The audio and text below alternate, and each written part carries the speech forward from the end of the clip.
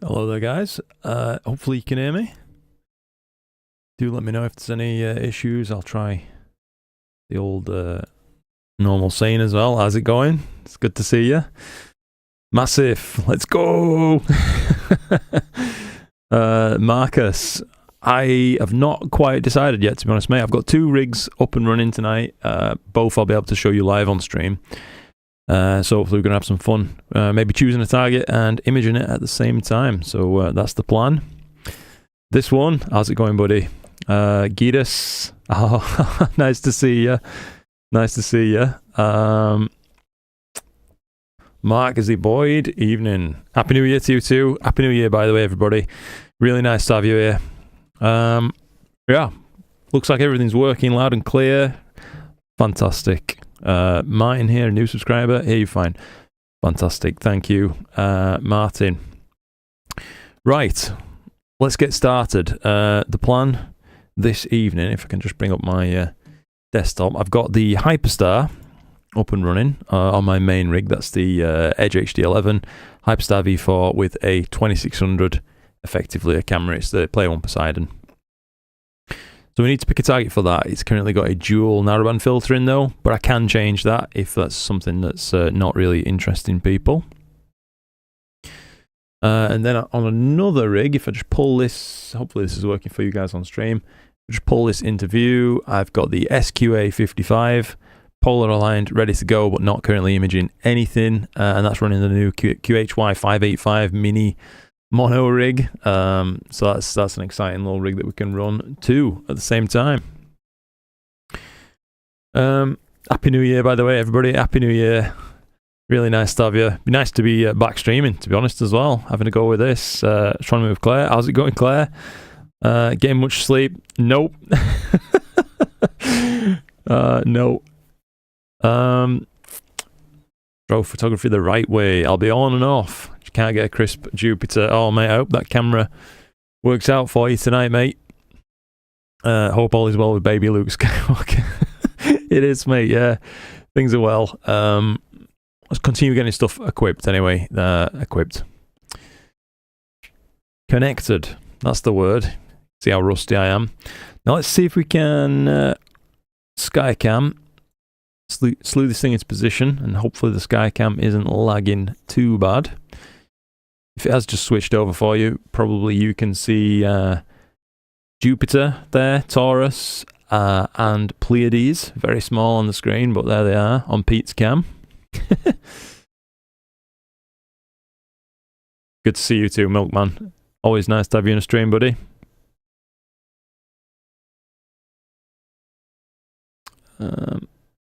What we got? A warning on my OBS now. Fantastic. There's always something going wrong.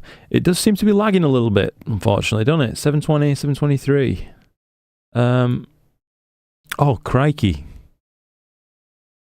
This one, 49.99, coming in hot. Oh my goodness, mate. That's absolutely unbelievably kind of you. Thank you, thank you, thank you.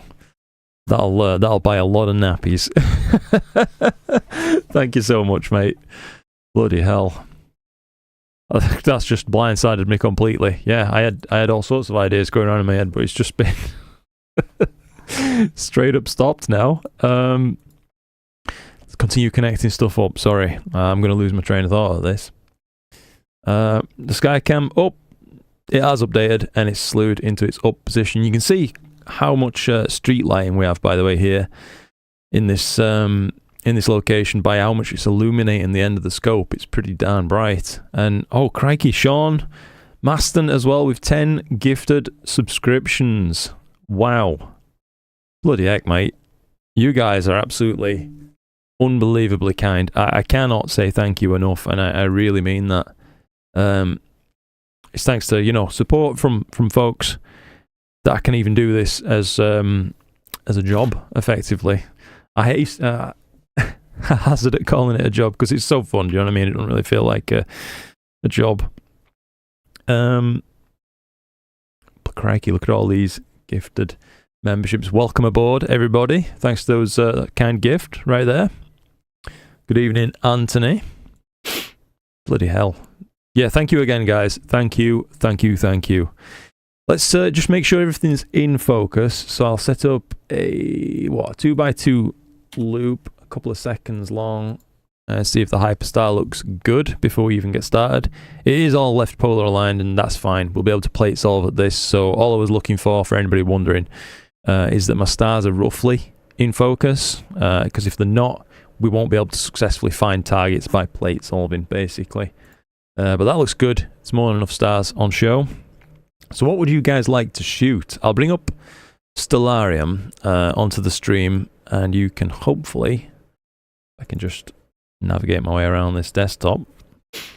You can hopefully help me pick a target, basically. As you see, Stardust, you've seen Starlight. It has, mate. Yeah, it has indeed. It's a really nice little device, and also upcoming. But I have another neat little device to show you. I'll just grab it. Got a Dwarf 3 sent through for review as well. Pretty impressed with this, to be honest, so far. I managed to test it out for a little bit last night. But the cool thing about this is you can use it in equatorial mode, so you avoid all the field rotation that comes down on my desk a minute. Yeah, it's a really, really neat device. Evening, fellow Yorkie. Evening, mate. Let's have a look then. So we've currently got a dual narrowband filter in, like I say. Now, if you look at the sky cam a moment, you can see a lot of our low east sky is blocked. So our field of view stops just a little bit below Taurus, right there, where Jupiter's just off the end of it at the minute. So if we show you what we're talking about on the stream right there, so you can see, you know, Taurus, Jupiter, etc. And then for me, the trees are right about here. So we know we can't go much lower than that, but things that are above, we can image. So possibly Flaming Star, Tadpoles, maybe. I'll just simulate the field of view. Hyperstar and a 2600. And we're at 0 degrees rotation, if I'm not mistaken. That could fit. Flaming Star could work. That's an option. Your 2-week vacation for Christmas shutdown is over. Back to work tonight. Oh man, that's rough, mate. That's rough. Back to work so soon. Dragons of Ara, mate. I wish. I need to be in Southern Hemisphere for that one though. IC434 for you tonight. Very nice. Yeah, as soon as that's in view, we could maybe have a crack at that, mate. To be honest. Could maybe have a go. But yeah, it's Northern Hemisphere targets for us. The more northern, the better, to be honest. We could have a go at the California nebula. That's always pretty, ain't it? How about that? I'll give you a quick poll. I guess that's a fair way to do it, ain't it? Let me just see if I can figure out how to do a poll for you here.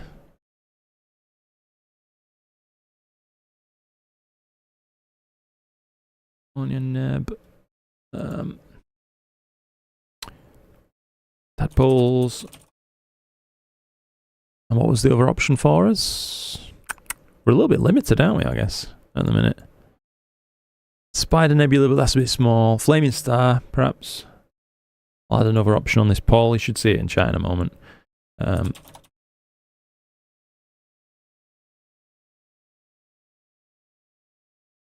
And you know what? I can't see how to get rid of yes and no. A bit weird. There we go. Got it. Apologies about this, guys. Technical difficulties.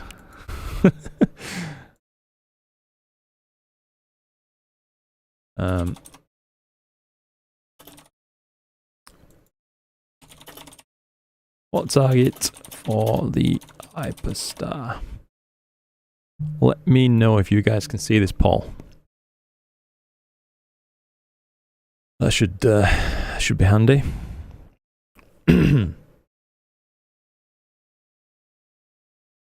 Tadpoles is streaking ahead. I'll just simulate the views for you once again. So this is our rotation that we're currently at.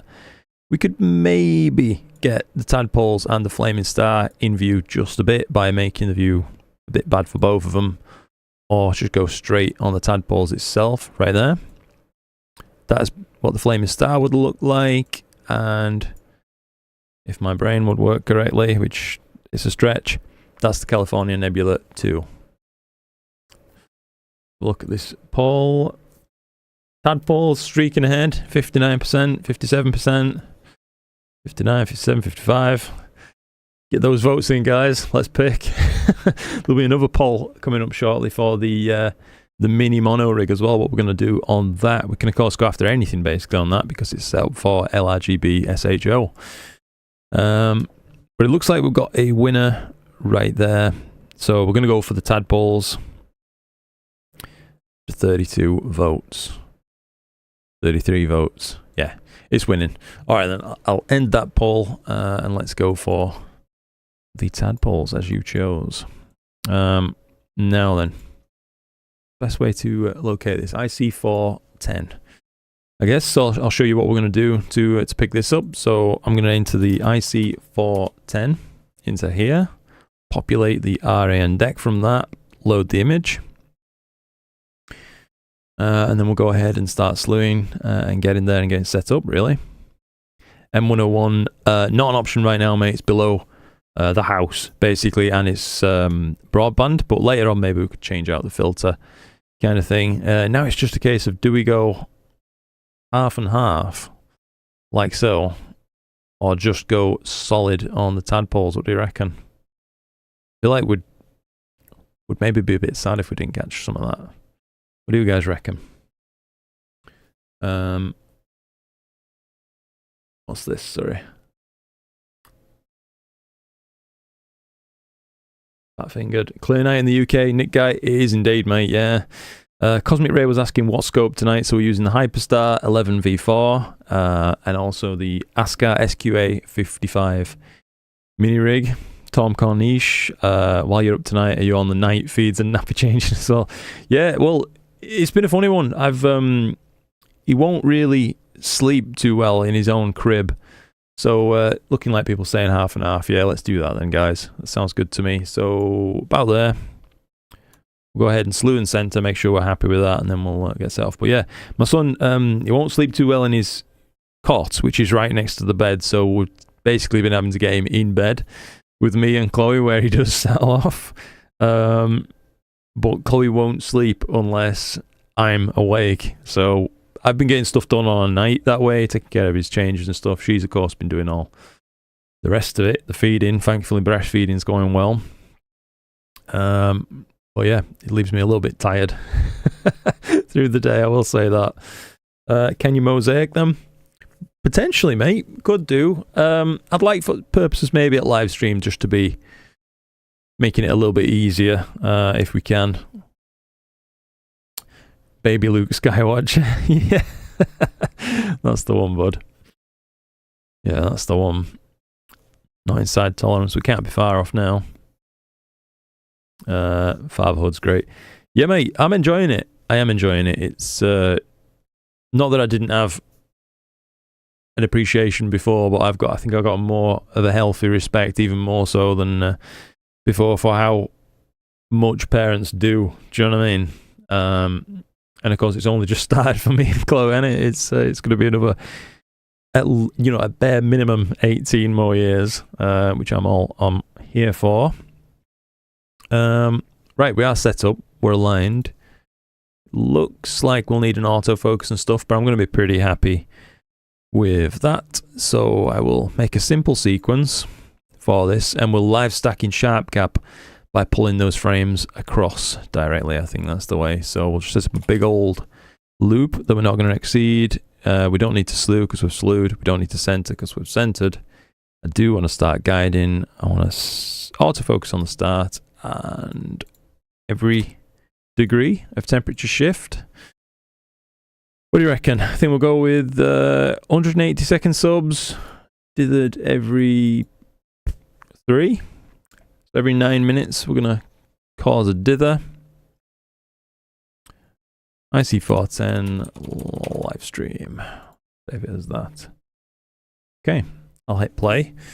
and let this thing get underway with an autofocus. Now, while that is happening, we've also got this rig that we need to pick a target for too, so we'll get on with that as well. I'll just try and catch up a little bit with chat.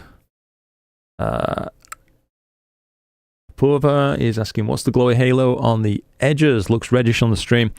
That is, oops, I'll just zoom out a little bit. That's just part of the Flaming Star Nebula, just popping up in the framing exposure. You know what I mean? That's IC410 right there, and there's a Flaming Star. These rigs are ridiculously fast. Do you know what I mean? So you're going to see, hopefully we'll get that in focus shortly. You're going to see quite a bit of nebula even in a framing shot. It's pretty good. Anyhow, we'll trust that this is going to autofocus fine. It hasn't failed me yet. We'll fire up the Astro Mini, and now I can simulate the field of views for this.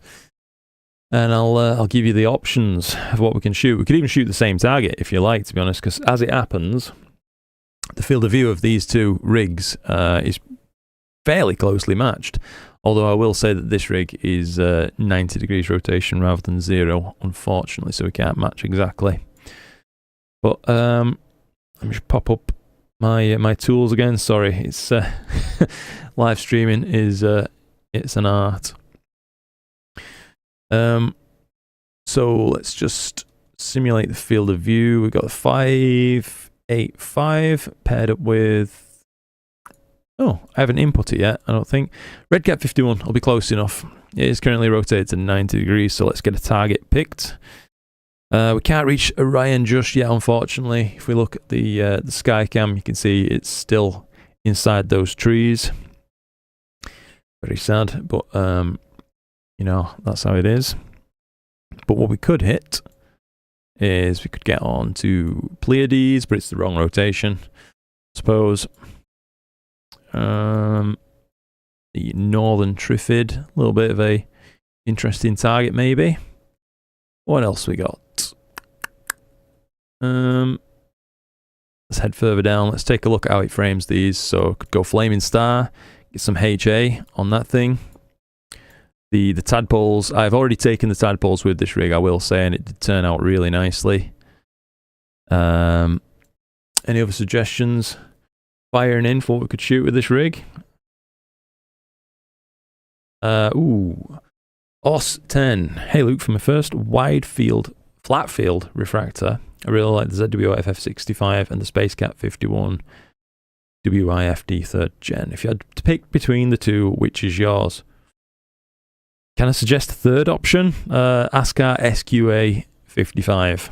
That would be my choice, to be honest with you, mate. I've owned a hell of a lot of telescopes, and pretty much none of them have been as good as that is, I will say. So, if you can give that some consideration, some serious consideration, they are very, very good. I wonder if we could get on Bodes and the Cigar LRGB with the little mini rig, or do you think that'd be too much of a stretch? Oh, it's trying to move Claire, coming in with the 20 quid donation. Bloody hell. Thank you very much, Claire. Only just seen that. Extra Christmas something for baby Luke Skywatcher. Oh, that's awesome. Thank you, guys. Thank you so much for the support tonight. It's been already unbelievable. We've only just got started, haven't we? Happy New Year, by the way. Happy New Year, everybody. 58 North, Astronomy from the Shed. Glad someone in the UK has had clear skies. Not had a clear night since November. Oof.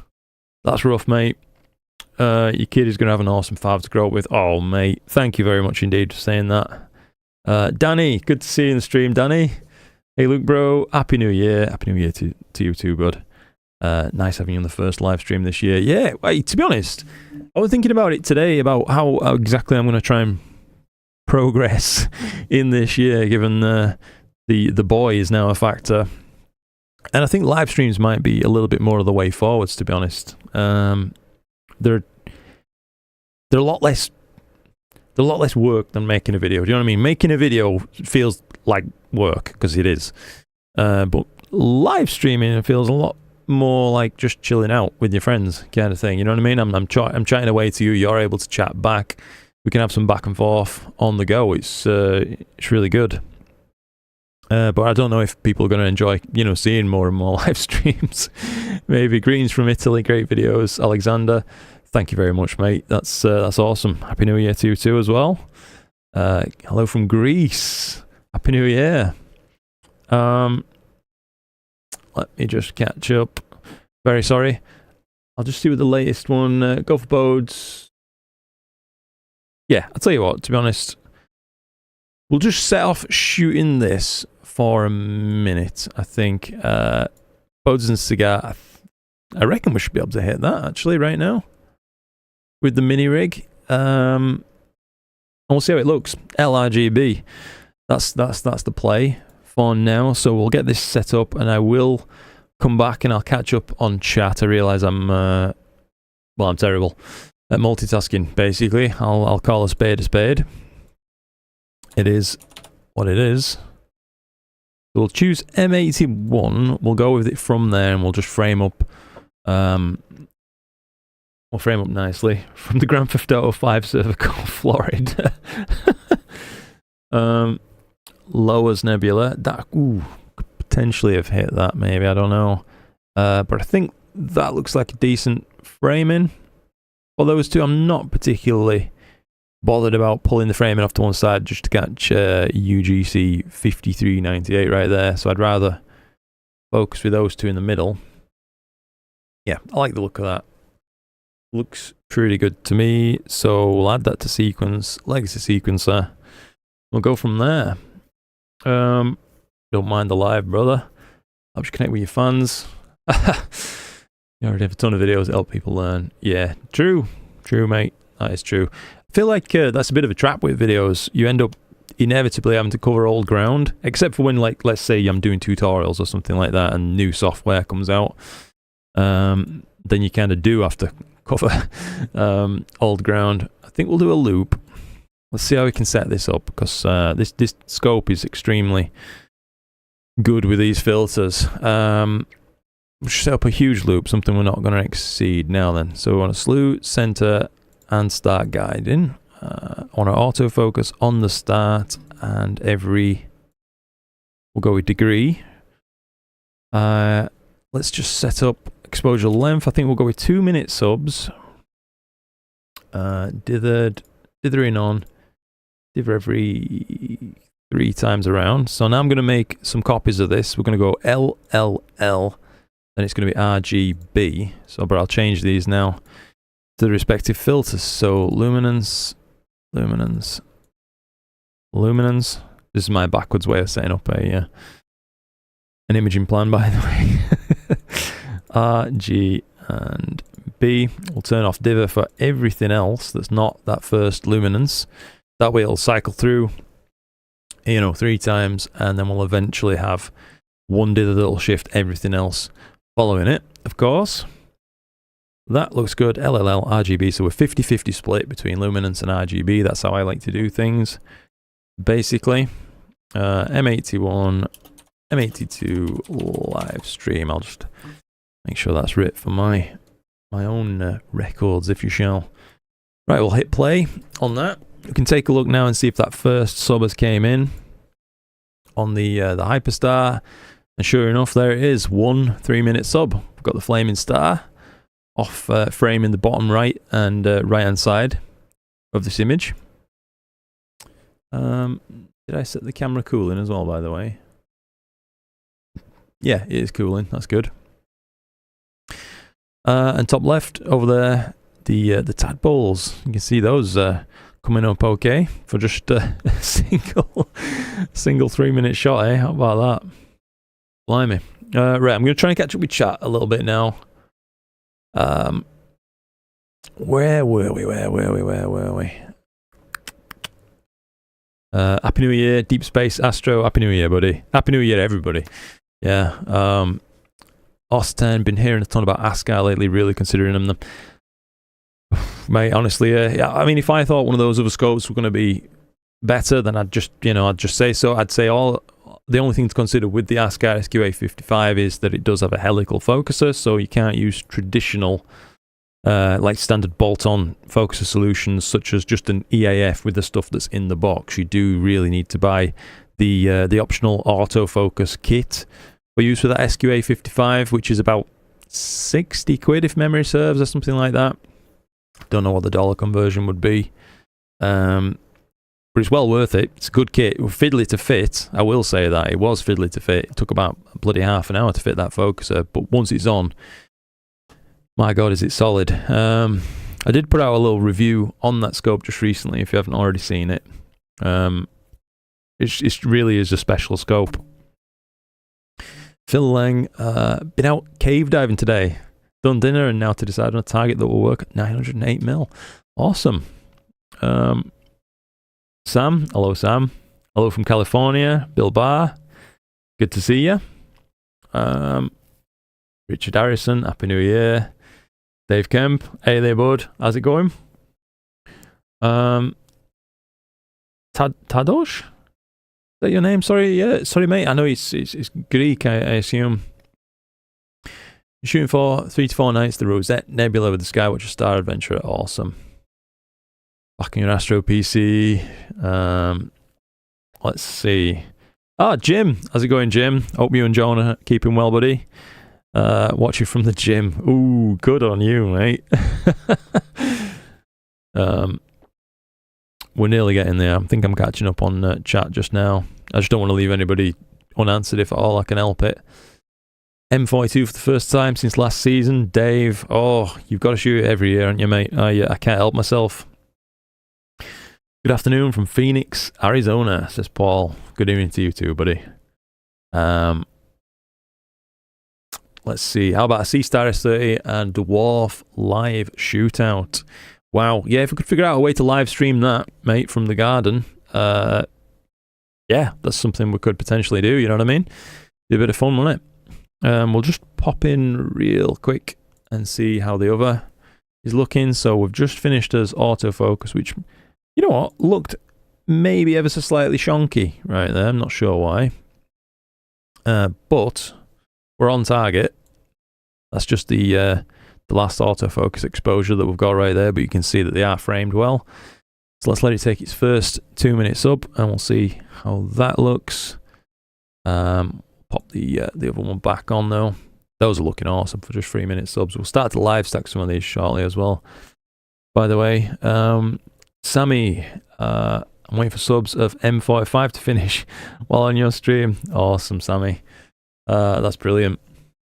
Shot M45 earlier this year with the SQA I was talking about as well. I really want to hit it again with the Hyperstar this time, but I don't know, I just feel like I've got other stuff I need to tick the boxes for first, you know what I mean? David O'Flanagan, good evening everyone. Cannot believe it's my first light of your 250 Quattro tonight. Excellent. What chroma corrector have you gone for with that, David? I know there's a few options out there now, isn't there, really? We're getting there. We're nearly caught up, let's see. Ian Barker. Ouch. Happy New Year. What's the rig setup tonight? Sorry I missed the beginning. No problem at all, buddy. We're using the Hyperstar 11 on the Edge HD. It's the V4 version paired up with a IMX571, so think like a 2600 MC and a dual narrowband filter. So that's rig number 1. And then rig number 2 that I was just talking about is this right here, which is just about to finish its first sub, so we'll wait for that to come in. Which is running the QHY Minicam 8, which is a tiny little mono 585 rig paired up with the SQA 55, as I mentioned before. Really powerful little setup, to be honest. I like it. Hey, there we go. You can see some of that figure of Bodes and the cigar right there, can't you? In a single 2 minute sub. Are we burning out that core? No, we're actually nowhere near. It just looks brighter than it is, I guess. Mean values of 4.6K in the middle, so everything should be recoverable from that, I will say. So yeah, not bad. Pop back over to the other rig. Try to catch up a little bit more with chat.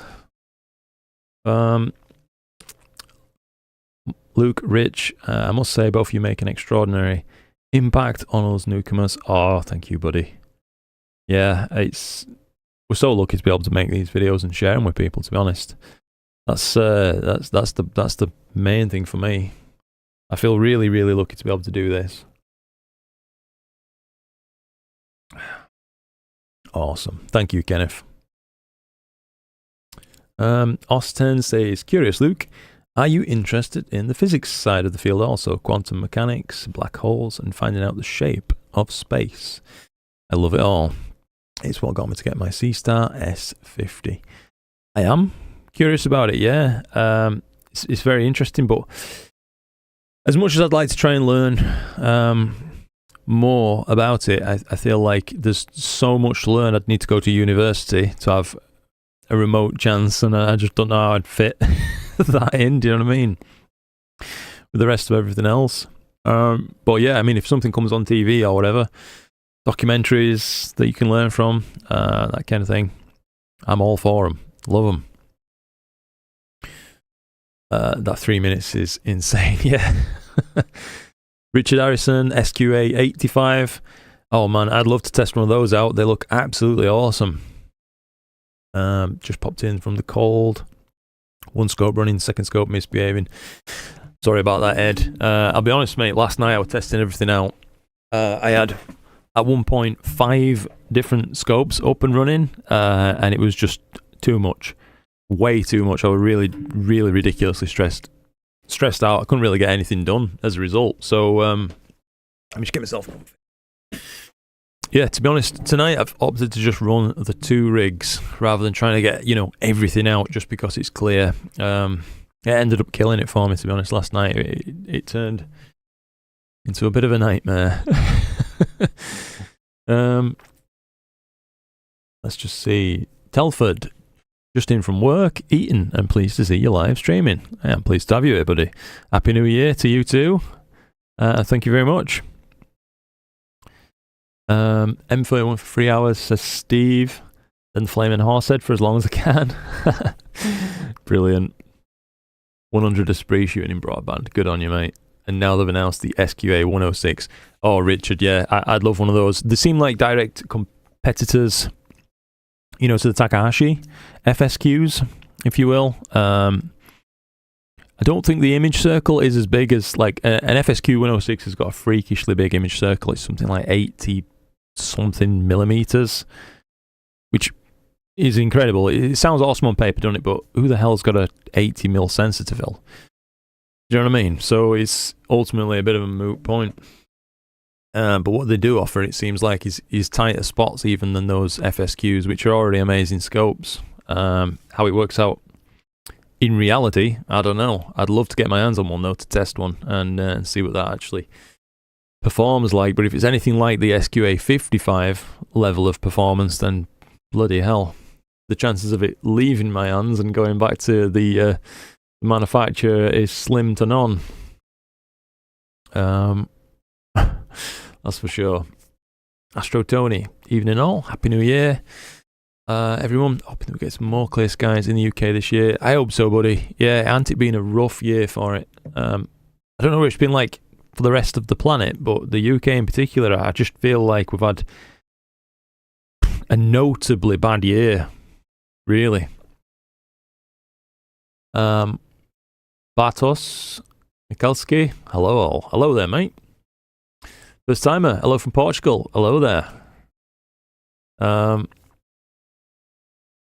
Suhail just picked up a Redcat 51. Hi there, by the way. Yesterday is your first entrance into the hobby. Thanks for the great and informative videos. Hey, you're more than welcome, mate. Our Redcat 51 still has place in the observatory.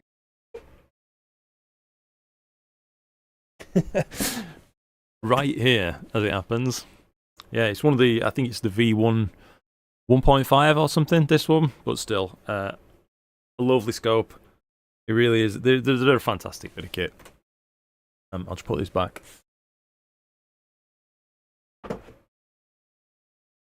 Yeah, that's, what a start. Good on you. Enjoy that thing, mate. Tommy, can't wait till my ASCAR 140 comes in. Very nice. Currently shooting with an 8-inch SCT. It's a bit tough, but doable. Yes, mate. SCTs can be pretty challenging to image with, can't they? Can't argue with that. I am getting there, by the way. I am trying to catch up with chat. It's just taking a bit of time. We'll just pop in and have a look at the other one right now. So it's just finished its third L frame. We're about to see the R come in now. We should notice less gradient, I imagine, on the R as well from light pollution. Yeah, sure enough. Less gradient. Interesting. So you can see the edges right there. Almost appears like a vignette, but it's gone by the time you get to that R filter. Cuts out more of that local light pollution. It's quite bad here, being that we're in bottle 7 skies. I think it's a low 7 these days, but still 7.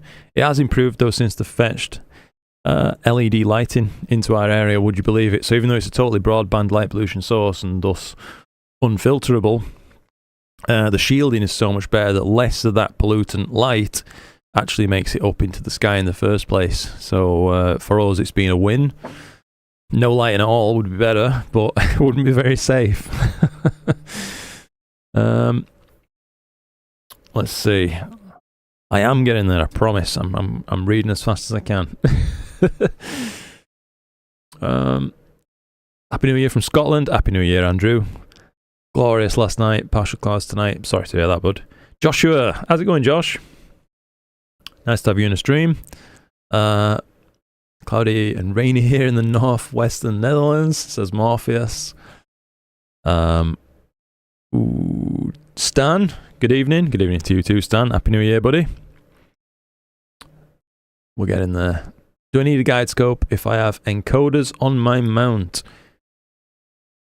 Probably not, no. If you've got really good polar alignment and a good model for your pointing and everything, chances are that you'll be able to set up blind dithers and have it act just practically like it's being guided. Especially if you've got something with like Renishaw encoders, the really nice ones. Sometimes you might be better off not guiding, even if you had the option to. Yeah, jealous, mate. Very nice mount by the sounds of it. Linux Astro, howdy. How's it going, buddy? Really nice to see you on a stream. It's been a while. Sam says it feels like I was late for M45 this year. You know what, Sam? I feel the same way. By the time it's cleared up and I've had a couple of opportunities to shoot it, it seems to just be disappearing by the end of the late evening. Hopefully it turns out well. Yeah, nice. Josh says, I want the QHY minicam. Could be a first step into mono. Well, I think, crikey, mate, what a first step that would be as well. How about the Witchhead Nebula? I'd need to take out the filter to potentially have a shot at that when Orion's in view. We can just show you where the sky is right now, by the way. So if we go to the sky cam, Orion would be just inside those conifer trees at the minute. You can practically draw a line, if you like, through Pleiades, Taurus, and then down nearly equidistant, I guess, until you get into the Orion constellation. So it's not too far off before we could maybe start hitting some of the objects in that region. Nice to see Jupiter making a good showing, though, there as well. Whenever I see stuff like that, it makes me always wish I'd got my edge set up for that too, but it's either one or the other with the Hyperstar rig. I can't do both without some changing around.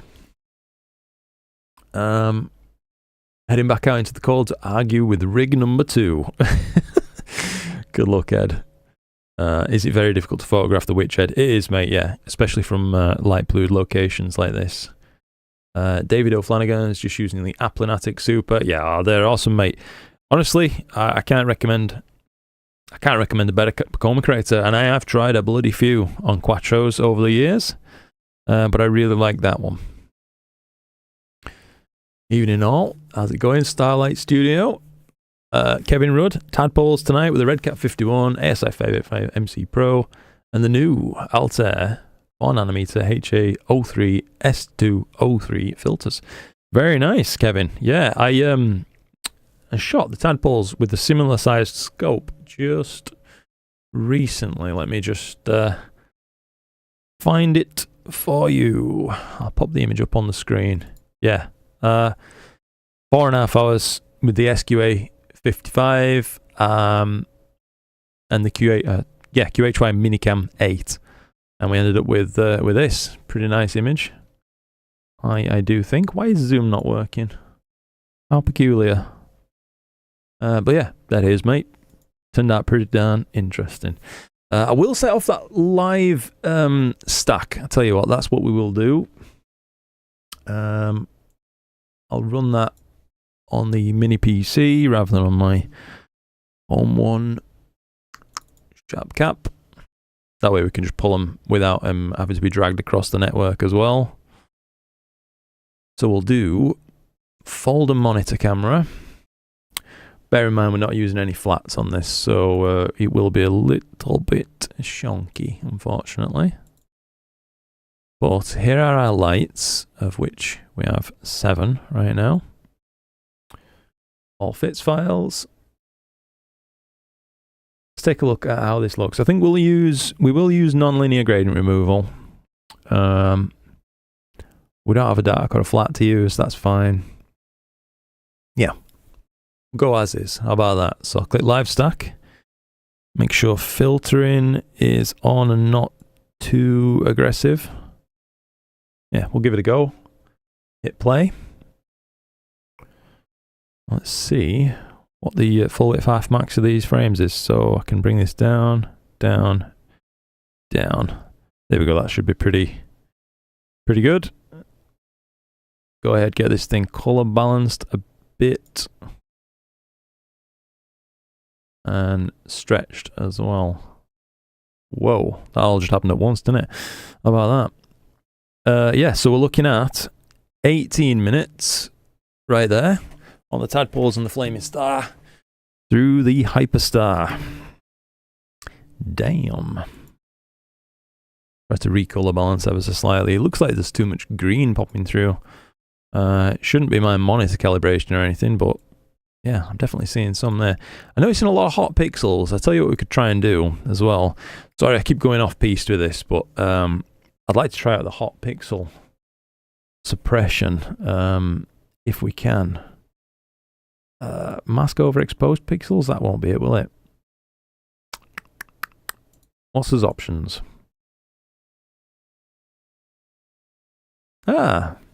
So we can, this is it in the drop down, hot pixel removal.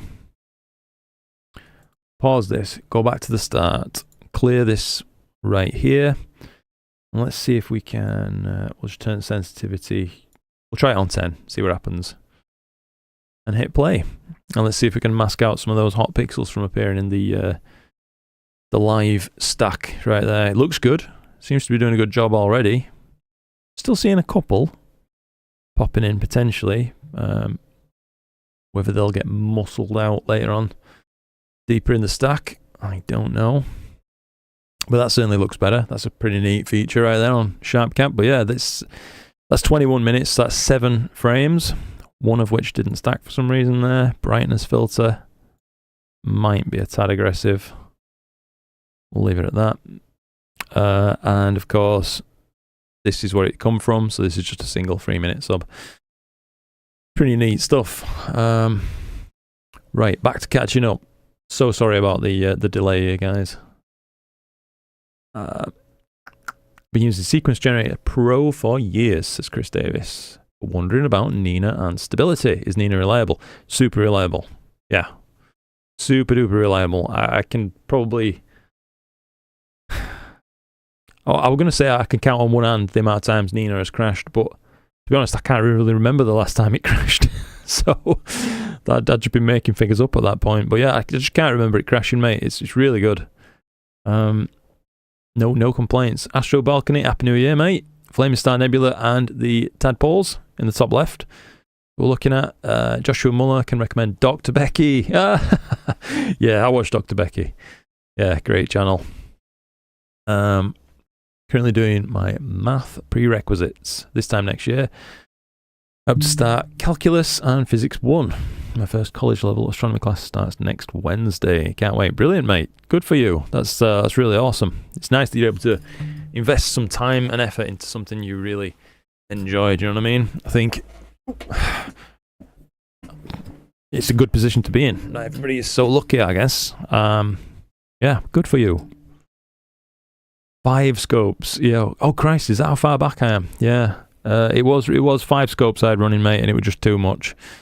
Lubo in China. How's it going, buddy? Nice to see you in another stream. Live stream looks good. Are you running 2 rigs? I am indeed, Richard. Yep. I'm running Hyperstar 11 V4 and which we can take a look at right now, incidentally, SQA 55 with the Minicam 8 from QHY. And we're imaging Bodes and the cigar on that.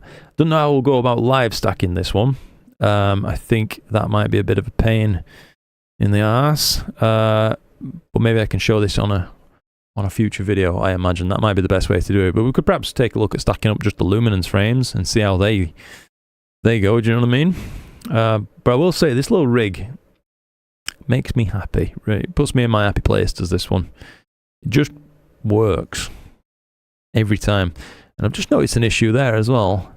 The temperature sensor is definitely miles wrong. It's showing 6.34 degrees. That must be focus of temperature rather than any probe, because it's in the minus outside right now. I'll have to see if we can address that at some point, but it's not that important for now. This is showing same in it, 006, so that's still higher than it actually is out there. Astro Republic, thanks to you, I just picked up a Poseidon M Pro. Oh, mate. Enjoy. What a camera. Yeah, what a camera indeed. We're getting caught up. We are getting caught up, I promise. Been shocking weather in the UK. Yes, mate. It has been bloody rough. We can stay on this for as long as you want, by the way, guys, if you wish. In a bit, when Orion is in view, as you can see on the sky cam, we're not quite there. We are just losing Pleiades now, though, just into the side of one of my roof locks for the observatory there. So it won't be long, really, before it's getting into view. We can maybe switch over a little bit later. I'm happy to change filters, do whatever you want, to be honest. I'm just hanging out with you guys, having some fun, you know what I mean? We've not had a clear night for going on 2 months. Oh, C11's still not had first light. Hey, Giddis, I'm sorry I haven't got back to you about the second email you sent, by the way, regarding focuses. I have been swamped, mate. I really have been swamped. Not for China, super dry in winter. Interesting. Definitely can't say that about the UK. Blue skies 2/3 of the days here in the northeast. That's really weird. Good though. Please explain how you set up the live stacking, says Robert. Indeed I will, Robert. I'll do that for you in just a moment, mate. I'll go through a quick demonstration once again. Great scope was a tough choice between the Cat and the SQA 55. Yeah. Here in Greece, it's crystal clear tonight and also tomorrow night. Very nice. I hope you're going to make the most of it, mate, if you can. Joshua got the Sea Star for Christmas from your girlfriend. Oh, what a girlfriend, mate. Awesome. Don't have too much time anymore for imaging. Fair enough, buddy. Yeah, perfect to take on my hikes. It really is, isn't it? I'm dead impressed with Sea Star S30. I have to say, for its size, the amount of stuff you can do with it, I've only just started really scratching the surface. Oh, excuse me. Yeah, good on you, mate. Congratulations on that thing. I think we're going to start seeing more and more of these smart telescopes, especially given how quick and easy they are to set up. I mean, like the Sea Star or the Dwarf or whatever, you can see a patch of sky effectively and be out and having a look at something in, well, 5 minutes, literally. You can't really do that with a full-on, you know, massive bloody rig. So it does have its advantages. Living amongst the glass houses here. Sky is red. Ooh. Speak Polish quite well. Thank you, buddy. Keith Bramley. Happy New Year. Great live stream. Hey, thank you, Keith. Happy New Year to you too, sir. Finally getting some imaging done myself. Not clear skies since the end of November. Going to try and finish LRGB on M78. Ooh. You know what there, Keith? M78. I bet we could hit that tonight, shortly. It won't be long before we could maybe have a go at that with a Hyperstar. It would mean a filter change, but so what? Won't take too long. What are these encoders? Oh, if you're talking about what I was referencing earlier when I was talking about imaging unguided, if you like, by using encoders, some high-end mounts have very high accuracy encoders built in to its drives. So as long as your polar alignment's good, that is to say there'll be no field rotation going on that it needs to counter for. It just needs to move in one axis, and it can do that incredibly accurately, really incredibly accurately, dependent on the mount. Some mounts have encoders that are quite low resolution and quite coarse, and you do have to guide with those, of course. But if if you're talking about a mount that really markets the fact that it comes with encoders, generally speaking, they are high-end, high accuracy, and work well. How much total exposure time needed for the Rosette Nebula? Ooh, depends what you're running, mate, to be honest, what your rig is. Let's zoom this horizontal axis so I can better adjust this stream stretch. Crikey, I'm having a brain fart tonight, guys. It's it's been a rough one. Definitely looks a bit green, I will say that. Let's try to drop down that green colour just a step too far there, Lukey, old boy. Oh God, it's so difficult to peel it back in tiny amounts. How much are the steps moving it? Not by much. That looks... Where are we? Getting there. Sorry, I'm just sidetracked. That looks a bit more colour balanced to me. It was the auto balance was leaving it too green in the middle, I would say. That's even better. Yeah. Pretty neat. But yeah, it depends what you're imaging with, mate, as to how long you're going to need on the Rosette. Where you're from, what your light pollution's like, are you using filters? There's a lot of variables there, but we can take a look close up now and see what this thing's looking like after 30 minutes. So this is just 10 frames that have been stacked. A little bit of an eye zoom there. So there's the Tadpoles in the top left corner of the Hyperstar frame. Mirrored, of course, as we're running a system with just one mirror. There's no corrective flip happening again from that second reflective element. And down here, the Flaming Star. Look at the ripples in that thing, eh? Flaming Star Nebula. Pretty good, I have to say. I'm very happy with this Hyperstar. It's taking the sting out of selling the Rasa 11. That's for sure. Do you know what I mean? No longer do I have sleepless nights pining after that which is lost. Right, there we go. Yeah, 3-minute subs. Keep on with those. Happy New Year, Marco. Happy New Year to you too, mate. Just about to update PixInsight. I've not done it yet, Marco. I'm still putting it off. I do need to get it done. Right, I'm just a bit update phobic, to be honest. Animal says, I haven't found anyone stocking the QHY minicam in the UK. I think the only QHY stockist in the UK really is Modern Astronomy. Run by a fella called Bernard, if memory serves. Bought stuff from them in the past though. Anyway, yeah, no problems.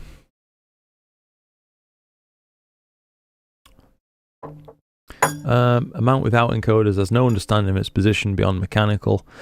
They're effectively blind due to play. Guiding is necessary. Yep, that's spot on. Sneaking in at work, says Todd. Can't knock you, Todd. Linux shot the tadpoles the last couple of nights. Turned out well, if I do say. However, I only see one tadpole. I'm pretty sure the other one is a newt. I think you might be right, mate, to be honest, yeah. A newt. Or some of a little aquatic beastie. Amazing with only 21 minutes. Yeah, mate, it's cheat codes in it is using these fast telescopes. Just bought my first newt, says Martin. A Quattro 150p. Collimation is a pain at first. Getting the secondary aligned is hard. Primary is easy though. Yeah. There can be a real pain, mate. Can a Newtonian to collimate? Yeah. They really can. But you'll get there. It took me a long time, to be honest, to get proficient with Newtonian collimation. And it were all just done trial and error. That sort of thing. As much as you can watch, what's going on with Guiding here? Is it not recovering from a dither? Yeah, as much as you can watch tutorials and things on how to collimate and whatnot, until you can look into it and make sense of the Hall of mirrors that's going on yourself, it's difficult. Basically. Howdy from the US. What scope is that? Says Benjamin. Well, hello to you too from the UK. This is the Hyperstar 11V4. So that's bolted onto the end of a Celestron Edge HD 11, and it converts it into a very, very fast imaging system. Let's just see. Oh, crikey, I'm so far behind, aren't I? I'm sorry, guys. We are getting there. Paul Young, Nina's super reliable. It is indeed, mate. A lot of people don't, Josh. Yeah. Colour blindness seems to be above average amongst astrophotographers. I think a lot of things you see, I mean, I guess when you're viewing someone else's image, you're doing it on your monitor, which you've most likely calibrated for your own eyes, haven't you? If we're being honest, unless you've used a calibration tool or test sheets and things like that. So they'll have done the same for theirs, which invariably is going to lead to some differences going on. Might look great on their screen, might look weird on yours. I do my best to try and calibrate my screens to be as neutral as possible. So hopefully when I say that looks a bit green, someone else with a calibrated screen could say, yeah, that does look a bit green. But I realise you'll never get it right for everybody. Only stacking I've been doing is with sandbags. Oh no, mate, you're not affected by flooding, are you, Chris? It's been so bad, hasn't it? Just near us, there's a road that floods regular, and it's now, like the height of a road sign for speed limits and stuff like that. It's basically up to the bottom of those. Ridiculous. Done on a ledge and no reflectors are nice, but I love the simplicity of refractors. I mean, if you've got plenty of cash, mate, like Lubo suggested, I'd just pick a refractor basically every time. A really good refractor, that is to say. There are a lot of ones out there to choose from, ain't there? But not everyone's awesome. Cosmic Ray, how much is too much Astro gear? That's a question every man has to answer for himself.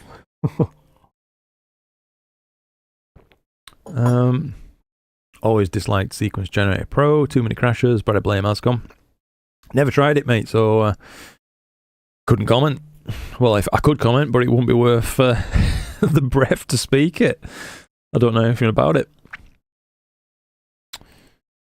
When you can't feed the kids and you're needing to sell vital organs, yeah, that is probably when you've got too many scopes. No worries about the email, Luke, totally understand. No, hey, no worries, mate. I will do my best to get back.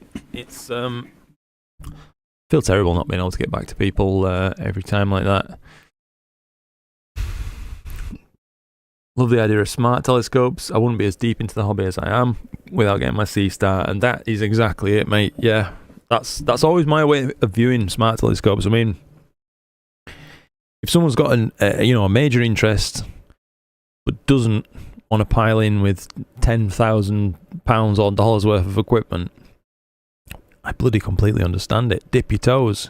Get started with something that you can continue to use long after you've got that £10,000 rig if you wish as well. But I can't think of a better entry point really than something like a Sea Star or a Dwarf or whatever it is, because you know, I've got too much gear. I've got tons and tons of gear, and I still find the desire to use those little smart telescopes because I don't always want a night involved with a huge setup and a lot of headaches, basically. Another reason I like refractors, by the way. Yeah. Iron Man Astro. Hello, Luke. Happy New Year. Happy New Year to you too, buddy. And the new baby from Mississauga. Nice. Mississauga. Mississauga. How do you spell that? How do you say that even, should I say? I've undoubtedly just got that wrong, so I'm sorry about that. Daniel DP. Hi Luke, if you want to use the ZWO 8600 with an Arco 3-inch... Did you send an email, Daniel? I ain't managed to get back to that, actually. Sorry, mate. With an Arco rotator, do you know if that fits together? Because the Arco has a flat nose piece, not a screw. Like telescope side. I couldn't say, unfortunately, Daniel. I really couldn't say, mate. Howdy, Pops. How's it going, Super? Good to see you, mate. Danny says, yesterday I shot NGC 891. What a great start. NGC 891. That's a really pretty edge-on galaxy, ain't it, mate? I think. Let's just quickly... NGC 891. Just bumped my microphone with my nose. Professional.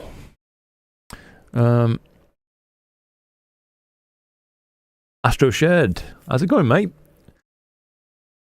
Finally out myself tonight on Pleiades, but guidance a bit erratic. Nice to be out. Ah, yeah, that's a pretty galaxy, mate. There. I'd probably want to get set up with the Edge HD unreduced for that. You know what I mean? I'm to get an amazing shot, I imagine. I'll tell you what else I experimented with the other night. I tried shooting M51 for a brief period, so I did a lot of testing on stuff last night, making sure my rigs were working and ready to go. But I did a little test with the 585 attached to the Hyperstar to see how much resolution we could get from that rig. And I got some data on M51. I haven't properly processed it yet, but we can take a little look at that as well on stream if you're interested in seeing what that looks like. But here you can see we're still catching those 3-minute subs. I did promise Robert, I do believe it was, that I'd show him how to use SharpCap live stacking from a folder monitor position. So I'm going to do that again. So we're 39 minutes in. This is what it looks like. We've had one exposure rejected. But I'll go ahead. We'll turn off the folder monitor camera, reset the live stack and everything, and I'll talk you through it, Robert, if you're there. So this is for you, a quick demonstration. So you're just going to open up SharpCap, click where it says cameras, and traditionally, if you're doing normal live stacking, you connect up to your camera, right? Instead, what you're going to do is click folder monitor camera, which is going to act like it's getting frames from a camera, but instead it's pulling them from a folder. So whenever that folder is populated with another frame, it's going to pop up in the source folder, which you select by clicking browse. So in my case, I'm going to go to my Nina folder, which is where it's outputting these frames. Open up the the base folder that contains all the current frames that we have. Click open. Oops. It's like one of those click all fits files rather. Can't even teach myself how to do it. And then once it's on this point, it's going to be paused and ready to go. You need to set up whether you want to use a dark and flat and things like that, which you can if you wish. Point it the same way to the folders where you contain your darks and your flats. I'm using hot pixel removal as well. I'm just going to turn that up a touch as well, see if we can get rid of the remnants of those. And you may wish to use a background subtraction feature as well, but it will slow down your live stacking if you're using something a little bit slower, like a laptop or something like that. And then basically, once you're ready to go, mate, you can hit live stack, open it up. I'll reset the whole thing, so we're going from scratch. You can choose to filter on full width half max and brightness as well. So I would do that. What I would do is set it to be quite lenient to start with. So I'm turning it right up so that the full width half max that it will actually stack is undoubtedly higher than the frames that are coming in. Just as a way to make sure we're going to be able to have some frames to stack with to get started. And then we're going to alter that parameter as soon as we start seeing the full width half max of the actual frame. So you can see 347, 348. So we know, you know, it should be quite a lot further down if we want to have any use from this filter. So now it should reject anything that's 361 or higher and stop those from stacking. And that's basically how you use it, mate. So it's now stacking up. We can see its progress, how long it's taking to stack each frame, etc. Then you can use the histogram as usual, which will come on like this. A logarithmic view is sometimes useful. Once it's stacked a couple of frames, you're going to want to hit the auto color balance, and you can even hit for auto stretch too, but I find it to be tends to be a little bit aggressive, to be honest. You see how it's just a touch strong. So I like to do it myself manually. So I'm going to set a black point first. Sorry, by the way, guys. I know I've got a lot on. I've got to catch up with stuff, but I just wanted to make sure that anybody who are interested in doing this for yourselves, you've got a brief tutorial mixed in with this. And now I'm bringing the mid level across, leaving the white level alone till I'm at the point where I'm just about happy with the look of the image. And then, as I talked about before, any final color balancing that might need to take place, you can drag up and down if it's larger movements, or nudge away the color or increase the color that you want. So make sure I'm square on my screen. That looks pretty neutral to me. It's not biased towards green, blue, or red. So there you have it. We're stacked up, and we're taking another look at these regions, and then you can pan around it, you know what I mean, and enjoy the image kind of thing. But I wouldn't take this image, let's say, and then process it further. I would always prefer to stack in a a standalone program, or PixInsight stacking, that kind of thing, as you do end up with a better, smoother result than a live stack can give you, generally speaking. I hope you saw that, Robert. I hope that helped you, mate. Time to catch up with chat again a little bit. People who say using a smart telescope isn't real astronomy is like a guy from the 1700s saying we didn't really go to the moon because we used a rocket, not a wooden ship. Yeah, it's just, there's various ways to do things, in the mate. Let's see. Hi Luke, how are you? Says Daniel. Not bad, Daniel. Thank you, buddy. Hope you're keeping well. Astro Tony, on my Quest image, all the Messier objects, M78, M36, M37, and M38 this evening. Wow. You're going to have a busy evening, Tony. Too much green, maybe Aurora. I've honestly not checked at all, buddy, for Aurora activity. We've had a weird year for it, though, haven't we? Tons and tons of it. What guide exposure length do you use on your EQ8 mount? Your graph is flat. Let's have a look at that, actually. To be honest, mate, I can't quite remember. So my graph might look quite flat, but bear in mind this is showing 0 line in middle, 4 above, 4 below. So if your graph's more zoomed in, it might look, worse than this or whatever. But here we are, 0.56 arc second error, total 0 to 3 RMS. And we're running 1 second exposure loops using multi-star guiding. So yeah, it's not bad. It's not bad at all, mate. I will say it's quite a calm night.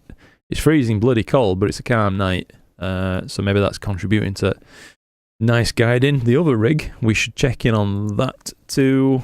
That's not guiding bad, to be honest. It's not going to be as accurate as the other, because I'm using a really cruddy little guide scope with a 120 mm. Yeah, I've called my profile there, 120 mm on the 120 millimeter. You can see though the cigar and bodes appearing through that. But yeah, that's guiding all right too. I guess it's just decent conditions. Probably not be a bad night for planetary tonight, to be honest. It seems pretty steady. That does make me wonder though. I just pop us back onto the Hyperstar rig. Let's take a look at the sky cam as to where we are. So we can see Taurus is just disappearing off the right hand side of my observatory wall right there, with Jupiter soon to follow behind. But that does mean that in not very long after, we're going to have access to shooting Orion and all the jewels that lie there within. So yeah, I'd say let's keep on cracking on with this for a little bit longer, because this Hyperstar rig is magic fast. I will show you this as well, by the way. I got another shot that I can share with you last night while testing things out. Let's show you this. So this is a brief process. 42 3-minute shots with the Hyperstar. 42 3-minute shots. 1-shot color camera, dual narrowband filter, processed in PixInsight using my the methods that I outline in all my processing tutorials on this kind of thing to get that SHO kind of look. And yeah, blimey, I'm happy with that for just 42 3-minute shots. So nice, I said it thrice. Let's just get caught up now. I'm doing my absolute best. We're getting there. We're getting there. Right, I'm gonna do my best to power through chat now and get caught up. I'd tell my family before a Rasta 11. Darren. Oh, fair play, mate. Fair play. I'm looking at getting the Ascar 71F. What do you think about them? I've not tried one myself, Daniel, but I have heard good things about them, mate. Yeah, they're a very reasonably priced telescope and look to perform really rather well. Bernard doesn't have the Minicam 8 listed yet. Probably give him a ring, Darren, if you can. I think he's got a phone number like a traditional a store. You know what I mean? You don't have to email him and stuff. I think you can give him a ring and ask direct. That might be the best thing to do. He'll probably give you an ETA on things. I got one a little bit earlier, of course, because YouTube things. Do you know what I mean? You know how it is. Lucky bugger that I am. But yeah, I'm really enjoying that little camera, mate. I don't think I'm going to want to send that back, to be honest. It's getting a lot of use, and it's making mono pretty easy, once again. PixInsight 192 seems quite stable, says Astro Tony. Thank you for letting me know about that, Tony. You say to process M1 and M42 with no problems. Brilliant stuff, buddy. Yeah. I'll tell you what, if I pull this out on screen for a bit, you can see where I'm catching up, can't you then? I realise probably need to let people know actually on my YouTube channel, because I don't think everybody has that's the word, notifications enabled for live streams and things. So while we pull a good audience, things like that, I mean, crikey, we're at 164 concurrent viewers, I think at a minute, 150 or something like that. A lot of people will miss these. They don't realize that I'm doing live streams and stuff like that. So maybe I'll have to make a short video letting people know how to access the live streaming experience, or even the VODs. Like once this is finished, I will upload it with the live chat still in place for people to see it as if it was live once again. That's honestly how I consume live streams most of the time, because I tend to not be able to hit them when people are actually live, but I'll go back and watch them. But yeah, Britain through my lens. Good evening, Luke. Good evening to you too, mate. I currently have, I'll move it here just a sec. The Edge HD capturing video frames of Jupiter is perishing out there in Wiltshire. It is bloody cold, isn't it, mate? Yeah, it really is. Happy New Year from Maryland. Happy New Year, Nick on Jax. Really nice to see you here. AW, Happy New Year. Happy New Year, everybody. Yeah, good start to a, hopefully a very good year, I'm sure. Josh said, yeah, it did look a bit green on your screen, even through YouTube compression. Good to know, mate. Oh, crikey. Just seen a donation go in. Love your videos. Keep up the good work, says K. Geisler, mate. Thank you. Thank you. Thank you very much indeed. Your support tonight, guys, has been absolutely fantastic. Thank you. Looks a bit green on my screen. Doing my best to get caught up.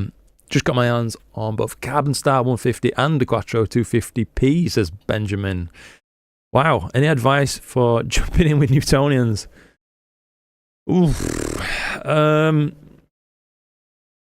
Get some good collimation tools if you don't already, mate. Yeah, so don't try to do it with like a 20 quid laser or something like that. That would be my main advice to you. Get something I mean, even if it costs like another £150 or dollars or whatever, get yourself a good laser and a good Cheshire, because it's going to remove a bloody lot of headaches, to be honest. You can do the whole thing with the Cheshire if you're, confident with it, basically.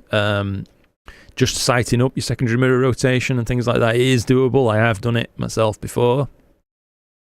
But I would recommend a laser at the very least for getting that secondary to primary alignment done, and then co-alignment back, and then tweak with the Cheshire. That's always the way I do things. You have to do it, of course, in order.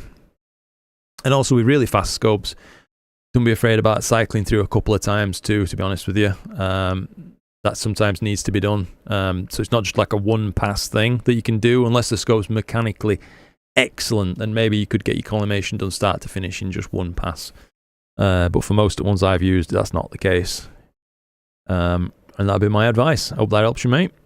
For the Quattro 150p, I 3D printed this. Bought the camera from AliExpress and run sharp cap with the concentric circles to align everything. Nice. Steve Lyon. Just got all the Skywatcher HAC125. That's nice, mate. I saw another channel using one of those just recently. Really, really nice looking little interesting bit of kit. You know what I mean? EAA, especially, yeah. EAA, that is what I'd use one of those for, definitely. Random Error 1. Hi there. Hello there, buddy.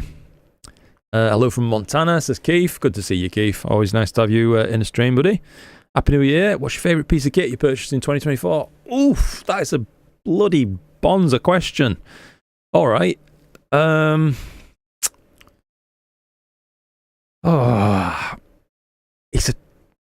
a tough one, Keith. It's a toss-up between, currently, the Hyperstar and the scope it's mounted to, maybe. The Edge HD11 and then the SQA55. I've been just desperately happy with all of those. So yeah, can I pick three? Will you allow that within the rules? But yeah, that's really been it, mate, for me.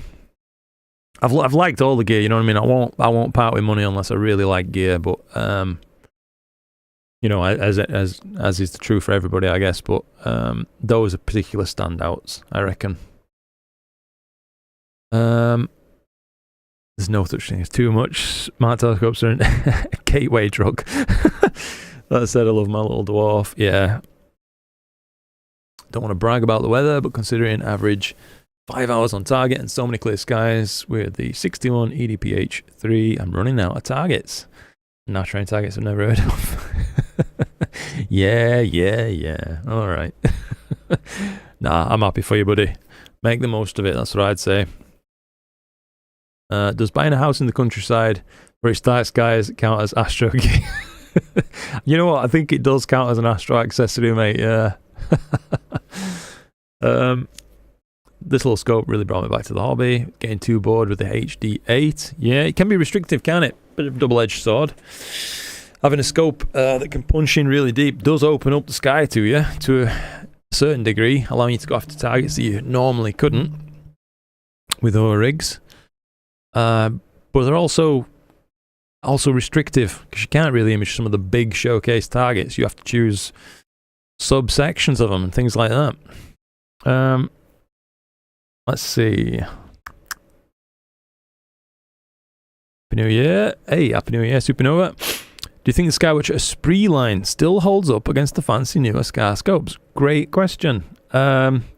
Yes. So the Esprits are still absolutely fantastic. That's just going to remain true. Do you know what I mean? For as long as they're making those scopes, I hope, as long as they don't change the design in any detrimental way. But that said, I absolutely loved my Skywatcher Esprit 120. I really did. I've owned an Esprit 80. I loved that. I briefly had an Esprit 100 for a while too. But yeah, my Esprit 120, loved it. Sold it in a moment of madness. Really regretted it afterwards, once the dust had settled. But then I got the Ascar 120 Apo in for review, sent over, which in fairness, should have been not able to hold a candle really to the Esprit, given the price gap between them. But I found it actually was better in some regards, to be honest. That's my take on things. I know there's going to be some people out there spitting at the screen right now, but I've owned them both, I've used them both, and that's my take on things. Those the Ascar 120 Apo in particular really matched up to the Esprit 120, even though it's only a £1,500 scope. I say only £1,500. There's still a shit ton of money in it, but it's not as much as an Esprit. But yeah, if you want an Esprit, buy one. You won't be unhappy. They are fantastic, but there's a lot of options out there. M91 is not an often shot little bugger. Yeah. Do the filters in the Minicam 8 show any halos? I've bought one. Hey, congratulations on that, mate. And I, so far, have had no halos. My friend Queeve the Lazy Geek did a review on it where he shot the Horsehead and the Flame, though, deliberately to frame Alnitak in there as well. And I think he saw a small 03 halo. But Alnitak is a really standout star. It's disgustingly bright. Do you know what I mean? So it could even be an internal reflection. It could be all sorts of stuff. You know what I mean? It's so bright that sometimes you can get reflections within a filter mass. So like a reflection of the light hitting the back edge of the filter glass, the little bit of light that goes forwards can be seen. It's a weird one. Just get caught up a touch more. Astronomy with Claire, a friend kickstarted my astrophotography by getting me an EQ3 and a 150p. Oh, nice. After winning a bit on the lottery. And now, much gear later. Yeah, it does go like that, doesn't it, Claire? Joshua, we've just found halos on one fillet. Yeah, same thing. Can't remember what fillet it was. Yeah. What is he looking at? K. Geisler. We're looking at IC410, the Tadpoles, and then right next to it, the Flaming Star Nebula. I'll pop up the view of the live stack as well, by the way, so you can see that perhaps say a little bit better. We'll make it fill more of the screen real estate. How about that? This is what it looks like with 48 minutes of data stacked. Pretty nice, pretty smooth actually. Really, by this point, it's not doing a bad job of noise reducing itself, just due to the amount of photons absolutely bombarding this sensor from this Hyperstar rig. Very clean looking data at this point. Hope it's coming through well for you guys on live stream. We will be going ahead and switching targets in a little bit of time though, but it's nice to see just how much more, you know, these fine details down in the bottom corner. Let's say, for example, if my mouse would behave, such as the structure around the Flaming Star Nebula itself are really starting to take form now. We're getting a little bit deeper into the available data. Lovely, beautiful stuff. I will try and get caught back up now with chat. Where are we? I've lost my chat window. Oh dear. Get you back ahead. I'll just pull it back onto my screen in a sec. This is also what we're shooting with the second rig, by the way. Bodes and the Cigar Galaxy. So that's working its way through an LRGB sequence. It's just knuckling on, you know, knuckling down and carrying on. Working well.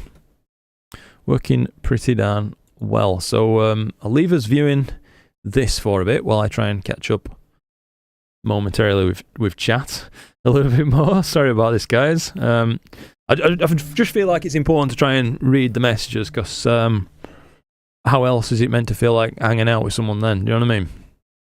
If you're being ignored, effectively, because I haven't been able to read everything. But yeah, been a while since I caught a live, says Ben McLaren. Hey, it's nice to see you again, Ben. Happy New Year, mate. Happy New Year, Arnstein. Always love to see you. What's your autofocus settings in Nina? I will show you, Arnstein. I will show you. But do bear in mind, this is with a focuser with an incredibly small step size. So the numbers that you're about to see will look alarming, but they're normal enough. So you can see my autofocus step size is 1000. And my backlash is set to be out only. That gets me a counterclockwise movement for my SCT, which is critical in order to stop mirror flop, and that's set to 7000. It sounds like a huge amount. It is not as much as you'd think. 7,000 steps is like a half a turn on the focuser knob. maybe less. But yeah, focus to settle time 2 seconds. I'm only running 1 exposure per point. At bin 1, so I'm focusing at native as well. I'm not binning down for focusing purposes. And I've switched to using trends and parabolic rather than trends and hyperbolic, as I just find it seems to center things up that bit nicer for me. But yeah, that's what we're running. That's the autofocus settings, Arnstein. Hope that helps you out there, mate. I can show you as well if you wish my settings on the SQA. So this one's set up with a step size of 40, 3 seconds exposure, length default. You can see it's actually longer than that because I'm using LRGB, so it's 533333666. That shouldn't have an exposure time because that's a dark filter. Backlash 200. Yeah, same sort of thing. Trends and parabolic on this too. And that's what we're running. Hope that answers that one for you, mate. Try and get pulled back over so we can see what we're up to. So yeah, still these subs coming in. We'll also just check the sky situation. So we are just about to lose Jupiter through the side of the observatory wall there. So not much longer, and we can switch targets. I think. Yeah, not too much longer. Let's just crack on a little bit with this chat catch up. Seems to have moved. Oh, Arnstein, there we go, yeah. Robert, thanks. So you saw that, Robert, brilliant. Used it when I captured with Sharp Cap, nice one. I have an irrational dislike of smart scopes, couldn't explain why. That's why it's irrational. Yeah. Lubo in China, house in the countryside, of course it counts as an Astro gear. Yeah. Yes, mate. Not since you started with Nina. Got you, Robert, yeah. Halo was in 03, that confirms what we were talking about before. Orion is the best. Yeah, I'll agree. Orion is the best. San looked amazing last night. If it looks similar tonight, I'm definitely going to try and get a shot of it. Good on you. Looking good. It's not looking bad, is it, mate? Yeah, I have to say, it's not looking too bad. Astronomy. Wow, get myself comfortable in this spine-breaking chair. Paul Martin, good evening. Good evening to you too. I waited nearly 2 weeks for a clear night while I'm at work and lost all my connections to my mount. Damn. Packed up and found yourself. Thank you for your live stream. Thank you for joining in, mate. You're more than welcome. Yeah. Just popped in. There's an insane rosette on screen. Dustin. How's it going, Dustin? Good to see you in a stream, buddy. Yeah, that was... All right, yeah, this one for anybody who missed. That were last night's test image. Would you believe that's a test image? 42 3-minute shots with the Hyperstar and a one-shot color camera and a dual narrowband filter. Damn, it's incredible what you can do with these fast telescopes, even from, majorly light polluted locations. Good evening, Luca. People asking about the 71F, love mine. That's another data point for you there. That's really good to hear. I haven't really heard anybody say anything negative about those, to be honest. I would also have a dislike of smart scopes if not for the C-Star S50. Yeah, some are ridiculously expensive. I will fully agree with that, Lubo. The Vespera, Vionis, is it the other one, and stuff like that. But maybe it's a really good option for someone who's really cash rich but time poor. It does make sense. I can see it being a serious consideration for someone in that sort of situation. Or maybe if you're, I don't know, disabled, something like that, you could still definitely get out a smart telescope. If you can get yourself outside, you can take one of those outside. Same's probably not true about a traditional astro rig. So if in that sort of scenario as well, if it opens up night sky to people who are interested in it, more power to them. I'm all for it. Milkman, yeah, you have one, don't you, buddy? 71F. Peter Baldwin, a belated Merry Christmas and a Happy New Year. Same to you, buddy. That's very kind of you. Thank you. Hope you have a cracking New Year ahead. Seen a couple of messages retracted here. Very odd. Lubo in China, especially because I got my C-Star in the pre-order. Rig 2 running now on the monkey head. Oops. Oh, crikey. Oh, dear. Oh, we go up now to that donation again. Thank you from Kate Geisler. Awesome. I am doing my best to catch up, by the way, guys. I'm sorry this doesn't feel like a live experience anymore, but hopefully with the chat on the screen, you can see what it is that I'm doing. But let's take another peek at. Let's admire the tadpoles for a minute.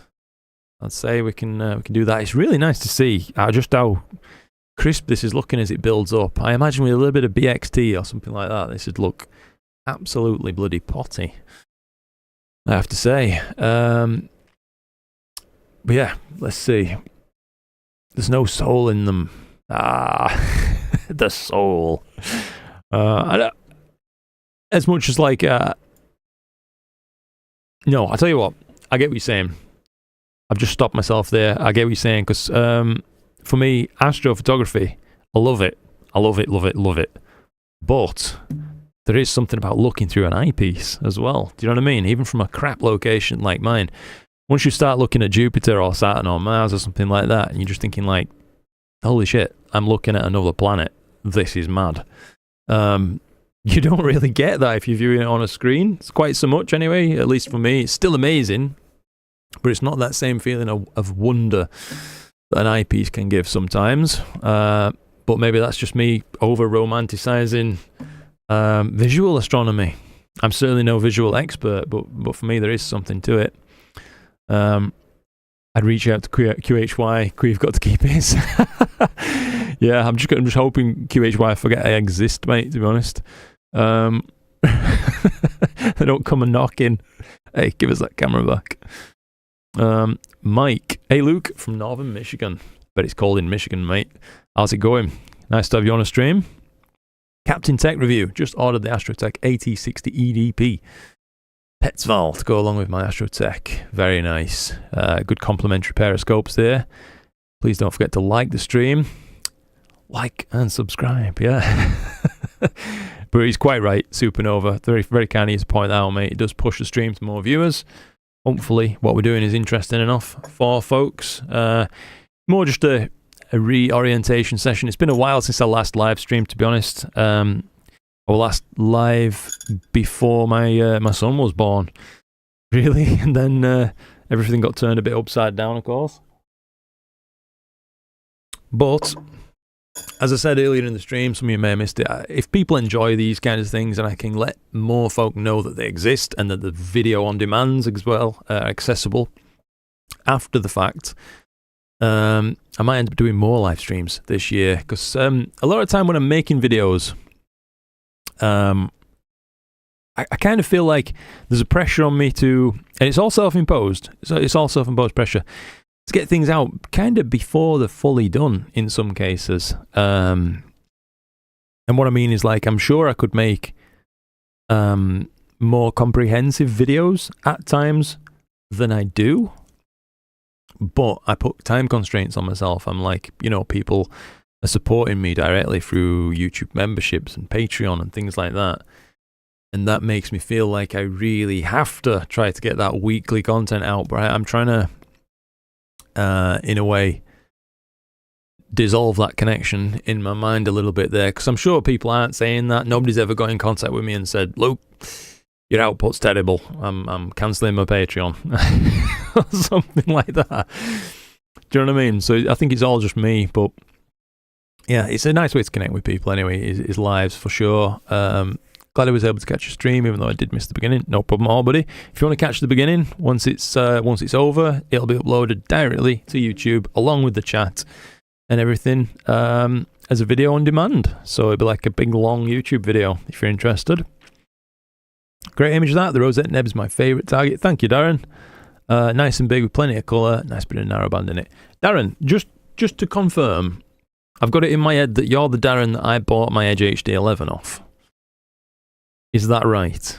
If you don't want to confirm it publicly, mate, I understand. But yeah, if it is, nice to see you in a stream, mate. It really is.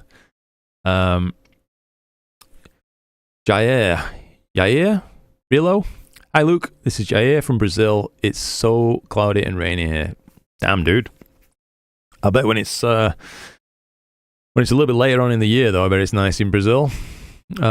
Disco Phil, Happy New Year. Happy New Year, Phil. Tonight has to be the best night for a very long time here in Bristol anyway. Agreed, Phil, yeah. Well, I was setting up the other rig outside. I thought to myself, it looks pretty darn crispy. Can't complain.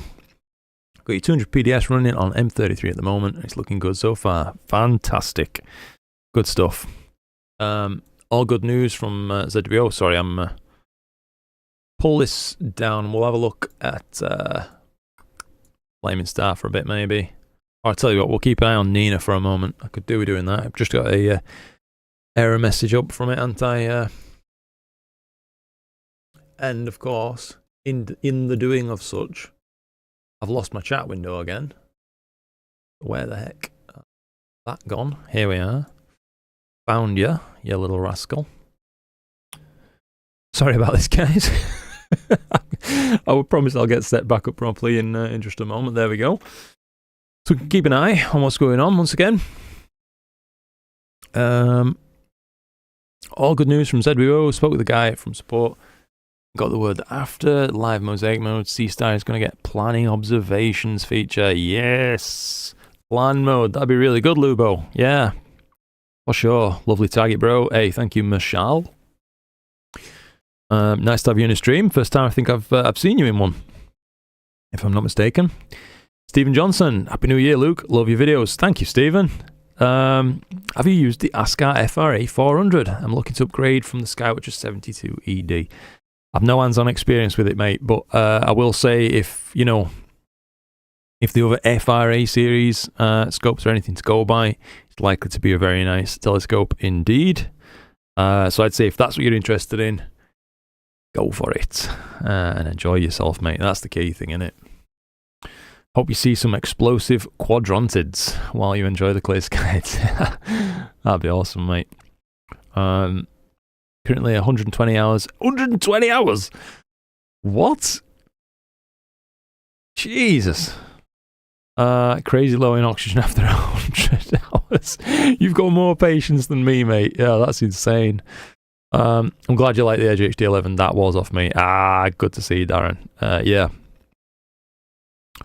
Sorry, your favourite bit of kit. You sign it, says Chris.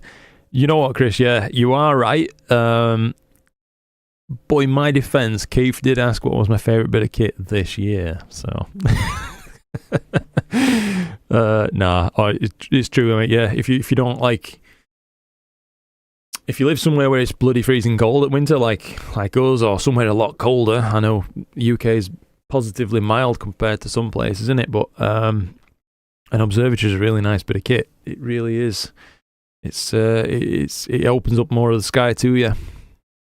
Waiting for my SQA 106. Really excited. Awesome. Yeah, I can only imagine that thing is going to be a huge upgrade from just about anything you might have previously. Yeah. Benjamin, thanks for your advice. I have the Hotech Crosshair laser. Oh, okay, yeah, they're good lasers. Howie Glider laser, excellent laser, and the Barda Laser 3. Not tried, but heard good things. My question is, who makes the best laser, and is there such a thing as a bad Cheshire? No, I don't think there's such a thing as a bad Cheshire. I should clarify on this as well. So a lot of people call a combination collimation eyepiece a Cheshire, and it's not.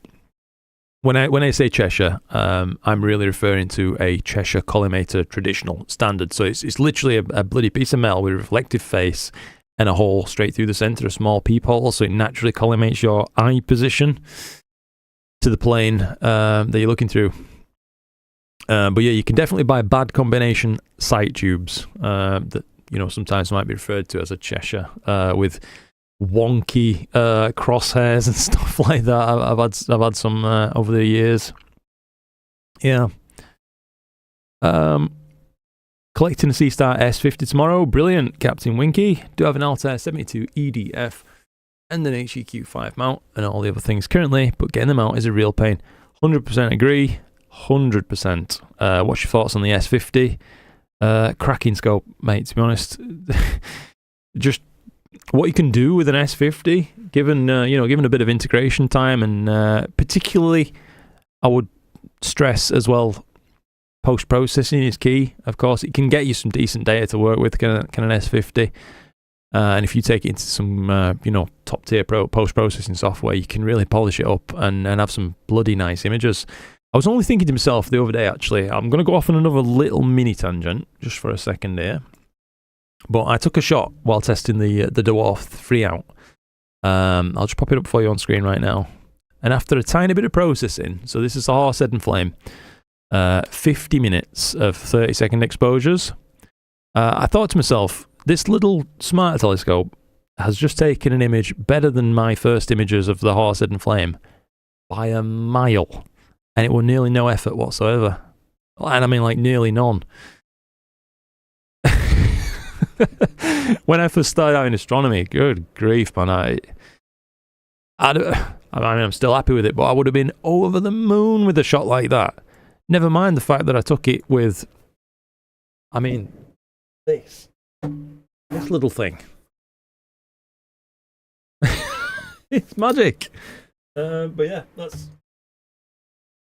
that's where I think they come in sometimes. Smart telescopes, mate. If it's hard for you to get out with your gear, or you don't have the full motivation to get everything out, which I also completely empathise with, because it is a bloody lot of work, then a smart telescope can bridge that gap and keep you ticking over and enjoying the night sky until you can get all your other gear out, if you should wish to do so. But yeah, even if all you have, even if all you have is a smart telescope, though, you can still absolutely enjoy yourself and enjoy the night sky a huge amount. So yeah, I don't really have anything bad to say about them.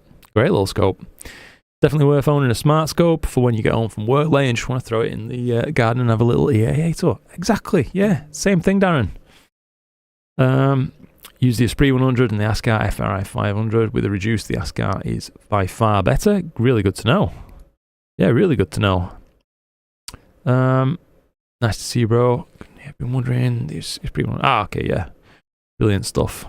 Hey, it's nice to see chat helping one another as well. We've got such a lovely community here, and thank you again, by the way, for the support tonight, guys. It's been already incredible, and I can't thank you enough. Corinne, happy New Year, Corinne. Good evening, Luke. Greetings from Berlin. Happy New Year, buddy. And happy New Year, everybody else. For anybody who missed. Redbeard Joe, love how excited everyone looked to have their photo taken in your picture. Yeah, I'm like that, mate, with the random snaps. In bottle 2 to 3 recently, and got the Poseidon colour to go with the 71F. Lovely stuff. I think you'll enjoy that, mate, from those skies. Both are great, but you can save a lot of money with the ASCAR. The money can go for either a better focus or filters. Yeah, true. Let me just get rid of this second jacket. I'm finally warm enough now that I can take off the second jacket. We're down to just one. Luxury in here tonight. Keep trying to get caught up just a touch. I reckon we've watched this for a while, by the way, so let's just double check on the Skycam conditions. Ooh, are we seeing the top of is that Bellatrix that we're looking at there? I can't quite be sure. We'll have to pop up Stellarium in a minute and see what we're looking at, but it probably not be too long now before we can start looking at some Orion adjacent targets, one would imagine. But in the meantime, let's pop over, view how the live stack is progressing. So we're looking now at 54 minutes of data. We've had a few rejections going on, so it'd be interesting to see what's been causing those. It's brightness. So the brightness filtering might still be a touch aggressive at that. Maybe. I'm not seeing any evidence as to why the moustache should be losing that much more brightness, especially given that the full width half max is remaining pretty consistent throughout. So we will see.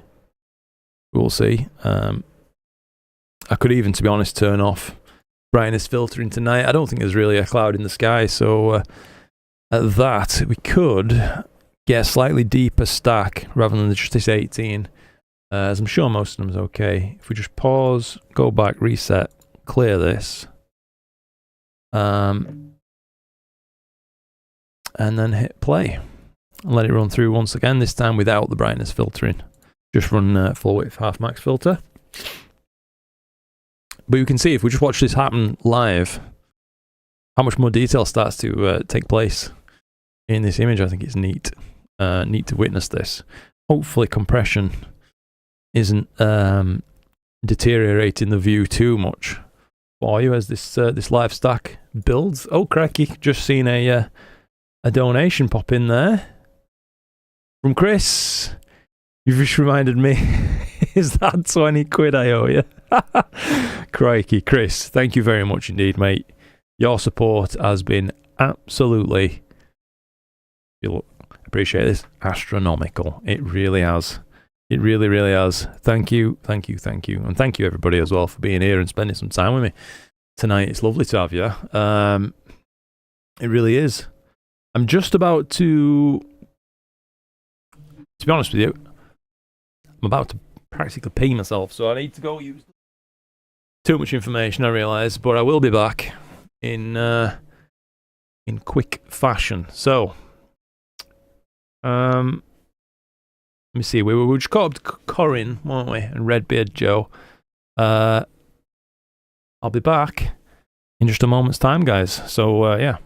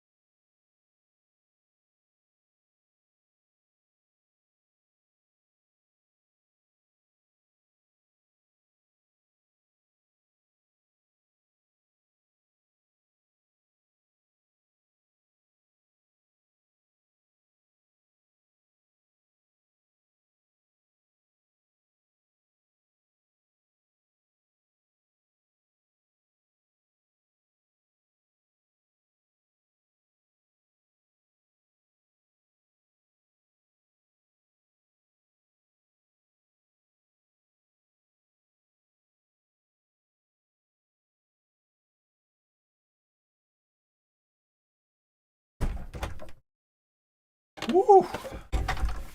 Jeez. I'll tell you what, it is cold out there. Mighty cold. Good news, by the way. Orion is in view now, so we could actually switch both rigs, if you would like, to something Orion adjacent. So yeah, let's have a little think about targets that we could do. I will do my best to try and get caught up more with chat in just a sec as well. Do you think an Antler tri-band filter would be better than the SV Boney 220? I haven't tried either, mate, so I couldn't really say, but I would suggest Antler a little bit more high-end brand than SV Boney, so probably so. Yeah, I imagine it would be better. Are you in a position to capture the transit of Titan in front of Saturn? I'm not really. Oh, you're asking OS 10. Got you, sorry. Thanks for the great answer. Astro Noddy, how's it going, Noddy? Good to see you. Derek, hey Luke, it's been a while. Good to see you again. Now a Rasa and an Edge HD 8. Good on ya. That's awesome stuff. I'm going to pop this over one side momentarily, guys. Apologies about this. Let's pick a target together. I will pop up a poll in the chat. So what we could do, we could keep this filter in if you want. I'll just get Stellarium open as a view for us. And we can pick something together. But yeah, let's oops, wrong thing. Stellarium. Right, here we are. So what we're working with is a dual narrowband filter at the minute. I can take it out if you wish. We've got a 2600 in and the Hyperstar Edge HD. So that's like the view of Orion that we get. Horsehead and Flame at this rotation. That's how that would look with Alnitak in view. M78, that could be nice if I take out the dual band filter. We might have a chance at that. What else we got? I shot the Rosette last night. That, that came out fantastic, I think, for what it is. We're probably not able to get just those yet. I imagine that'll still be just in the trees. But yeah, we're pretty much ready to go. So I'm going to give you a couple of options here on this poll. If you would rather see Orion, the Horsehead and Flame, or M78. Let's get that poll up and running if all I can. So engage, start a poll. What target next?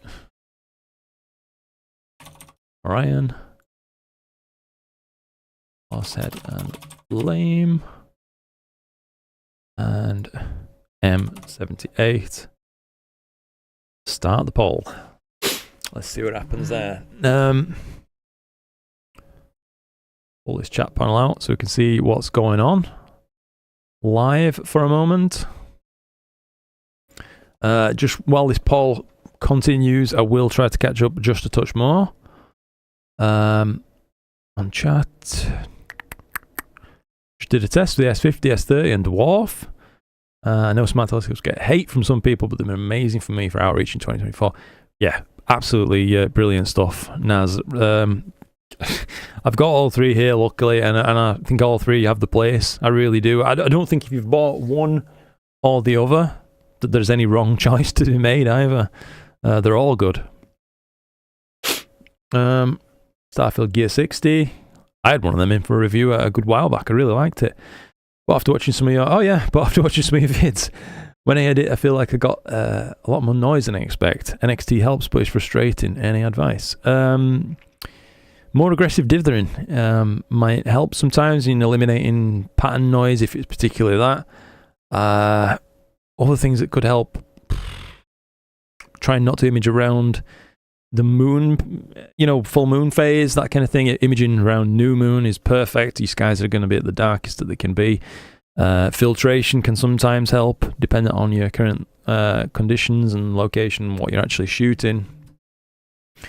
But yeah, that's where we're at. So let's just get caught up. Smartscope's going through the same prejudices as EAA and astrophotography peeps get from the visual crowd. Yeah, anything that's not what I'm currently doing is the wrong thing. So yeah, there's many different ways to enjoy yourself, isn't there? Dave Kemp.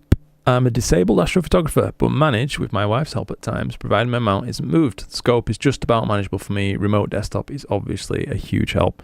That's good to hear that you're getting yourself your window to the night skies as well there, Dave. You know what I mean? Yeah, brilliant stuff. And good on you. Good on your wife as well for helping you with that. That's cracking. When you get the C-Star newest version of the app, yeah. Visual is awesome.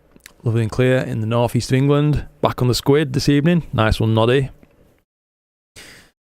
Never understood gatekeeping. Nah, me either, mate, but it persists all the same, doesn't it?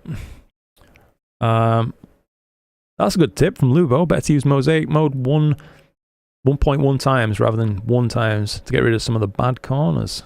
Interesting. Gives you a bit more room to crop, I guess.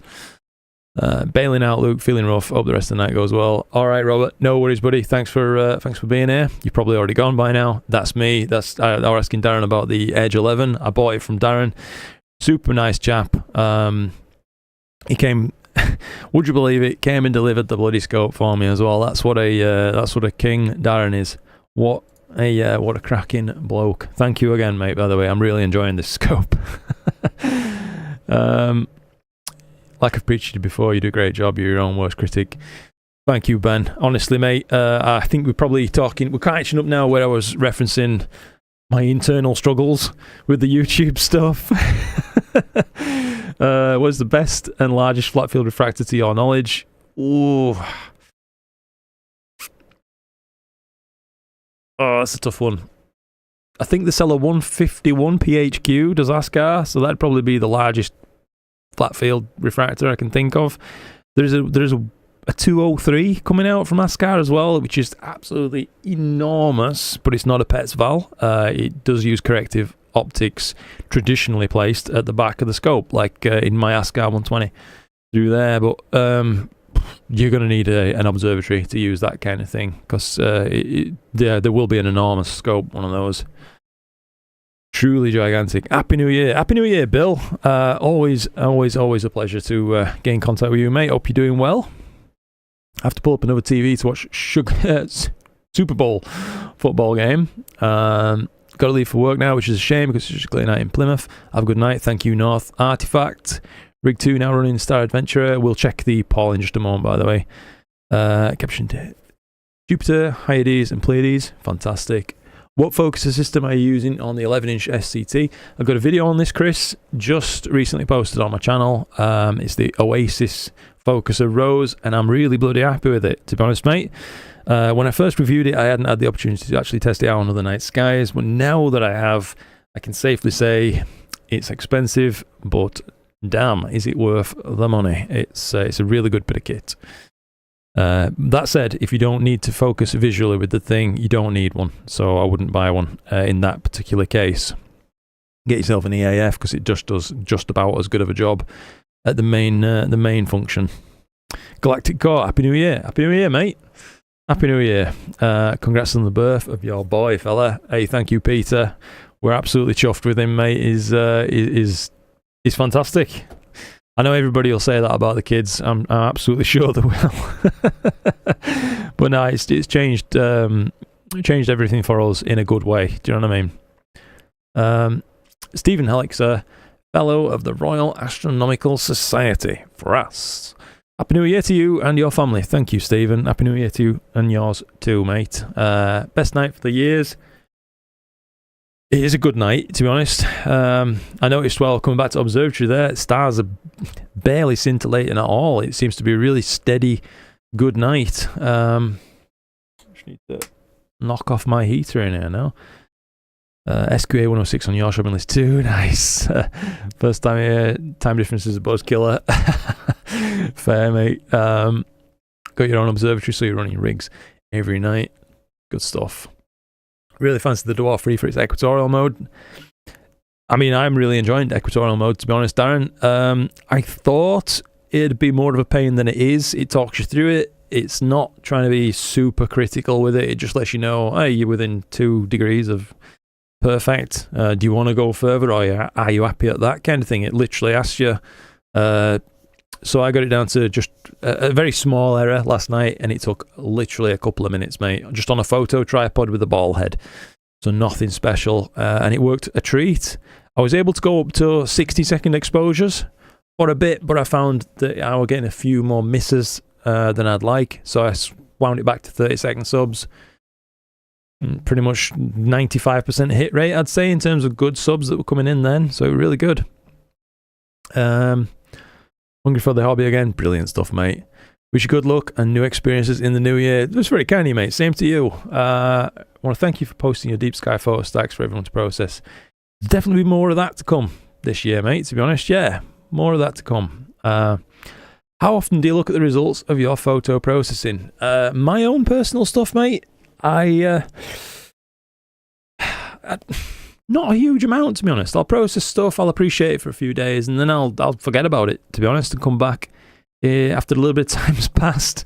Really, that's the usual one for me.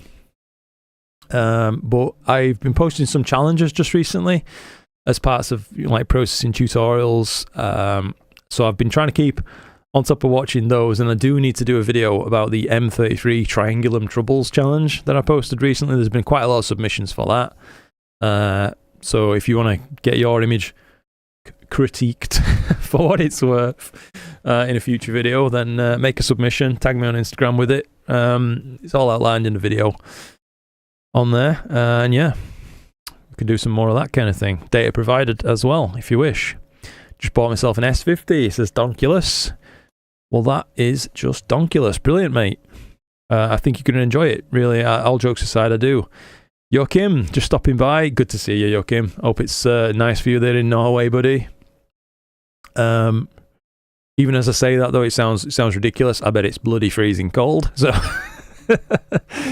I want to make a multi-panel mosaic at some point. Don't know if Cyril can make mosaics. I'm not sure. Someone more acquainted with Cyril will probably be able to answer that for you. Every time I've done any mosaic work, it's been in AstroPixel Processor. 2 scopes out tonight for Rob. FRA 600 on the California Nebula. First outing for me on the new to you Edge 11. Oh, good stuff. Definitely pushing the AM5N and also the Eagle 4 with all the accessories connected. Brilliant stuff, Rob. Enjoy that scope, mate. My Welsh skies have just cleared, so I'm getting my little portable scope out back soon. Enjoy that, Darren. Whoops. I think we're nearly getting there. We are definitely nearly getting there. Just ordered the Dwarf 3 back in September, so I'm hoping to receive that. That should be coming soon. That's the only downside, isn't it, about the Dwarf? The bloody backlog at the minute must be huge. Taking a while for them to get them out of the door. Good product, though. I will say that. I'm feeling positive about it so far. I've not had anything that's maybe go, this sucks, or anything like that. Starting to clear off the clouds. 45 mile an hour wind gusts. Ooh. Yeah, that's not happening, is it, mate? Crikey. Hope it settles down for you, Milkman. Any UFOs? Hopefully. That'd cause an uptick on the old YouTube subscribers, wouldn't it, if I could catch some UFOs. Nowadays, you don't even need to have your C-Star super level. Yeah, true, mate. You should know better. What bottle skies are you in? It's bottle 7 here, mate. Low bottle 7. Watching from Washington State with the snow coming down. Wow. That's awesome. I hope you're enjoying that for as much as you can enjoy bad weather. Maybe there's a civilization in those star systems. I 100% think there's got to be multiple millions of civilizations out there. We just can't contact them due to the mad distances involved. Too bad Witch's Head is so faint. It is indeed, mate. And yeah, Joshua just echoing what I mentioned earlier there. Lowe's Nebula. What's your next purchase you're thinking about? Me, mate? It's hard to say. I'm trying to be a bit more careful with purchases, to be honest, now baby boys here, but I'll get back to you on that one. Probably that QHY camera, to be honest. If they get onto me soon wanting that thing back, I find it hard to hand that back. I think we are just about caught, by the way. Happy New Year to you, Luke. Astro and Star Mariner says, Happy New Year to you too, buddy. Just shooting M42 after 2 hours on the Solneb. Freezing out there, but using the SS so I can keep toasty warm. Good on you. Gonna set up tonight, but I've been awake for almost 24 hours. Jesus, Peter. You don't need to image, mate. Just close your eyes. You'll be hallucinating stars. Looks like votes are just about done. So yeah, M78 by a landslide. Fair enough then, guys. So to shoot M78, I'm going to take out the filter. I think that's really the way to do things here. Let's just pop up the stream. I'm going to end this sequence. Stop that for a minute. Come on, Gaiden. Play the ball. Play the game. Yep. That's done. Brilliant. Right then. Now, to actually get to the end of my telescope, I'm going to have to flat park it. So hopefully you'll be able to see. Oh, this is miles behind, isn't it? Sky camera. Unfortunately, yeah. For some reason, it's lagged by 20 minutes. Is the Skycam. So you won't see it slew back just yet. It is what it is. Sorry about that, guys. But yeah, I'm going to slew it back to flat now. I'll go ahead, pull out my filter drawer, swap the filter over as quick as I possibly can. We'll get it focused again for luminance. and get on M78 and see how it looks. I think, by the way, 0 degrees, keep it at this rotation, that looks pretty good.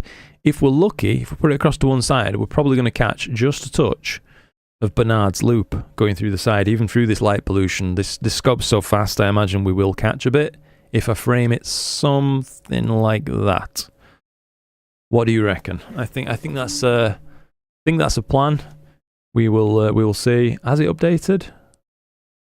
Oh, it's decided to update itself.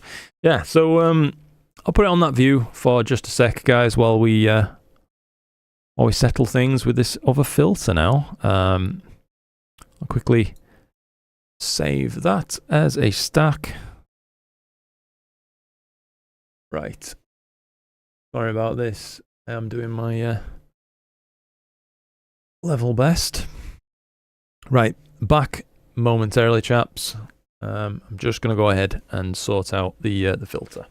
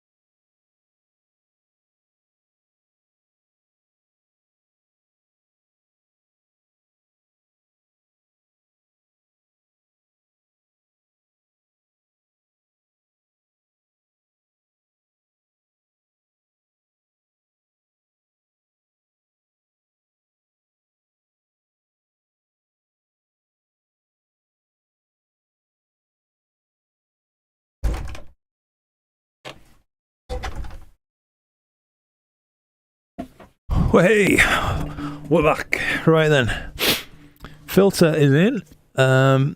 Hopefully, we can get things back underway in just a second. I just saw that, by the way, at bottom of the chat. Why is your cam called Pete's Cam?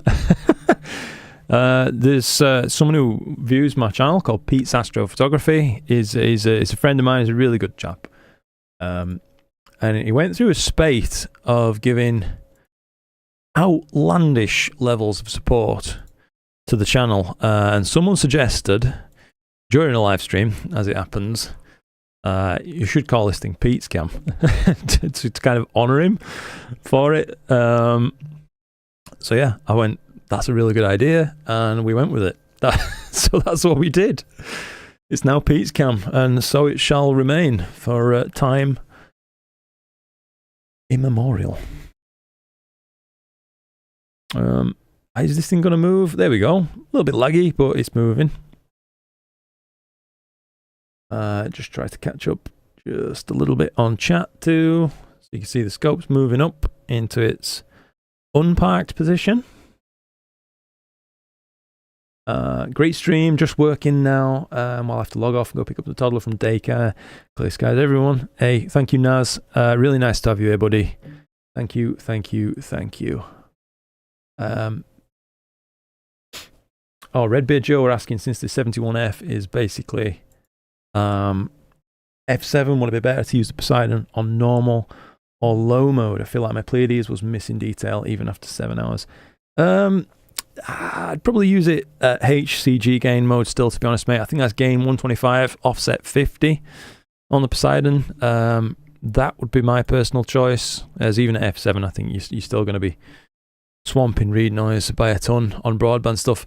The only other thing I could ask Redbeard Joe is, are you trying to image the Pleiades with any filtration other than just UV IR?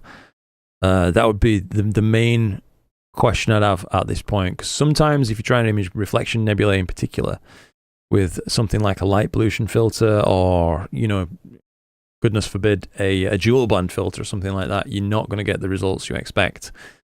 Quite simply due to the nature of what you're trying to image at that time. Dual band filters, for example, just let through really hydrogen and oxygen only, and which there's almost none visible in the Pleiades dusty region. You know what I mean? It's mostly just reflection nebulosity illuminated by those bright young nearby stars. So yeah, just let me know what filter you're using, mate, and hopefully we can get to the bottom of that. Sequencer, I need to just get rid of that old thing. Frequencer, we wanted M78, didn't we? That's what won.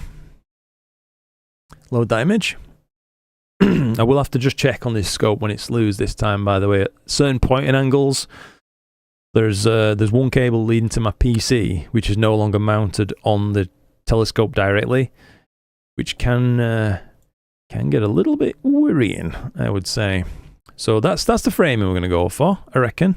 Try to catch a little bit of Bernard's loop in the corner. I think trying to get NGC 2112, that cluster in as well, might be a bit of a stretch. So instead I'm going to split the difference and we'll just go mainly Bernard's loop and M78 about there. Yeah, about maybe there. Looks good to me. Let me know if it looks egregious to you guys or if we're okay. We'll try a loop, make sure we're getting ourselves into focus before we start trying to plate solve. We're a little bit off now. We look at this. So we've got some donut action going on. So I'll try a big move. Hope it's the right direction. Okay, that definitely got worse, we can safely say. So I'll try moving it to 35,000, something like that. See where that gets us. This is always a game with changing equipment over, isn't it? Yeah, 35k, not looking honestly too bad, is it? Yeah, that's fine. We'll plate solve. No problem at that. As first autofocus will take care of all the rest, and we'll be crisp and back in focus. Everything looks nice and flat. There's no stress there as well. I ain't knocked anything by changing the camera over, so I'm happy with this now. I'm going to click Add to Sequence, Legacy Sequencer, because I'm a simple man. I have simple needs. We'll do a big old loop. We do want to slew, we do want to center, we do want to start guiding, autofocus on start, and every degree of change. I reckon it's a pretty faint target, isn't it? I reckon we might be able to get away with 3 minute sub on this. We'll know anyway shortly. After that first sub comes in, if it's just all blown out and a right mess, then we'll have to just dial it back a little bit. But that looks okay. Divot every 4, so once every 12 minutes we'll go with. Now, we'll tell you what, 9 minutes. Gain's good. Yeah, we're okay. Let's hit play. Now, while it's doing this, I just do need to check this slew, basically.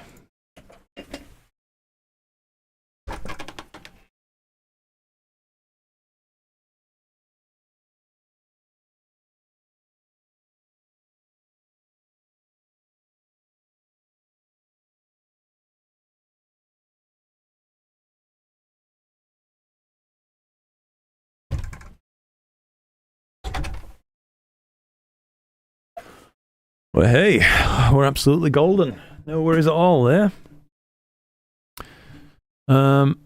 Hopefully, I'll just change it back to this. I know the bloody camera's lagging in it, so you couldn't see, but hopefully you can see this. It's nailed it just about. We've got that cluster, M78, and hopefully some of Bernard's loop will become visible over the course of this live stack. That's the hope, anyway. Rotation's good. I did that by eye. How about that? Yeah, pretty happy. Let's let it run its autofocus and we can crack on with another live stack. But in the meantime, let's get caught up with chat. Let me see. Where the heck were I? Matt Draxler, howdy Luke, been a while. Hope you and the new expanded family are doing well. Good to see you. Good to see you too, Matt. Thank you very much for joining in, buddy. We are doing super. Yeah, everything's good. Thankfully. Nothing wrong with smart telescopes. Most traditional rigs are controlled by mini PCs connected to a phone or a tablet by Wi-Fi. Anyway, good point, mate. Yeah, good point, Kevin. I suppose if you were a giant and you could pick up a full-sized rig, maybe you could classify that practically as a smart telescope. I view someone left a really great comment on one of my recent videos, actually talking about this kind of thing and smart telescopes.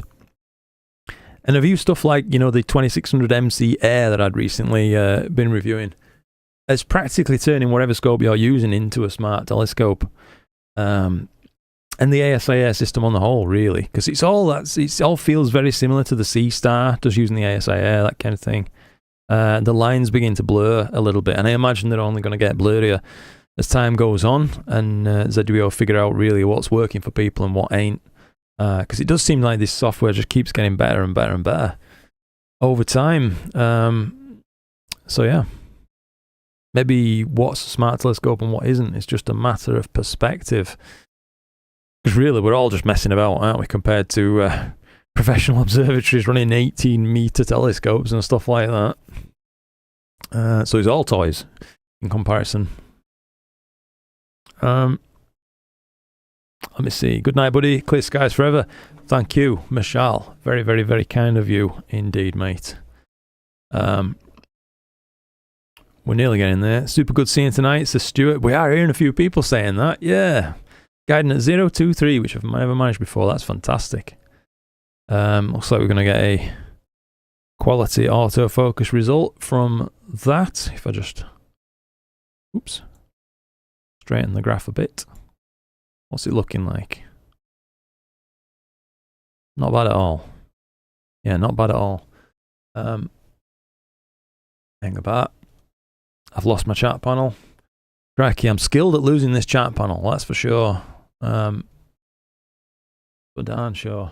By the way, this is how the other rig is still running. M81, M82 is powering through and getting us quite a bit of good data by the looks of it, to be honest. It'd be surprising to me if this ain't not a bad image by the end. I'm seeing some decent resolution on this thing. So, for such a small scope, going after galaxies is not really, little galaxies is not really the play, is it? But it seems to be working all right. We're guiding well enough for quite a coarse pixel scale. Right, there we go. Autofocus finished. I wish we had some bloody flats for this. I've got some old flats that's just about same rotation, but I feel like that might be inviting chaos, trying to use mismatched flats, but we could maybe give them a go as part of a mess around once we start live stacking some of this data. Just trying to try and catch up with chat a little bit more now, guys. Sorry.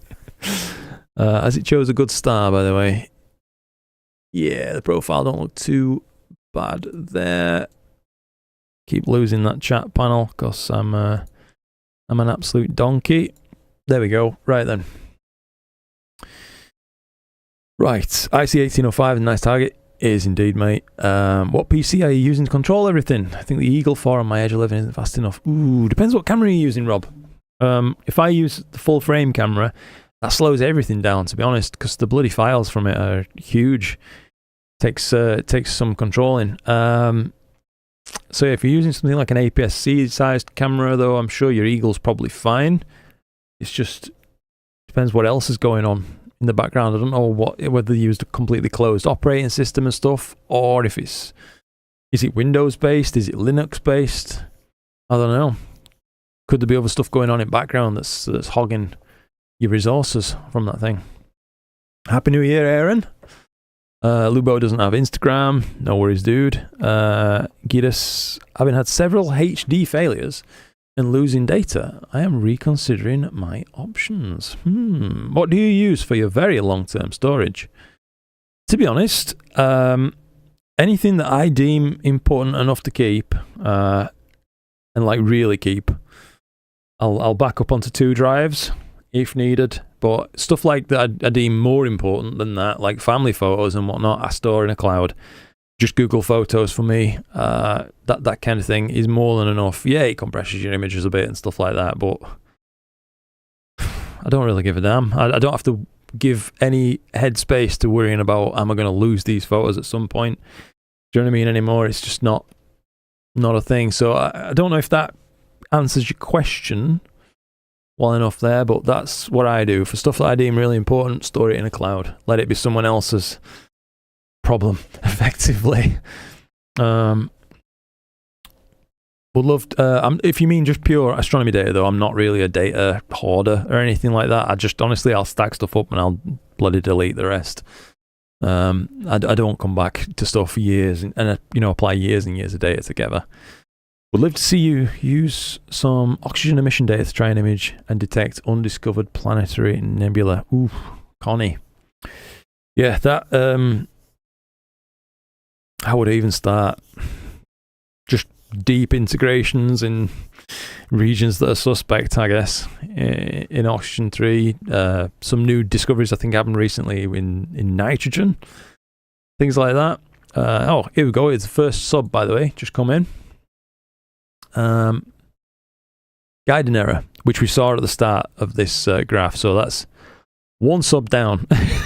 Which does remind me, though, if I want to use folder monitor live stacking in Nina, which obviously I do, I'm probably going to need to segment off what we're looking at. So I'll put all of these, aside from this last image, I'll just delete that, because we know it's bad anyway. So I'll make a new folder called Tad and Flaming Star Live Stream. Very descriptive. Just drop all these in. And now when we use the folder monitor live stacking, it's not going to get itself confused with all that garbage too. I say garbage, it wasn't bad data, would it, to be honest, but it'll be garbage when we're trying to stack this. That's what I mean to say. Let me see. Lucas Vanegas, Happy New Year. Happy New Year, Lucas. Question, I'm not a tech guy and I don't know where to start on building a mini PC, controller scope and guiding. I'm thinking about ZWO ASI Air Plus, but is it worth it? Thanks and clear skies. Lucas, if you've already got ZWO gear and you're happy staying in the ZWO ecosystem, the only thing you've got freedom of selection on really is mounts. You can buy non-ZWO mounts and still have them work. Then yeah, I think it's well worth it. I actually really like ASI Airs myself, but I know they can be a bit polarizing at times. Some folk don't like being trapped into the ZWO ecosystem, and I fully understand that too. I can appreciate both sides. But if you've already got some ZWO gear and you don't mind sticking to it, then yeah, it's probably a really good option. Other than that, you are really going to be stuck to PC-based stuff like I'm doing right here in Nina, because I've got a right mix of equipment due to the nature of the job being, a lot of time you get stuff sent through for review, that kind of thing, and some of it you really like and you want to keep. So my rigs are a bit of a mix. PC-based stuff makes more sense in that case. So it all depends on you, really, at that point. I will say, I do also still have in the observatory a full ZWO rig, and I like using it. You know what I mean? I do like using it. It's very easy. I don't feel held back by it. I know that some folks probably got certain needs and they might feel a bit trapped, but that's not me. I hope that answers that question for you a little bit, or at least prompts you to ask a further question where maybe I could help you even more. Rainer Yale, is it? Rainer Yale? Yeller? Hello from Germany. Either way, hello. Thank you very much indeed for tuning in, buddy. It's nice to have you here. Thank you for joining in on our live stream. Let's just check these stars now, though. Make sure we're getting... yes, indeed we are. Very nice round star profiles. Yes, we like that. I'll tell you what, that cluster's a bit busier than it looked on Stellarium, isn't it? Just the edge of it caught in the frame right there. It's pretty nice, that. Looking forward to seeing what this looks like when live stacked, that's for sure. I'm seeing some evidence of these dim pieces of reflection nebulosity up here as well, as part of M78's main structure, as well as just this large dark rift with the illuminated gas inside and dust. That's looking cool. Back on with chat, sorry. Promise I'm nearly getting there with this chat. Rob Barter. Oh, answering someone else. Got ya. We're up to the poll results. Have to wake up, get up now. See you next time. Lubo, thank you for checking in, buddy. As always, I hope you're enjoying making the most of those lovely skies you're having as well. Thank you. Some people helping answer Lucas's question right there as well. Joshua, random question. Oh yeah, we got about that. The Pete's Cam thing. Just shot M78 in ball one skies. What? Bill, that's awesome, mate. I think yours is going to look better than mine then, buddy. Astrophotography. Ruz, how's it going, Ruz? Really nice to see you here, buddy. Oops. Where's your comment gone? Ah, here we go. Have a good night, Imogen. Thank you, mate. I will indeed. I'd be out too, but I've got 2 hours of sleep. Oh, no. Sick as a dog as well. Well, I hope you feel better tomorrow, buddy. I really do. Hi, Luke. Just shooting Andromeda with my SV555 54mm Apo. Bought it after Quave's review. Images look nice and sharp. Fantastic stuff, Craig. Yeah, they do look like a nice little scope, don't they? Definitely.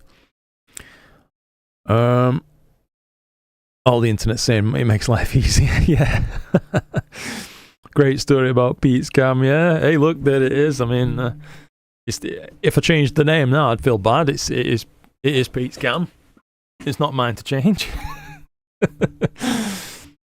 Yeah, Pete donated so much. We all talked Luke into calling it Pete's Cam. That is the truth.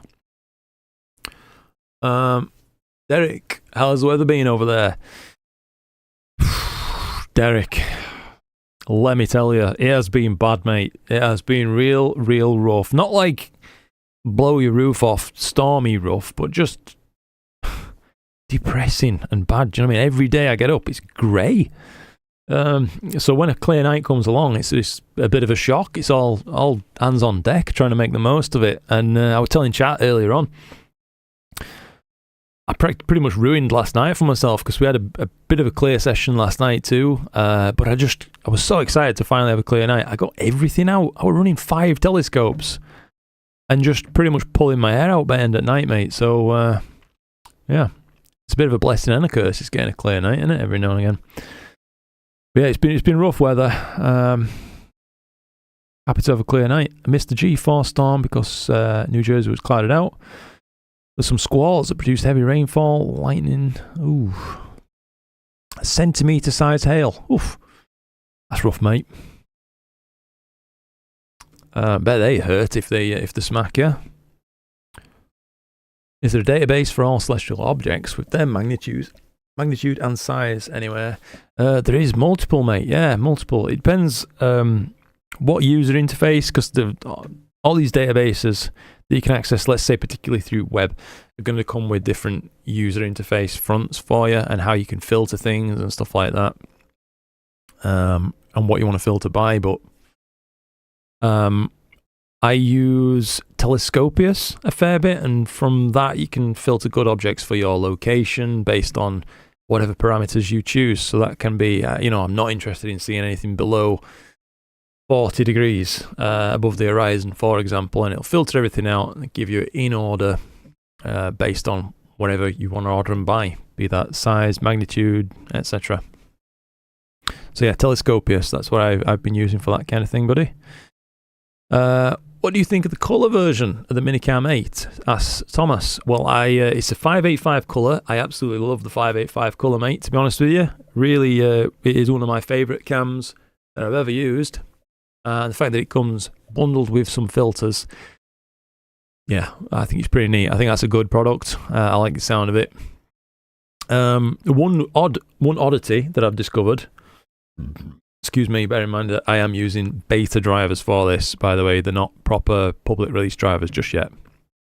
When I plug my camera in, it starts to cool itself heavily. So what I don't want to do is like plug the camera in, walk off and go make myself dinner and stuff before I come and actually use the thing, as it'll cool itself down like as low as it can, which is mad. So what I've been doing to get around it until they sort this out with new drivers, I imagine, is just plug it in, connect to it straight away and tell it to cool to -5. And that way it doesn't, you know, just run away and start cooling itself to -30 or whatever. It's a weird quirk. I'm sure it'll get itself sorted. Let's see. Even light pollution filters car with some of the details in reflected nebula. Yeah, absolutely do, mate. Yeah. M78 and some Barnard's loop will be sweet. I hope so, buddy. Yeah, we can probably. I just. Oops, I need to move this off before I lose it again. Probably trigger a live stack at the minute, actually. So let's fire up Sharp Cap before I continue on trying to catch up with chat. We'll use folder monitor live stacking once again. And I think because we're going to see a lot more of the kind of vignette pattern on this, I am probably going to try using an old flat that I've got. I say old, it took a couple of weeks back, something like that. But we'll give it a go. And if it works out, then great. If it doesn't, then fine. But here we are, Nina. Let's take a little peep at what's going on. So, yeah, this is the correct date. Lights, there we go. All fits files. Drop this hot pixel removal down a touch, because there's going to be a hell of a lot of stars in this image. Hopefully, this will work alright. Now, let's try and find that flat that I talked about. I think it was a few weeks ago. No. Nope. This must be it. 27th at 9th, maybe? Maybe? Could that be it? Or is it November? This'll be it. We'll just pick one of these. I'll tell you what, we'll give just one of these a go. If it does the job, fantastic. If not, we'll stack without. What's the worst that happens, eh? We waste a couple of seconds. Not a big deal, is it? Whoops. Filtering on full width half max is too aggressive for these broadband stars. Let's see, so that only got 2 out of the 3 stacked. Well, that's enough that we can take a little peek in it. Looks like the flat. I want to say we've got away with that. Bullet balance is going all right there. Oh, Barnard's loop appearing straight away. Oh, that's fantastic. Look at that. 6 minutes of data. Broadband, ball 7. I'll eat my hat if that ain't M78. Look at that. I'm pretty happy with that, to be honest, guys. That ain't bad. That's surprising, in fact. So when I take some proper flats for this, some actual, you know, matched ones, we might be all right. I am nearly there, I think, with chat. Hopefully. Anyway. Let me see. We're nearly there. Luke! How's it going, mate? Nugsy. Hey, Luke. No filters at all, including UVIR, unless the camera comes with one installed. Before the sensor, just the scope, OHE, and Poseidon. 3-minute subs, game 125, offset 7. All right then. So it's not filtration. It's hard to say then. Is there any particularly strong local light pollution sources that could be wreaking havoc? Perhaps. And also to be sure you weren't shooting it around, you know, full moon phase, for example, that kind of thing. Where you, sorry if these seem like super simple questions to you as well. Obviously I don't know your experience level. So whether these are relevant questions or not, I've just got to throw them out there. When your telescope is out of focus, it looks like the video's pictures all over the internet of these orbs. I'm seeing strange orbs. Do you have an opinion on K-Stars and Ecos? I don't have an opinion worth hearing on it, mate, to be honest. I've no experience in it, so I best just keep my mouth shut. I don't really know about it. Yeah. I know there are folks out there that use it regular, though, and enjoy it, such as Darren, who were here earlier in chat. I could have sworn he told me when he were here. He uses Ecos, I think, or something like that. Would you recommend SIR and Nino with a small melee computer? Skaven, depends, mate. Depends what you want to do. If you're happy sticking with ZWO gear, I just don't see any harm in getting ASI Air. If you're particularly, you're looking at buying used gear, in which case you're just going to get what pops up, aren't you? You can't always just pick and choose too much. Might be better off with mini PC. But, while it comes with its advantages, you can use whatever you want. It's also, to a degree, disadvantaged too, because getting all different kinds of gear to actually play together nicely sometimes can be a bit of a nightmare. But when everything is up and running, like it is tonight, typically it goes without much sweat, if you're just looking after one rig anyway. So yeah, I don't think there's any wrong choice there. It just depends on what you think you might want to do in future. Took my big heavy mount out earlier, says Matt Porter. Set it all up, connect it all up, then Unity wouldn't recognize the focus cube. Oh no. Spent 2 hours trying to diagnose and gave up at the end and packed it all away. Oh, Matt. That sucks, mate. Spit coffee on my keyboard when trying to say hi. Yes, mate. Yeah, I see a lot of that too. Oh well, if they're having fun. Which telescope and camera are you using for bodes and the cigar? Missed it, cheers. Disco Phil, no worries, mate. We'll take a quick look at that one for a second. So this is the ASCAR SQA 55. So it's a tiny little refractor with a helical focuser. And it's the QHY Minicam 8. And a just about to be released camera. I think there are a couple out there in the wild now as well. Based on the 585 mono that comes with its own electronic filter wheel and filters. And I think it's a cracking bit of kit. And I bloody well wish I had affiliate links for it, because I think they're going to sell well. No, I think it is a good bit of kit though, all jokes aside. So yeah, nice bit of gear right there. And it's just plugging away quietly in it, you know what I mean? It's not caused us any trouble at all tonight. It's working lovely. Working lovely. I'll pop us the other view back on real quick. So it looks like this could do a bit more of an aggressive black point setting, perhaps.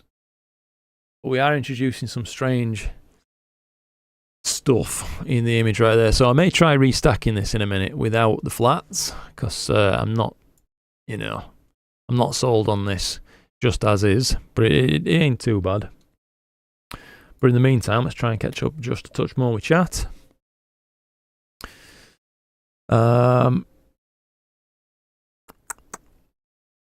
I use direct drive attached. Oh, mirrored 4 terabyte drives. Jesus Christ, that's a lot of storage, mate. This is Astro Canuck for saving files. Feel the same way, Luke. I have data backed up on a drive, but it's so mismatched and janky. I'm even tempted to just start over with most of it. Absolutely ruz. Yeah, mate. I feel like my own astronomy has moved on so much in a relatively short period of time that old data is just not that useful to me anymore anyway. It's nice as a bit of a time capsule thing that I can look back and go, wow, those images were bad. But these days, I'm just happier with data I'm taking and not that interested about going back in time and looking at the old data that I caught, because most of it's just garbage. You know what I mean? Oh, dear me. Excuse me for yawning. Happy New Year from Northern Alberta, where the temp is -20. Ugh. Crikey, mate. That's freezing. Tube Astro Station's coming. You can use any gear with it. Yeah, mate. That'd be a good bit of kit, I think. I'd like to look at one of those at some point if opportunity arises. Oh, good gracious. I can't stop yawning. +1. Ah, there we go. Yeah, Darren uses K-Stars. Love it. Can't stand Nina or SGP. And that's how polarizing things are. You're going to get someone out there that says the exact opposite to Darren. You know, they love Nina. Can't stand K-Stars. So I think a bit of experimentation, if you've got, you know, the wiggle room in your budget, you can try things out, especially utilizing used market, and then find out what works for you in particular, because what works for you probably ain't going to be what works for everybody else. Not exactly anyway. That's where I'm at with it. Any chance you'll review the new Optilong L Para filter, says Luca.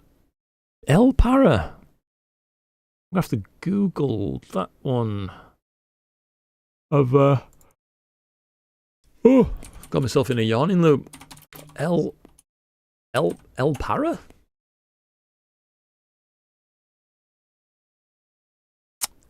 What the hell is this for? 10 nanometer dual band. 03HA. Okay, with focal ratios at f2 and above, so it can be used quite fast. Excellent contrast and anti-halo characteristics.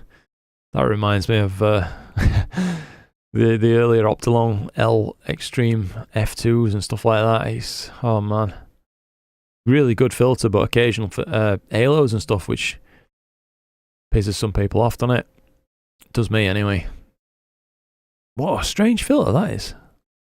Why the 10 nanometer band passes? Is it just to save money? It's cheap anyway. Well, I say cheap. It's ridiculously expensive for a piece of glass, isn't it? But that's all astronomy filters for you. But 209, eh? Interesting. I can't say I've heard anything from Optilong anyway, asking me if I want to take a look at it or all like that. So, where the heck has chat gone? There it is. I promise I'll get a bit better at this. Let's keep catching up. So yeah, I've heard nothing from Optilong just yet. Usually, if they want me to take a look at something, they'll get in contact directly, and we'll take it from there as to whether it's going to be a good fit for the channel or not. Hope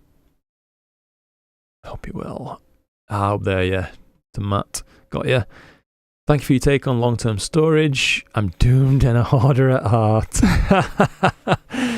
But I like to save decent data and play with it later. That's fair enough, yeah. Decided to try Blu-ray. Okay, so burning stuff to Blu-rays. You could. I mean, I suppose it depends on your house, doesn't it? If you've got a load of storage at your house, no problem. Because CDs, as small as they are, I remember back when they were a pretty good option early on for storing files and photos and stuff like that, turning it into physical media. It can soon take up some space. I'm sure I've still got a drawer full of like old burned CDs and stuff like that that I know I'm never going to throw away, but I'm also probably never actually really going to look at again. So maybe I'm a bit of a hoarder as well.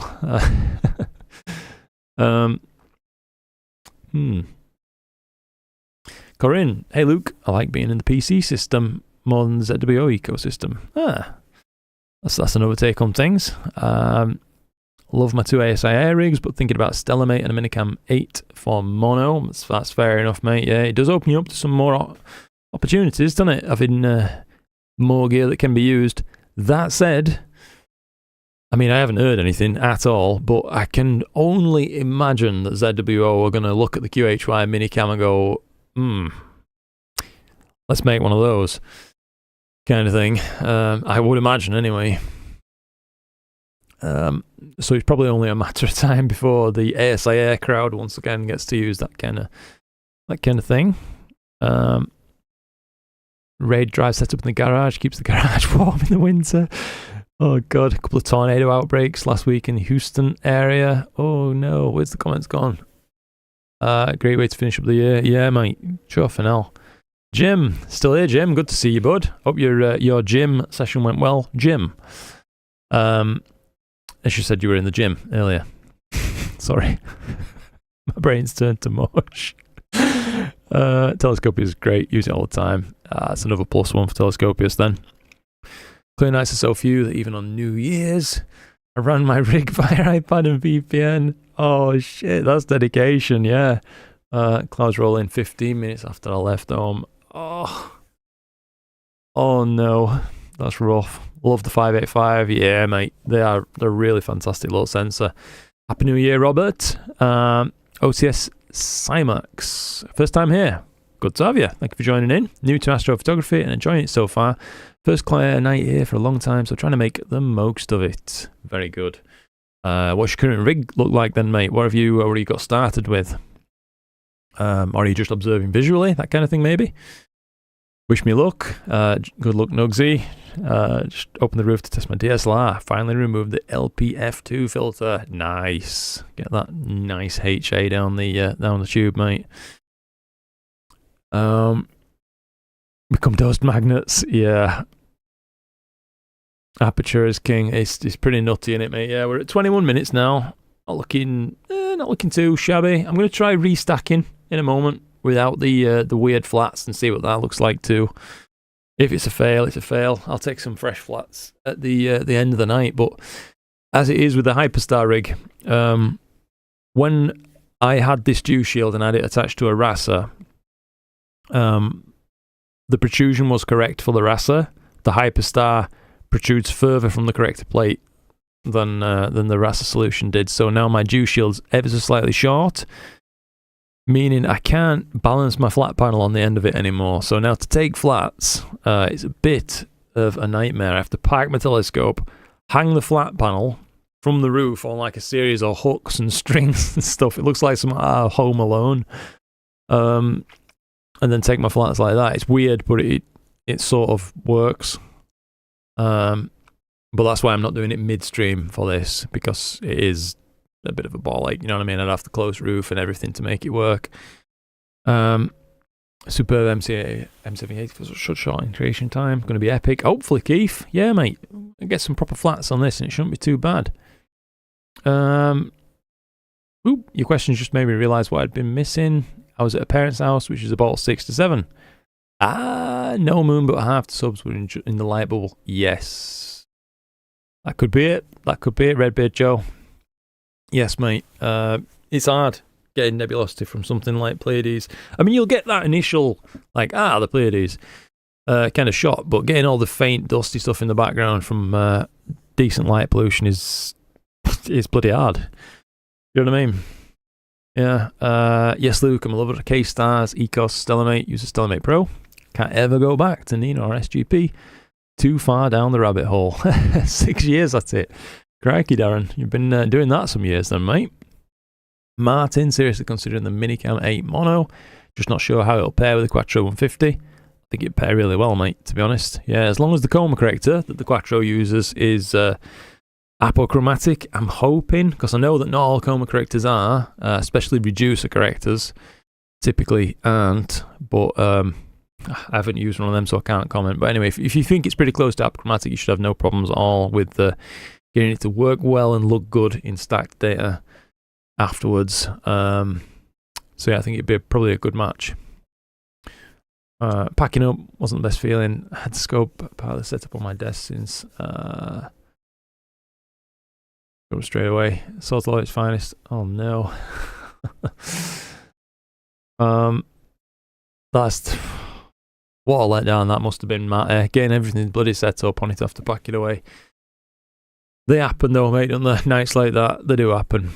It's a problem I'm grateful for, since it's all mismatched due to having new review gear. Yes, same here, Ruz. It's a nice problem to have in that regard. But I really do just want to build one dedicated rig that I don't chop and change all the while. You know what? I'd do the same thing, and I may have done it with the little SQA55 and that mini monocam. But I'm still not sure. Part of me wants to bolt full frame camera back on it, to be honest, mate, and go after some really wide field nebula stuff. It's never ending, innit? Once you've got a few bits of gear, it's like playing with Lego at that point. I wonder what it looks like with this bolted onto this, and can't help yourself, you know what I mean? At least I can't. I think that's one of the things why I couldn't really send away a rig to somewhere like, you know, Starfront observatories or similar. I'd forever wanted to be bloody messing around with it, to be honest. Whatever software works for you is the best. Yep, solid advice, Darren, to be honest, mate. And it's just trying them out is the thing. Trying them out is that's the key thing. You may find, like, let's say you like the PC-based approach, but you don't like Nina, in which case give Astrophotography Tool a go. See how that goes. It's being updated all the time. It's a good bit of software. You might like it much better than other. What one person finds intuitive to them, another might not. We're all different, aren't we? Let's see. 10 nanometer means it's more flexible with different scopes. Yeah, it does. It does. And I guess while they could market that kind of thing, it's also going to be a write-off for some people just due to width for those band passes, isn't it? I'm like no nanometer width elitist by any means, but I don't know. In a dual narrowband filter, the best one I've used happens to be the narrowest. That's the Player One Anti-Halo Pro 3.5 nanometer in each band. But that said, I can't use that on something really fast because it'll suffer too much from bandpass shift. Yeah. Being beneficial for DSLR images, potentially, mate, yeah. Not as brutal. Yeah, it's going to let through more light. But the problem is good and bad light, isn't it? As you'll well know. K-Stars can be a cheap starting point. Raspberry Pi Astro Arch OS free. Oh, okay. If you like it. Yeah, it could be an option if you can find a Raspberry Pi in stock. Get a Melee quieter, install Nina, whatever works for you is best. Yeah, you don't need anything particularly devilishly powerful, you know what I mean? PC based. For the longest time, and I'm still using it now, of course, like this other little rig right here. It's powered by the old B-Link that I bought for myself and reviewed a few years back on the channel, which has got an Intel N5105 or something in, a Celeron. Like, it's slow by desktop standards and stuff like that, but all it needs to do is just chug away and take some frames, and which it can do that just fine. I'm not trying to live stream from it and then stack some data at the same time and all this other stuff. So yeah, if you are going to shop for a PC, you don't need to shop for, you know, an Intel i9 or something like that. That's for darn certain, I would say. And I've done the classic Luke special and gotten rid of my chat panel, haven't I? Where the heck has it gone? There we go. I'll just rid of my emails and stuff a minute. Sorry about this, guys. And we're back. I'm absolutely useless at live streaming. My God. Once Luke has to chase his young'un around, he'll be better off with the chat screen. Yeah, he will get better with the chat screen. I think my my chat reactions will improve. I'm hoping so anyway. Evening, Mick. Hope you're well, buddy. Nice to see you on another live stream. Bought a couple of 16 terabyte drives mirrored for backups on my NAS. Oh, wow, you can get a 16 terabyte for 160 quid, eh? That is cheaper than I thought when I read the first buyer comment. I thought to myself, they're going to be like 500 quid or something. Not bad. Peter, just poured a whiskey nightcap. Enjoy the rest of your rare UK clear sky, fella. See you again. Thank you, Peter. Enjoy that drink, my friend. Enjoy it. Just bought the Astronomic CLS clip filter for Canon. Yeah, you will see a bloody big difference there, mate, from bottle 8 skies, won't you? ZWO might incorporate a 585 minicam with filters in a C-Star. Maybe, yeah, maybe. It's a tough one. Like I said earlier on to chat, I don't know where they could go with the C-Star stuff, because I think if you imagine they released a C-Star S70 or 80 or something like that, for example, which they might, I don't know. Is it then not going to cost also a good chunk more than an S50, which is then going to start muscling into the territory of, well, should you just get yourself a PC at that point, you know, a PC-based system. I don't know. I know it'd sell. Of course it'd sell if they did bring out something like that. But at that point, yeah, you're probably going to start getting close to the price tag of big rigs, for want of a better way of phrasing it. Can see the dust lanes already. Yeah, we can see them, can't we, mate? It's not too hot though, is it? A minute, I would say. This is 30 minutes. I'll tell you what. Let's just pause that, wind it back, clear this off, get rid of that flat. We'll have another crack. We'll replay that first frame. Ooh, what's going on here, eh? Let it stack a few. Just see how bad or otherwise this looks. Oh, aye. Crikey, that flat were doing business, wasn't it? Look at the state of that. My God, that looks bad. Wonder what on earth has been going on there. We've got a hotspot in middle, a reverse vignette pattern happening. But in the spots where it's good, you can see more. M78. Oh, crikey. Oh, well. Looks like we're going with that flat. Yeah, definitely. Let's crank that flat back in place. Clear that off. And go again. I reckon.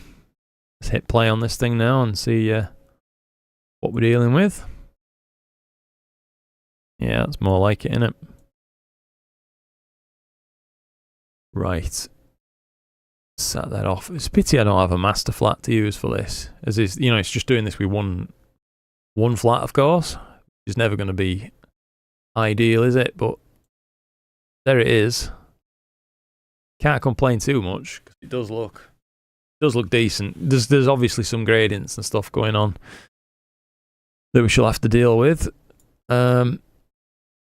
But for a live stack, we are pretty much doing EAA at this point as part of just a live stream. Can't knock it. Can't complain too much. Let me just catch up. Oh, right, mate, gonna have to hit the hay. Try to feel better. Hey, I really hope you do feel better shortly, Rose. It's been nice to have you here in chat for a bit, mate. As always, and if you don't know, by the way, people in chat, if you're into astrophotography and you want another channel to watch, really good one, check out Astrophotography. He's my mate and he's good at it, and he's actually one of the people who got me into starting to try to do the YouTube side of things too.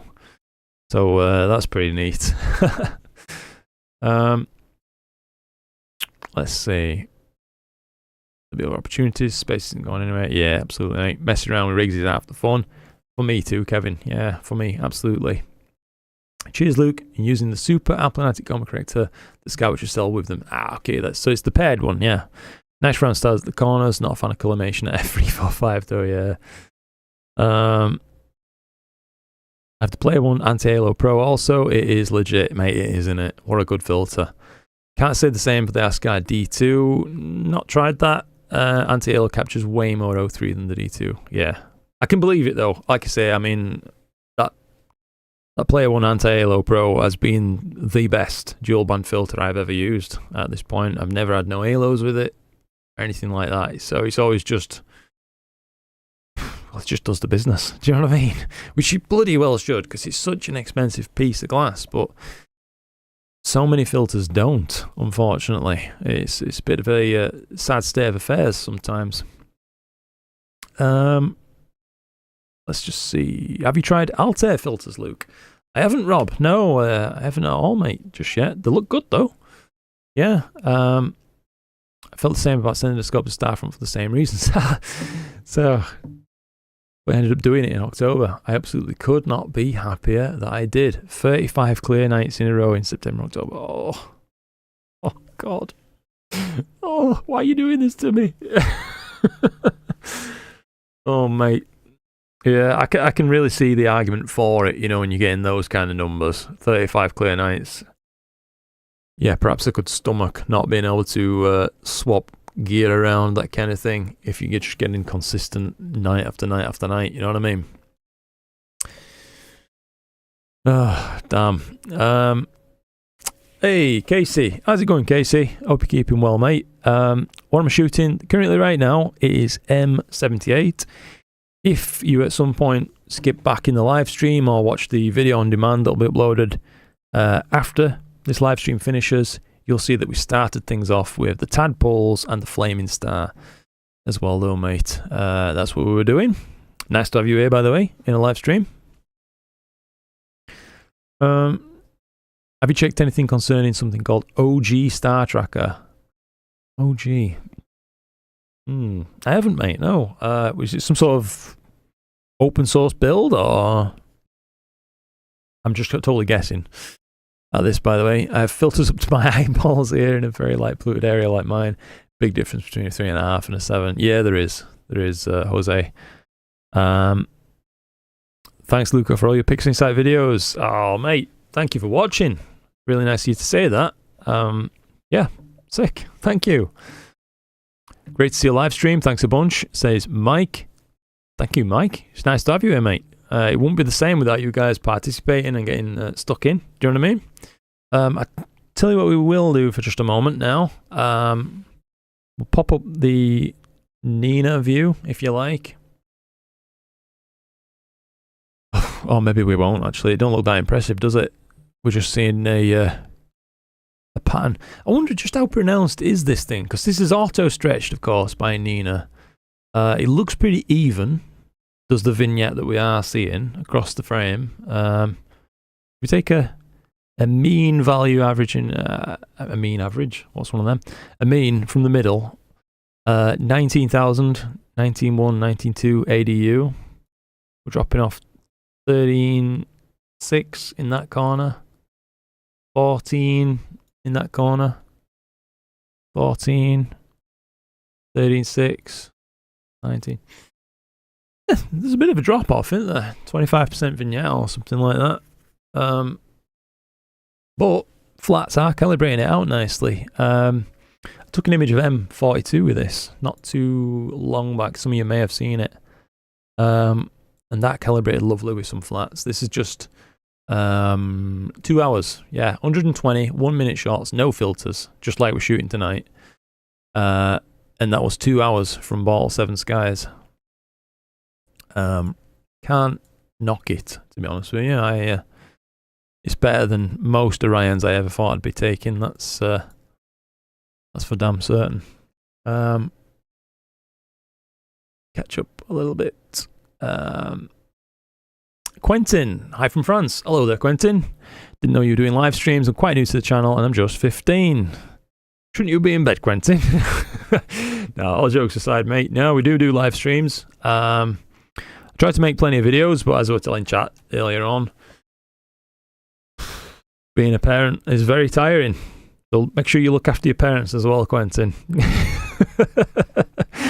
So it's just made it hard, really, to get anything done, as well as we've had really bad weather here as well. So I thought when the clear night has come along, I'm just going to spend it out chilling tonight with you guys. Basically, it's a nice way to spend an evening. I've just done it again and dropped the chat behind. I'm getting really good at this. But yeah, thank you for joining in, by the way. Duh says, I've been really enjoying this S50. Just wish it had a bigger sensor, especially on longer exposures. You have to crop away so much because of the field rotation. Yes, mate, at certain pointing angles with an alt-azimuth setup, you are going to be witnessing a heck of a lot of field rotation, aren't you? It'd be nice, you know, if they could just go ahead and say, look, here's an EQ mode for you. I think people would love it. Do you know what I mean? But it'd... I don't know if it just introduced that little bit extra complexity that might dissuade some people from really getting stuck in, because right now a C-Star it's a pretty attractive proposal, isn't it? Because you can just get it out, plonk it down, don't even have to be pointing north, and it'll figure everything out itself pretty much. It's fantastic. I'd have thought it was witchcraft when I first started in astronomy about a decade ago or whatever it was. Because back then my biggest hurdle was, how the hell do I even polar align? I'm sure you've all been there, you know what I mean? Seems everyone is currently shooting Casper the Friendly Ghost Nebula. Yes. Yeah. I want to see more EQ capable smart. Pretty much what we were just saying there. Yes, Ben. Oh, God. Gladicore live stream, says Ptolemy. Processing Andromeda now. Just got in. Freezing out there. -2. Pretty bloody cold, innit, mate? Out there. Joshua uses a very old laptop for imaging. Leave it outside and it dies. Revive after many years I'm not using. Hey, that's fair enough. Yeah, as long as it's got enough power, mate, and hopefully if you can keep it alive, then you're all good. But for the longest time, I had my laptop outside, sat on like an old chair. Some of you might remember that if anybody's here who's watched like start of my channel. And that were it. That was my Astro buddy. It did everything I needed it to do. Largely without complaint, although when it did complain, it could really put an end to a night's imaging pretty quick. Have you ever viewed STL's live stream? Remote 10-inch Hyperstar in Arizona? I have not, mate. No, Sky Tour live stream. I've not viewed it. Tom Corniche. Astrophotography and beekeeping are the perfect complement hobbies. Fair enough. Bees out in the summer and away for the winter. Scopes out for the winter, away in the summer. Hives in the observatory next to each other on a flat roof. Why not go one further, Tom, and have the hives in the wall? Although I don't know how you'd do your honey extraction at that. All jokes aside, beekeeping looks like a pretty good hobby, to be honest. I like the idea of it. As far as I'm aware, bees are becoming less and less plentiful as time goes on, so anybody keeping bees is doing a pretty good job, to be honest. Thomas Mady, been having trouble when trying to bin with the DSLR. Bin with the DSLR. Seems to split my subs on the diagonal and simply cuts out the middle instead of combining pixels. Huh. I assume you're using some kind of software after the fact binning. Obviously, because now, like, DSLRs won't bin natively, at least as far as I'm aware. Don't know on that one, Thomas. That you've thrown me off with that one. Just sub to astrophotography. Good on you, Joshua. That's awesome, mate. I'm sure he'll be happy about that. Observatory honey in summer. Mate, I'll send you some this season. I would love to try some of your bees' honey. That sounds fantastic. Rose is a legend. Helped me out so much in my journey. Along with you and many others. Yes, mate. He is, and he's a cracking fella, is Rose. Couldn't hope to meet a nicer guy as well. I've met him a few times in person. You know what I mean? Always a kind word. Yeah. Good chap. Toying with the idea of PixInsight. It is a big jump from Affinity. Or is it a big jump from Affinity? It is, Alan. Yeah, to be honest, mate. I very, very briefly used Affinity Photo. Couldn't get on with it, to be honest. And that was one of the final straws that broke the camel's back, so to speak. And made me just think, right, chuff it. I'm getting PixInsight. And then when I did get PixInsight, Alan, I nearly quit before my trial were up. I really did. I just weren't getting on with it. I was finding it really hard to use. And anyway, long story short, by the end of the trial period, I had finally got some images better than what I was putting out before, and I thought, right, it's the same data, so it's the stuff that I'm able to process it with now, and that's what made me stick with it, and eventually get to the point where I'm reasonably comfortable with PixInsight now, and that's what I try to show on my tutorials when I make them as well. I'm not trying to be Adam Block or something, do you know what I mean? I'm dealing with very average data, oftentimes, and I'm just showing you how I'd process it, basically. Not give you like a down the rabbit hole kind of processing thing, where I think you'd just get lost in weeds anyway. Most people would. I know I would. I'd lose my sense trying to go too deep with these and learn 25 hours of processing theory. But for some folk, that's exactly what they're looking for, and that's why it's a great thing that we all can put our own tutorials and such out there, appealing to different audiences.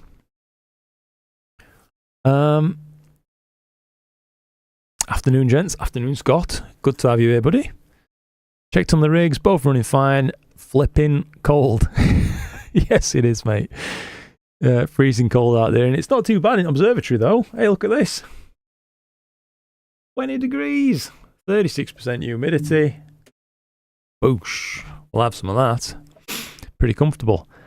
Hey, oh, Scott, thank you very much indeed for that, mate. Just point at PixInsight and use your links for the RC tools. That's bloody fantastic of you. Thank you very much for thinking to use those, Scott. I really, really appreciate the support. I do. I firmly, and I mean this, you can't get better tools than them. There are some free alternatives, don't get me wrong, and they are pretty good. But RC Astro tools are the best. There's no two ways about it. They are. Jeff Fan. Hi, Luke. Happy New Year. Happy New Year, Jeff. Good to have you here, mate. The gradient you're getting now on this live session will be a good opportunity to try the new multi-scale gradient correction in Pix 1.9. Have you tested it? I haven't, Jeff. No, I haven't updated PixInsight since... Oof. It's got to be mid-2024. Yeah, I think, mate, it's been a while. I was telling chat earlier, to be honest, mate, I'm a bit phobic of updates on PixInsight, because it's, you know what it's like, you install it, it breaks everything, you've got to fix everything once again. And for me as well, I'm trying to use the TensorFlow stuff so that I can GPU accelerate my image processing stuff, like the RC Astro tools, for example. And that breaks every time. Sometimes it's just as simple as dropping in the DLL back into the correct spot, but other times I've had it where it won't work and you have to go through the whole thing to fix it. But yeah, if people are saying it's working all right, it might be time to give it a crack. How are you finding MGC or whatever they've abbreviated it to? Thank you again, by the way, Scott, and thank you, by the way, to everybody who's given support today on the live stream. It's been absolutely fantastic, and I can't thank you enough. It's only thanks to you guys that I am able to do this and spend my evenings doing this kind of thing and having fun with you guys and making videos and that kind of thing, rather than having to just sack it all in and do a traditional job. Do you know what I mean? So I am very grateful for the opportunities that you provide me with. Thank you. Casey, doing good. Sitting here building a new rig, getting away from ZWO. Fair enough, mate. Need more tools to work together, and I want to go remote. Okay.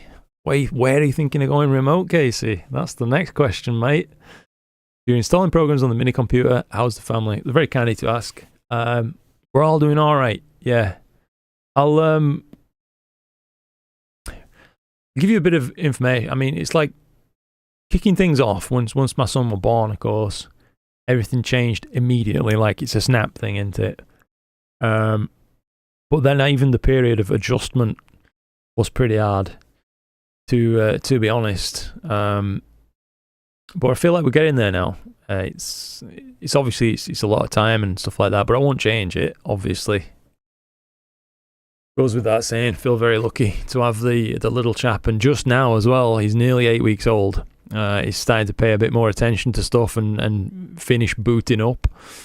He's nearly in his Windows desktop at this point, able to really pay attention to stuff. Started to see his first actual proper smiles and laughs and stuff like that, which has been nice. Yeah. Sorry, anyway, I've got to go on such tangents, don't I? I hope you guys don't mind. I just, yeah, I like sharing. There it is.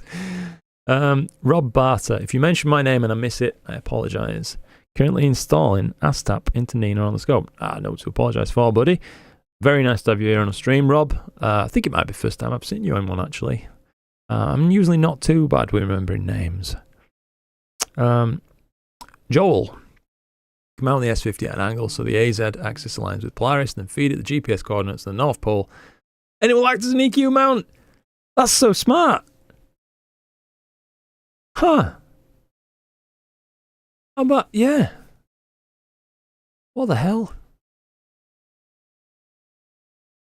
Yeah. That's clever. That's pretty stunning, actually. Good stuff. I agree with the C-Star, but wonder if the harmonic drives are easy enough. Oops. I'll tell you what, Mike. I was not a believer when it came to harmonic mounts until I got my hands on one, and now I absolutely love them. To be honest, mate, I do. Goodness gracious me, Casey. Coming in with the $50 donation. Like and heart. Thank you so much for that, mate. That is incredibly kind of you. Wow, you are a dad now. Congratulations. I've just seen that there. Yeah. Yes, I am. I'm a dad now. It's very happy to be so as well, yeah. Bloody hell, mate. Thank you for that. I will get fully caught up with chat. But yeah, crikey, Casey, thank you. And again, thank you to everybody else for your support. It's absolutely magic. It really is. It was such a kind community. All here for one another. I've seen people tonight helping each other out in chat and stuff like that. It's lovely. It's really good. It's a nice place to be. And you guys make it so. Hi Luke, says Spen. First clear night for ages and my SAI Pro keeps losing Wi-Fi and power to the mount. No! Was okay till the recent firmware update. Roll on the clear skies. Is it by any chance absolutely freezing cold for you, Spen? As in colder than the last time you used your rig? Because I had an issue recently with mine where my power supply that worked fine all summer long, stuff like that, where, you know, when ambient nighttime temperatures were like 15, 16, whatever degrees. As soon as it started getting down to around 0, it's putting out less power and causing havoc with the ASI Air side of things. So it might be worth checking that, mate. If you can get it booted into it and just check your voltage that's reaching the ASI Air, it ideally wants to be at least like 12.8 or above. At least that's what I've found. It'd be lovely if other people can, chime in on that as well and offer any extra info. A poor bro is really talking about beekeeping. You should look up what that means to the Gen Z, Gen Alpha kids. All right, okay. The slang term that refers to an attractive older man. Oh my god.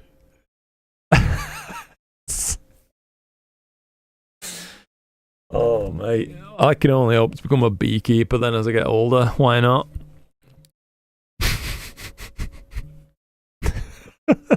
Thank you for the information there, Aporva. We were definitely talking about the insects though, I will say. Paul Hoff, been a treat. Thanks a lot. Signing off to get some sleep. Good on you, pal. Thank you for having some time in the stream, mate. It's been lovely to have you. Tripping up over my own words tonight. Ethan Sailor, Affinity 402 is goated. Use it for all my solar stuff. Nice. Oh. It's not popped up. Oh, it's there. Rob Barter, coming in with the £5 donation. Thank you very much indeed, Rob. Second time in your live streams, always wanting to learn something new. Well, that's fantastic, Rob. I hope you're getting some use from them, buddy. Because it's a lot of fun doing them, and it seems like people enjoy watching them. Even if I am the world's slowest chat responder, I do get through them. So there is that to be said for me, at least. Malcolm Kemp, hi Luke from Australia. How's it going, Malcolm? Good to have you here, mate. Hope you're having some cracking weather down there. It's your summer right now, innit? Of course, because it's our winter. I think that's how things work for you, innit? So I'm imagining it's bloody scorching. Serial updates are looking very promising, but I did pull the trigger on PixInsight for the holidays. Good on you, Mike. Yeah, can't knock you. PixInsight, it ends up giving you far more image quality, let's say, spending that 250 quid. Is it about 250 quid or so now? Than you'd ever get by spending that 250 quid on any piece of physical, tangible astronomy gear. So even though it is just a piece of software, and it is expensive, there's no two ways around it, it is pretty damn good as well. So I think you'll really get to grips with it and enjoy it over time. It's just one of them things. It takes some time investment, but it is worth it. Oh crikey, I've just noticed another Stephen Elixir coming in with the £19.99. Let's celebrate their first super. Bang. On a live stream. What can we do? Manually celebrate it with a heart and a like. Seriously, Stephen, all jokes aside, mate, thank you very much indeed for that support. That's unbelievable. I mean, between you three in just the last 5 minutes there, you're making my life so much better, so much easier. I don't have to worry about making ends meet quite so much as I once did. You know what I mean? It's absolutely fantastic that you guys you do this. Do you know what I mean? It feels like, how can I put it? It always makes me feel strange in a way, in that I am just some bloke on the internet chilling out with you. Do you know what I mean? But I can only do that thanks to support. It's a weird one, but I'm tripping up over how to explain this, but I just want to say thank you, basically, without putting too much of a fine point on it. Thank you. It really is very kind of you. I will continue trying to catch up, because I know I am going to miss some people. How do Luke? How do Alan? It's been a while. Finally got 2 clear nights in a row for the first time in months. How is fatherhood treating you? Tiring, mate. Tiring, but really enjoying it, to be honest. I'm really enjoying it. I've no bad to say. It's brilliant. You know what I mean? The only thing I wish is that he were a little bit older already. Do you know what I mean? In a weird way. Because now he's getting to like 8 weeks old and I'm interacting with him more. It's becoming even more rewarding. You know what I mean? When you're doing silly faces and blowing raspberries on his belly and he's laughing and stuff like that, it's fun. It's fun, but for those first 8 weeks you don't really get that. At least we didn't. The more just kind of, they just want to eat and poop and sleep. That's about it. But now he's interacting with us a bit more. It's really cool. But yeah, thank you for remembering and thank you for asking. Astronomy with Claire. Learned all I know about PixInsight from your tutorials. Oh, thank you, Claire. Before that, it was a nightmare to figure out. Recommended you to a few peeps, and they've said the same. Oh, that's bloody awesome. Oh, crikey. What's going on? Scott Noel. More new dad funds. Coming in with the $20 donation. You guys are absolutely unbelievable. I cannot thank you enough. Can't thank you enough. Ugh, crikey. Thank you, thank you, thank you. My boy is not going to want more nappies before I even finish. Five memberships gifted as well by Scott. Bloody hell, fire, mate. Thank you, guys, honestly. And welcome aboard to all the new members. With the memberships gifted by Scott. My membership system is just really, it's a support only thing, but I do my best to try and answer any questions left by channel members, Patreon supporters, things like that, as fast as I possibly can. So it comes with little perks, I guess. I do try to get back to everybody still these days, but it's not always desperately easy. You know what I mean? Sometimes I'll upload a video, there'll be a big flurry of comments, and it takes me a couple of days to catch up in some cases. But I do try to get back to everybody. But again, I don't want to lose sight of what I was saying there. Again, thank you. The support that you guys give, I thank you. I just want to shake your hand through the screen if I could. I'm so blessed to be in this position. It really is incredible. Ouch. Even if my chair is killing me. Fantastic. Are your images on AstroBin? Asks Thomas. I've just seen that one before I get caught up. A couple of them are, mate. Yeah, but I honestly, I don't keep up with AstroBin much. I'm no longer subscribed to it. Maybe I should again. I don't know. It's a bit of a weird one. I can appreciate some folks who've got a ton of images like hosted on AstroBin. Absolutely want to keep their subscriptions running and things like that.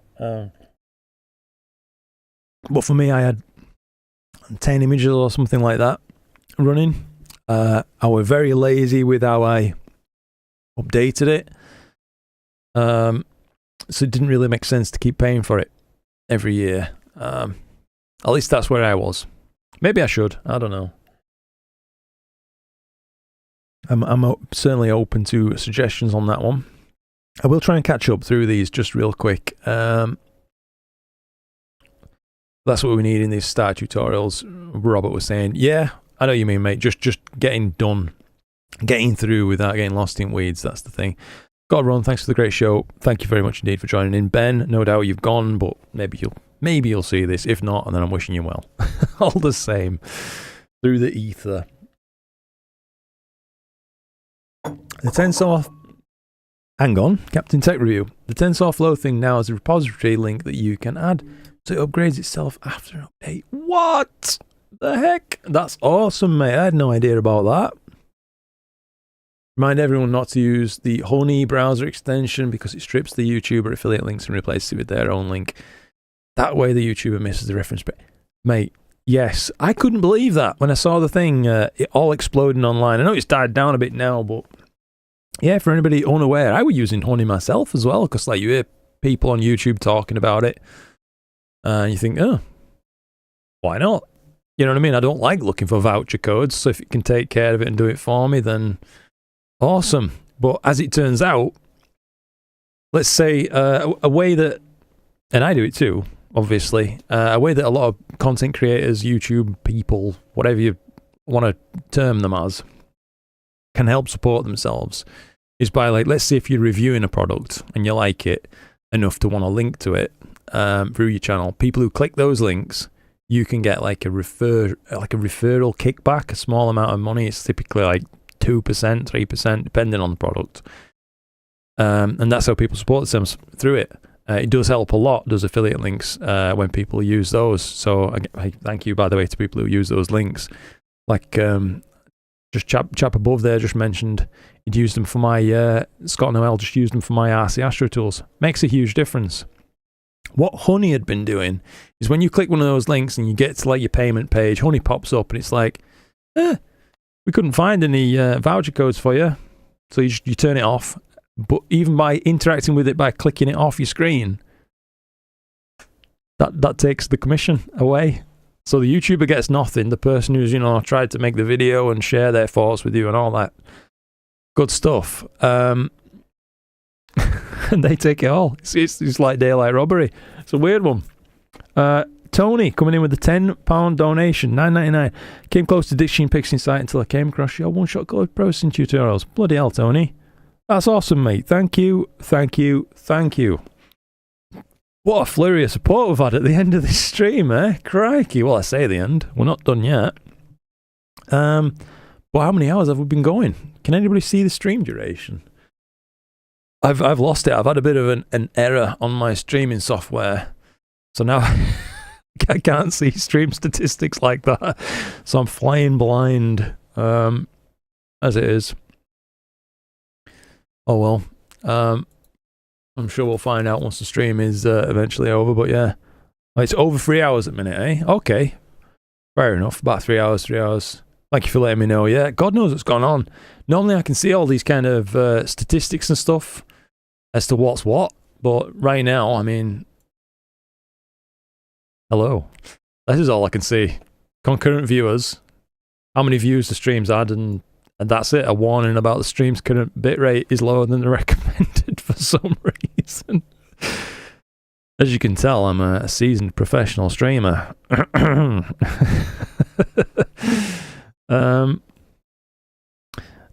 Captain Tech Review. I had used your links for RC Astro tools as well. Oh, thank you, mate. Your videos really helped me get started in Pixie Sight. I learned how much work it takes to prep and shoot a tutorial. You deserved it.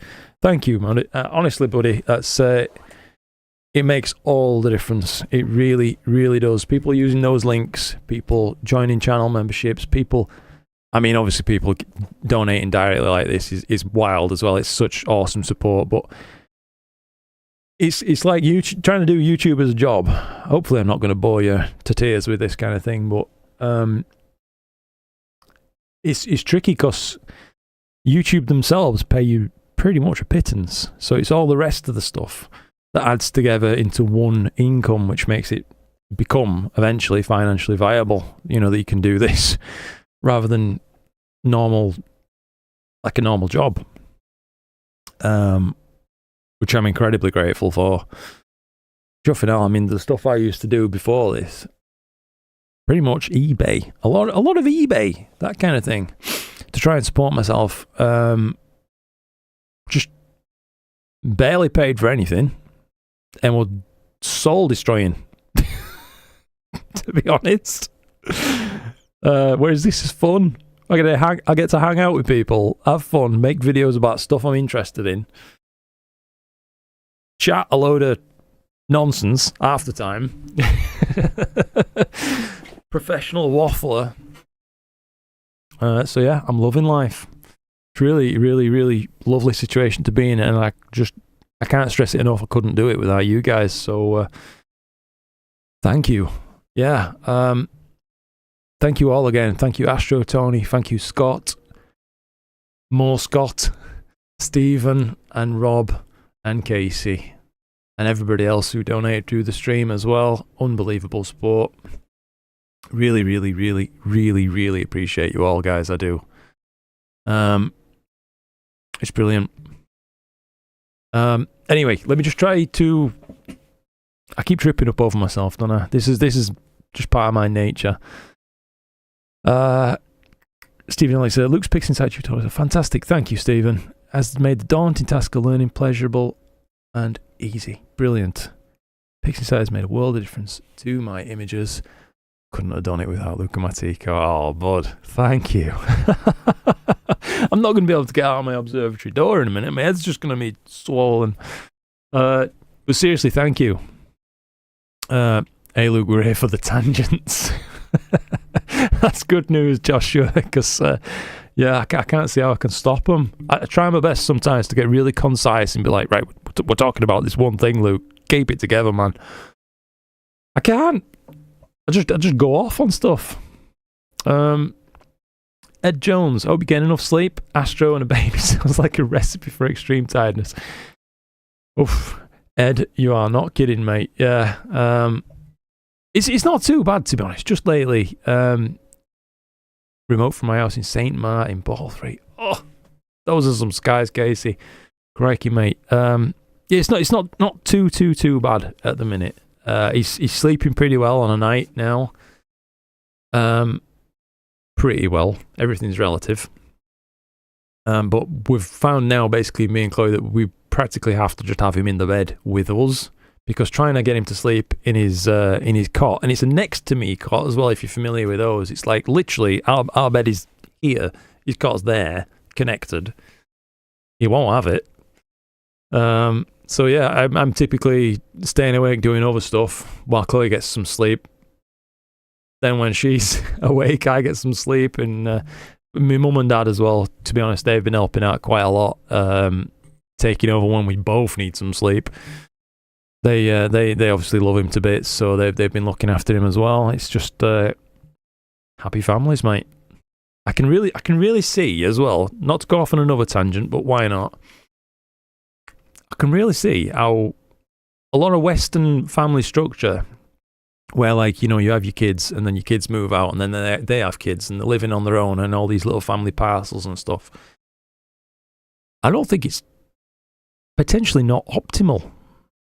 I feel like quite lucky that I'm still, in a weird way, feel quite lucky that I'm still living with my parents, because that kind of family support being on hand has been, we've really needed it, to be honest, at times. I can only imagine how stressful it must be for someone having to do this whole lot, without that family support network as well. Good grief. I mean, hats off, maximum respect to people dealing with that kind of thing. Oh, bloody hell. Congrats on fatherhood. It's the best, says Matt Porter.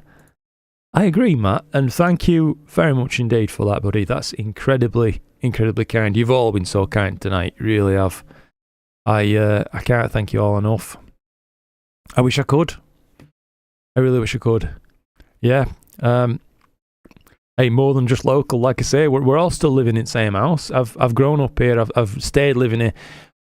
I mean, for a long time, I felt really bad about that fact that I couldn't move out at the time. I just couldn't get a normal job and things like that due to I don't want to bring the tone down, but crushing depression. Well, that's what it was. But now I am able to, like, I'm absolutely fine. I'm able to look after myself and all that lot. I find myself not really wanting to move out, to be honest. My mum and dad like having me around. We all live here and we get on well, you know what I mean? There's no big arguments and things like that. It's just good. It's good, it's lucky. I know that I want to talk about, but not be make any sensitive comments or all that. I feel lucky that I've still got my parents, is what I'm saying. Because I know that not everybody my age still does, you know what I mean? And they probably wish they could have spent as much time as they could with them while they still could. And that's how I'm looking at it at a minute. I'd love for Felix to get to spend as much time as possible with my parents as well, because, you know, the more like adults around you, I think, when you're growing up, positive influences on your life probably leads to better outcomes overall. And I'm very lucky as well that my granddad lives literally next door. So that's pretty neat. You see, he sees his great granddad. I see my granddad every day. It's good. It's good. Hey, I'm 32 and I keep bees too. I'm a father of 2 girls, 1 4-year-old and the other coming up to 2 this month. Very hard work finding time to get out an image now, but trying to make the time. I feel you, Alan. Yes, mate. Waiting for my proxy sky Umi 17R. Oh, that's one of the mounts, isn't it, bud? They look good. Joining the Strainwave Gear Gang, yes. I'm a believer now. I really am on the harmonic drives. Love them. It will get easier and also harder as you go along. No doubt. Yeah, wasn't the new Jason Statham film called The Beekeeper? Brings a new meaning to it now, doesn't it? Now we know what the Gen Z meaning is. Might think about Pixie Sight one day when I get some half decent data, says Ed. Yeah, that's fair enough, mate. I would say, Ed, and all along that line of reasoning, get as much data as you can, bud, before you get that trial. Make use of other people's data if you can. Like I offer on pretty much every one of my tutorials, I give you the data that I'm working on alongside. So feel free to, just download them, give them a crack.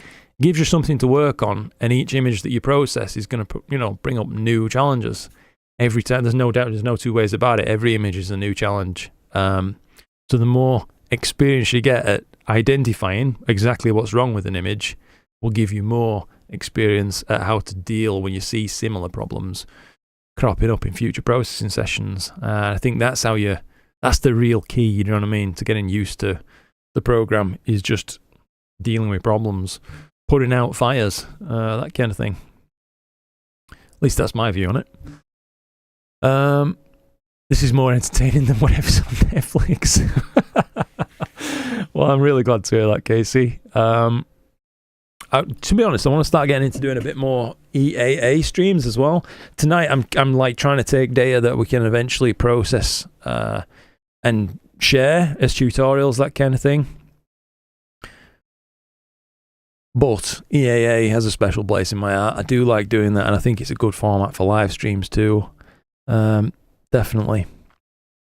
What do you guys think? Would you like to see more EAA kind of stuff, or do you not mind this too much, where we're just chatting, shooting the shit, and taking some images? I don't know. I'm open to ideas. I think Pixie Sight is better than getting a dedicated Astro camera moving away from DSLR. If your DSLR is modified, Martin, then yeah, I think it is probably better, mate. A dedicated Astro cam, don't get me wrong, it's generally speaking a good upgrade from a DSLR, but being able to, fully manipulate data to be how you'd envisage it in your mind, thanks to a flexible program, that's probably going to give you more overall image quality and raise the image quality ceiling that you can achieve with your equipment. far more than changing out like one part of it would. I reckon. So yeah, I think PixInsight's well worth the asking price. As mental as that might sound, given the asking price is as high as it is. Oh, congratulations to your brother as well. Just had a kid too. That's awesome, Thomas. Thank you again for all these fantastic donations, guys. The support is greatly appreciated, and I mean, hand on heart, look you in the eye. Thank you. I really do mean it. I really, really do. I'll look into that. Thanks. Working. Issue with power somewhere on the rig. Yeah. Starts up, starts imaging, cuts out after first exposure. Does it cut out during download of that frame? That could be another thing to check. Spen. Yeah. Malcolm, how's it going? Thomas, I caught that one, didn't I, while we were reading through. Yeah, a few of my images on Astro Bin, but it's really old stuff, mate, to be honest. So it's not really worth the time spent to even click on and look. Been a lot of Northern Lights the past couple of days. Have you seen any? I wasn't aware, Malcolm. No. Maybe we did see some earlier in stream, you know. Someone suggested seeing a lot of green in this image. Maybe it's Northern Lights. Maybe they were right. Could well have been, by the sounds of it. This image has developed quite nice, though, hasn't it, over the past 72 minutes. Pretty happy with that. Give this some proper flats, and that's going to be a nice image. Wait till the little one is older and you have more time waiting for him to come home. Yeah, mate. Edward, how's it going, Edward? Nice to see you in a live stream again. Greetings from Orlando, Florida. Happy New Year. Happy New Year to you too, mate. And Happy New Year to everybody else too. Alan, evening dude. Long time no speak. Not moved to Scotland yet. Hope you're keeping well, by the way, Alan. I've had a few visits with clear nights and the skies are amazing. Oh, brilliant. Even saw my first aurora a few weeks ago. That's fantastic. Yeah, I think last you told me, Alan, weren't you moving into like Bottle 3 skies, I want to say?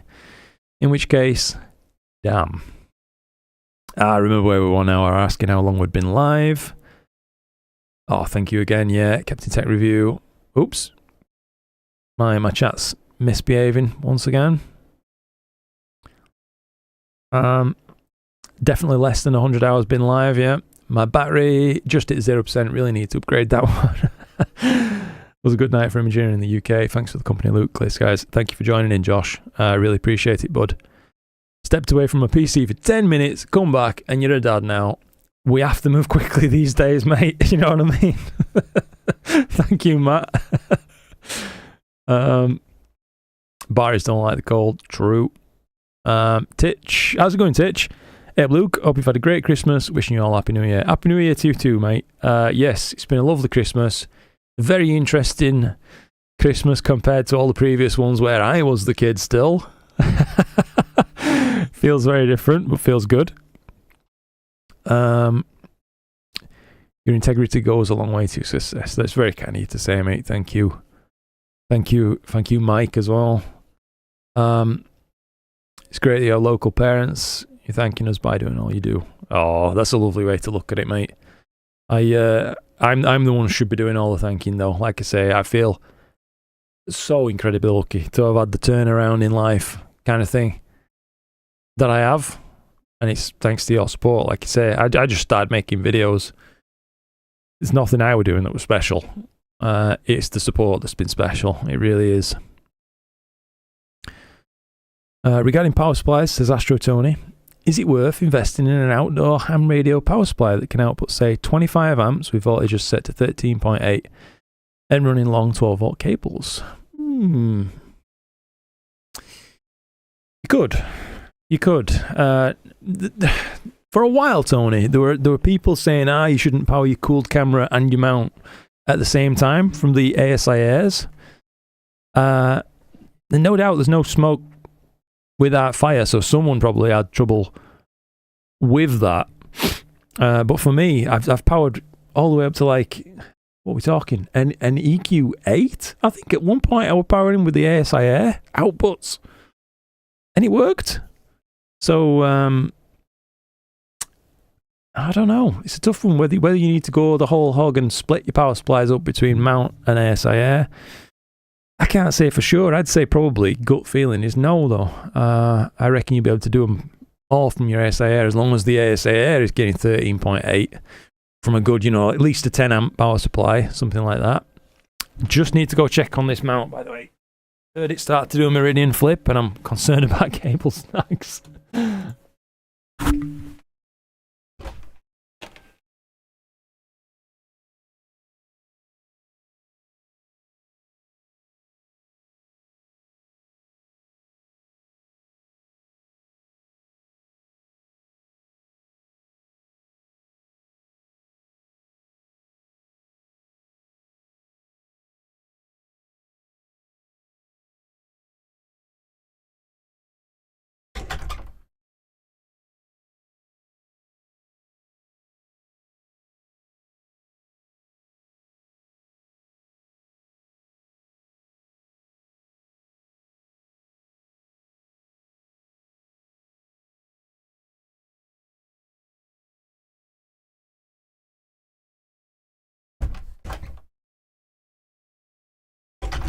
Ooh.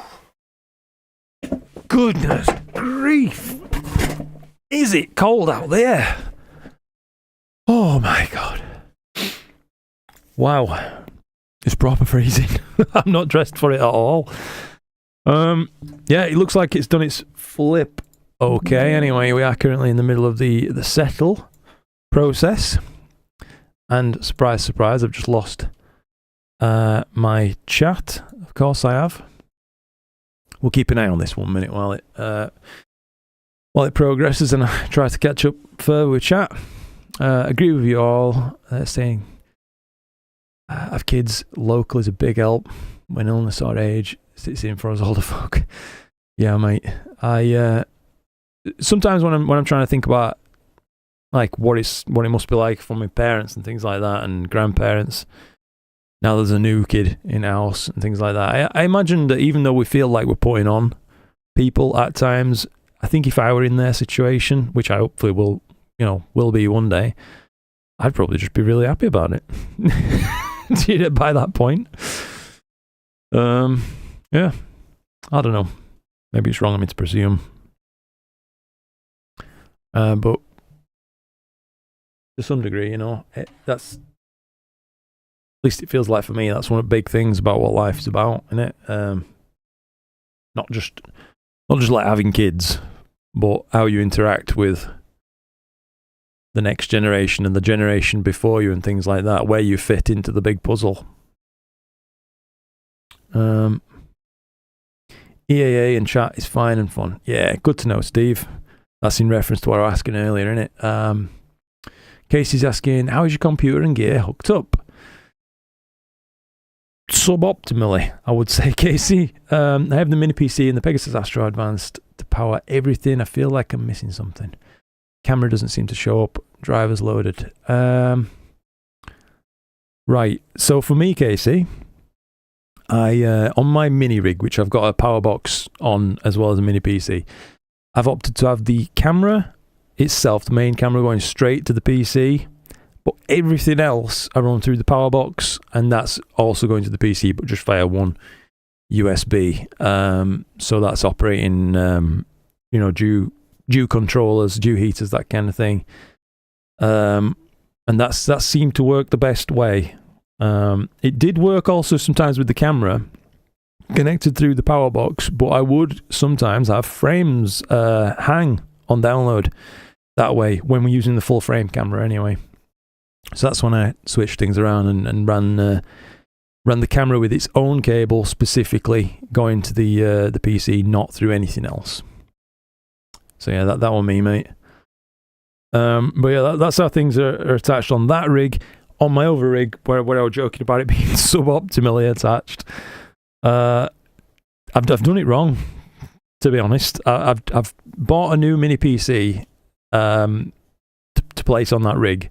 The one that's outside now, the Hyperstar rig, but I've not placed it on the telescope like I did last time, which I think turned out to be much better. This time instead, I've got it next to the PC, and thus that means I've got to a bloody umbilical cable basically going up to it, and it's no good. I'm gonna have to figure out how to mount that thing to the tube, because seeing that cable swing around like it does tonight is making me have eggs, mate. It's not good. I will have to sort that. So yeah, I wouldn't recommend doing that. Get everything mounted to move at the same time if you can. All on the OTA or the dovetail, that kind of thing. Oh, and also, by the way, Casey, if you are still having trouble getting the camera to show up, try a reboot, as daft as it sounds. It'll force everything to reconnect, recommunicate, and that can sort it. And when I say reboot, I mean sometimes even a proper full power cycle. So even power down your power box, cut all power to it, and then go again. That can help. Look, I have a couple of radio power supplies laying around. Oh, okay. Yeah, I've got a Jackery, one of those Jackery 500s. That's been really good. Lasts, for one of these long old UK winter nights. That's what it seems to do anyway. Love the EAA in the background, and that Nina single flat is cool. The ASI EAA Master Flat Dark would work well too, but you need to take another set to use with picks. Yes, absolutely true, mate. I've if we were doing like a full-on EAA stream, I'd probably start the stream by taking flats. As mad as that sounds, that at least give me an opportunity to demonstrate how that works in Sharp Cap. But I was telling folk in chat earlier, my bloody flats panel setup at the minute, due to the fact I cut my juice shield too short for this scope, is it's a bit janky, to be honest, but it works. Had the download issue and had to wait for my cables and setup to dry out. Crikey, got some moisture in there or something then. Drop depends on current. 10 meters is really long. 10 is pretty long, yeah.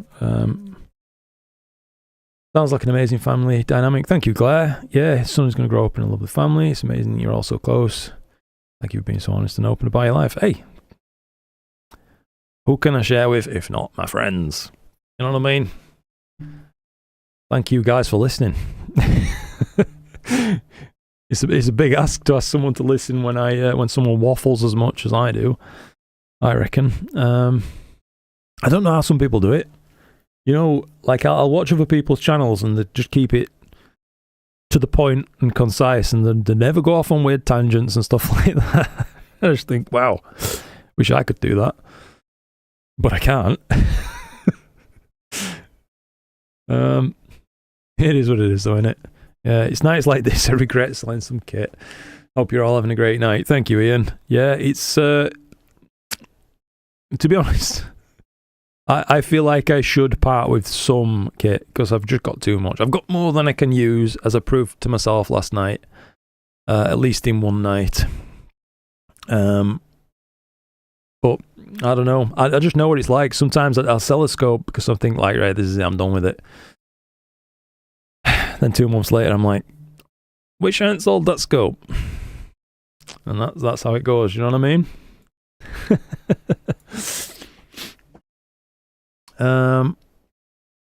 One thing to watch is having all the USB stuff from the same voltage. Sorry, all been listening while troubleshooting. Okay. Well, I hope you've got to the end of the troubleshooting. Back watching now as I've just started a plan on the Flame and the Horsehead to see the new HA mod in action. First subs look good. Fantastic, mate. Fantastic.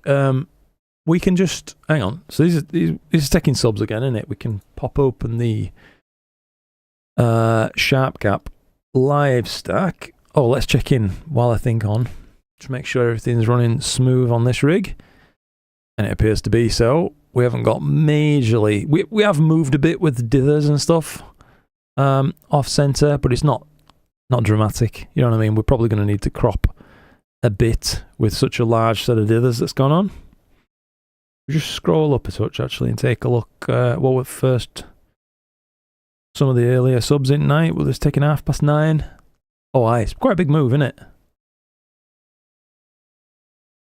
Fair enough.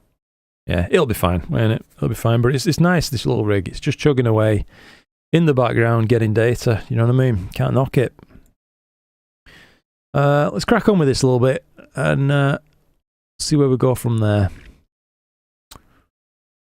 Figured it out. Had it plugged into the variable voltage port. Good stuff. So yeah, just using. Is it configurable? Like voltage, I imagine, on one of those. I've not actually really delved into what the power box can do, to be honest. Well, that's some good stacking. More luck than I have tonight. 3.5 hours of broadband. Can barely see the Horsehead. No. Hey, I could, if you wish, guys. By the way, switch to the Horsehead for a bit if you want me to.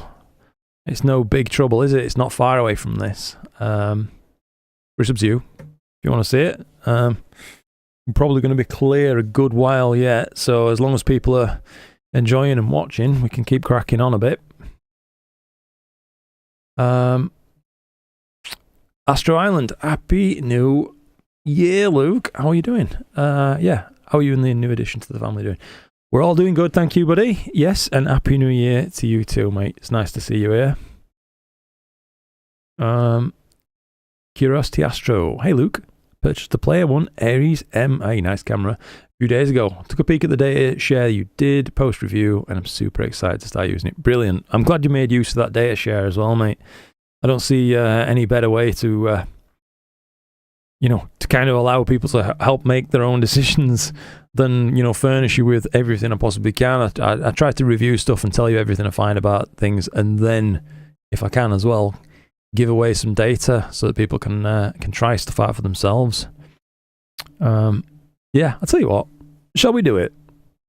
Could you help me a sec, Luke?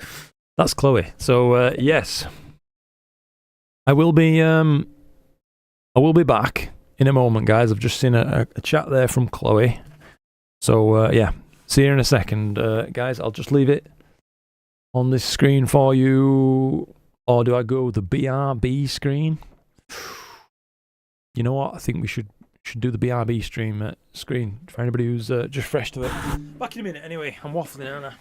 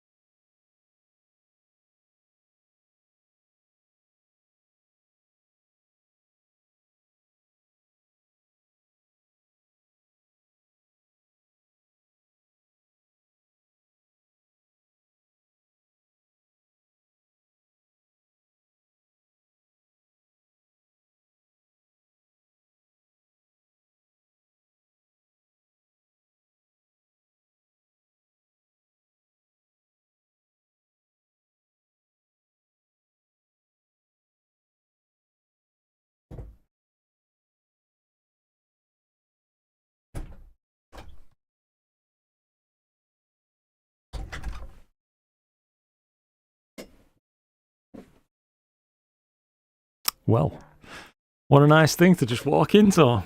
OTS Cymax. Thank you so much for that, mate.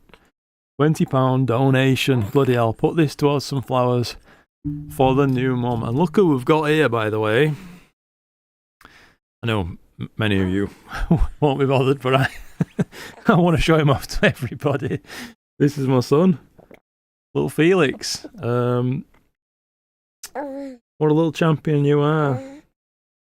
He's starting to pay a lot more attention to stuff now. So Chloe's just shouted me. She's been checking in on the stream. She's like, Luke, come grab him a minute. I need to use the loo.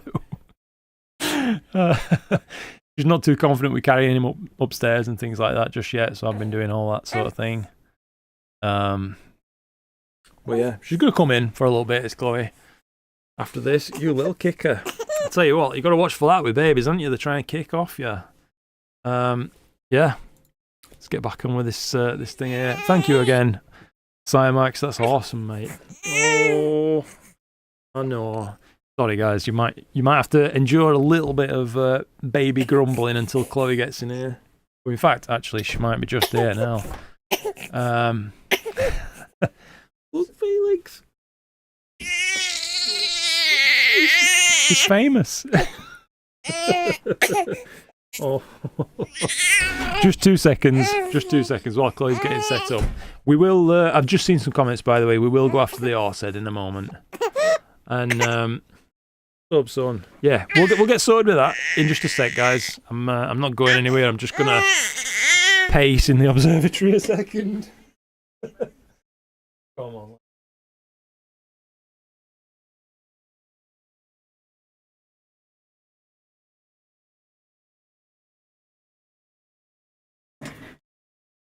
I don't know if you guys can hear me, but this sometimes is the only thing that'll set a little bit of a stand up and a shake. If a gentle, well, a jingle.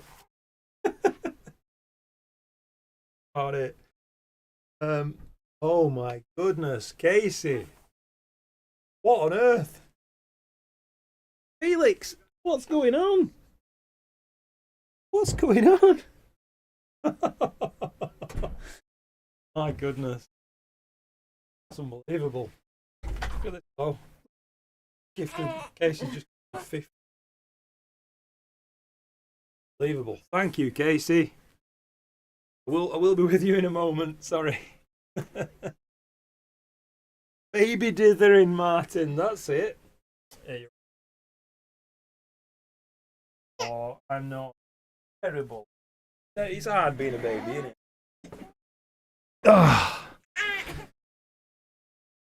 Oh no. Well, I'll just say this. You'll be glad webcam's pointed this way, because I think we're about to have some fading action. Bloody hell. Thank you so much, Casey. That's incredibly kind, mate. And OTS. Cymax again. Thank you. Thank you. Thank you. We were catching up, and I did say I was going to flip things to the Horsehead. We've got, nearly 90 minutes on this, haven't we? So we'll save it as a 32-bit stack. I'll save it as a 16 as well, because why not? We will cancel this live stack as is. Let's move. Let's move this target. So I'll cancel my guiding. Oops. We'll frame IC434. That's the Horsehead, isn't it? I think. Let's just see if it's past the meridian line as well. Otherwise, we'll have to do another flip in a moment. Yep, that's good. We're looking good. Let's get this sorted then. So, as to framing, what do you reckon, guys? I think maybe centered on that little star there. A good reference point if I want to come back to the same framing without plate solving again. That might be a winner. And we're going to really challenge the Hyperstar as well with an off-axis Alnitak in frame, so we might see some halos and stuff. I don't know. It's the first time pointing it at this region. We will see. Let's see if we can see the scope move a bit, maybe.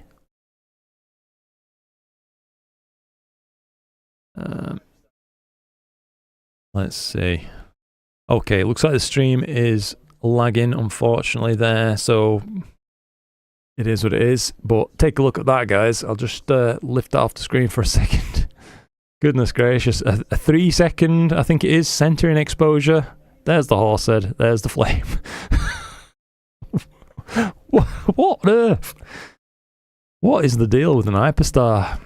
That's mad. This is going to look good when it's stacked. Why have I been shooting this all night? Right.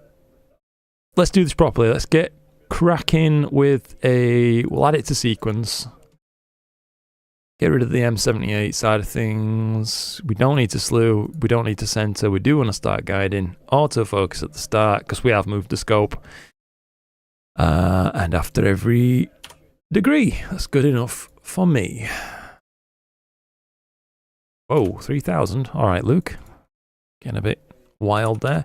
I'll try an 180 second exposure. We're no doubt going to blow out Alnitak, but the rest of it, Can't be that much brighter than M78, can it? So I imagine we're not gonna be blowing things out too badly at that. So I'll go ahead, hit play. We'll trigger an autofocus, and then we'll start off another live stack and see what this thing looks like after 10-15 minutes or whatever it is. You know what I mean? But in the meantime, I can try and catch back up with chat. We'll get in there. Is he settled nicely now, Chloe? Yeah.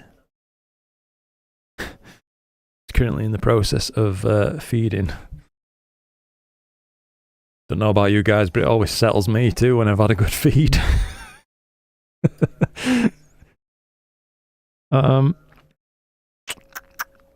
Where were we? Oh, I remember Casey saying that. Voltage port. I remember this. Yeah, I remember this now. Brilliant. Yeah, we're just talking about that one, our sharing data. Dave Burrows. Nearly missed my own flip. Ooh. Martin, the flame looks okay though. I've seen some narrow one last night, which is good. Brilliant.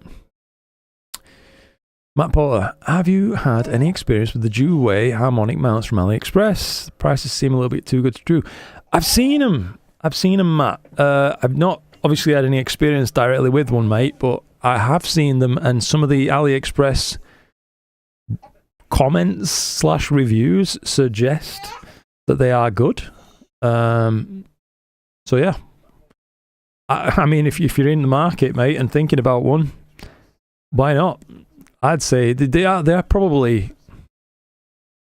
I'd hazard at saying this, but I think they're probably quite simple bits of equipment ultimately. So as long as you can connect it to the software that you want to connect it to control the thing, you know, as ultimately that's the most important part. I can't see why it won't be good. You know what I mean? Looks like we're nearly finished with this autofocus run. Need to measure the resistance across the cable. That'll calculate your voltage drop. I think there are some calculators that you can plug stuff like this into online as well. Whereas if you know the cable, you know, like the gauge, the diameter, that kind of thing, it'll know roughly how many ohms resistance there is. That can help you sort it out. Gidis says, chow time here, Luke. Thanks for a fun time. Looking forward to seeing what M78 turns like with proper flats and processing. Brilliant. Yeah. Have a great and warm evening. Thank you, mate. Yeah, it's been really nice for you to come and spend some time, Gidis. Suboptimally, yeah, when I was telling Casey about my PC. Sorry, I realise how far behind I am now. Well, to watch a flip, that was fine. It's always a worry, innit, mate, with flips. If you've had like a cable snag before, you're always like a bit shy of them, I think, or at least I have been. Same thing with my mini PC, main cam plugged into it and not the hub. Yeah, okay. So no, I'm not the only one with that one. Stephen Johnson, is there a minimum amount of exposure you like to get on a target when you're imaging, Luke? Ooh, good question, Stephen. It depends what I want to do with the data, really, mate. So if I'm catching some data with the intent of just having a good time and having a little chuckle to myself and a nice little image, then no, there's no lower limit, no upper limit really thing. It's just whatever I'm having fun, I'll keep getting data. If I'm gathering data with the intention of testing a product, then yes, generally speaking, I'll want to get, you know, a bare minimum, really, 3 hours, something like that. Bare minimum. So I've got a little bit of time with the product under my belt, for example. And then if I'm trying to take something that I want to turn into a tutorial, for example, that kind of thing, then yeah, I want to try and get maybe 5 hours in some cases or more. If the skies permit, I'll give it as much time as I reasonably can, as we want some data to work with. That's really the thing. But as long, you know, just keep imaging till you stop having fun. Then it's time to find a new target, because the longer you give it, the better your images are gonna get. That's basically it. Forgot to put the guide scope dew heater on, and now it's covered in ice. Oh no! Oh, I don't think you're the only one who's done that, Keith.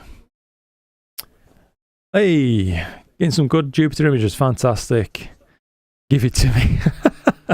For those of you who don't know, astrophotography the right way lives really local to me. he popped down today. Well, he popped me a message actually and said, "Do you have a camera I can borrow? I want to try something out." And so yeah, fished him out my my original Uranus C from Player One, so he could try that. And he's giving that a go tonight on some planetary imaging, and it looks like it's going good. So yeah, that's good to hear, mate. Where were I now? There we are. Jay, hey Luke, hope you're doing good. Doing good, mate. Thank you. Hope the same for you. Currently imaging Orion with my DL3. Bloody Dwarf Labs 3, I assume. Fantastic. Yeah, I like it. Bloody freezing, but clear AF. Yeah. This is the Chloe message. Could you help me? Glenn's the expert. 5-hour live stream with a black screen. Oh no! I didn't realise. Pasio Lech. Sorry if I've got your name wrong, mate. Happy New Year and clear skies on astrophotography on your beautiful nebula. Thank you, buddy. Happy New Year to you too. It's a pleasure to have you here. Oops.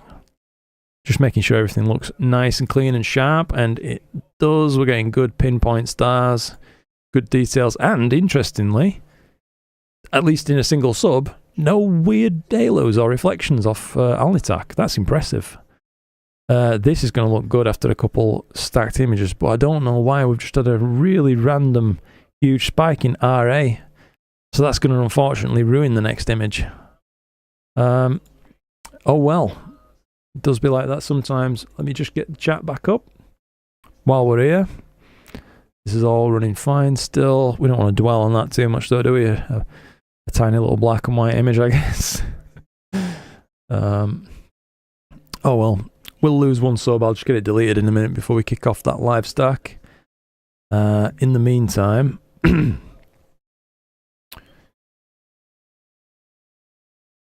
I see some dream. Thank you, mate. Go for the Horsehead. On it. Martin, good to see you, Martin. Happy New Year, all. Wanted to go out and do some astros tonight too, but it is very sketchy in the Netherlands. I used to sleep during my imaging sessions. Last time shooting was November the 30th. It's been a while then, bud. Nice to have you here, by the way. Pleased with my HA collecting ability for the first time. Don't switch to the Horsehead now and put my subs to shame. Oh no! Sorry, Nugsy. Oh, we are getting some weird spikes here, aren't we? Look at that. Let me just tell you what.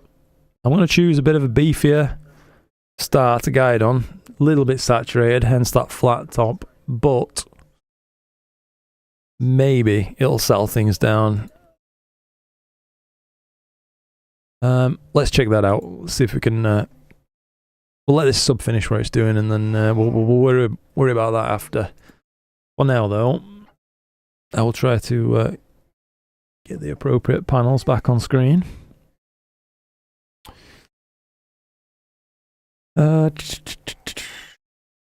Happy New Year, says Mike. Happy New Year, mate. Need to drop for tonight. Have a great week. You too, bud. Thank you for coming in.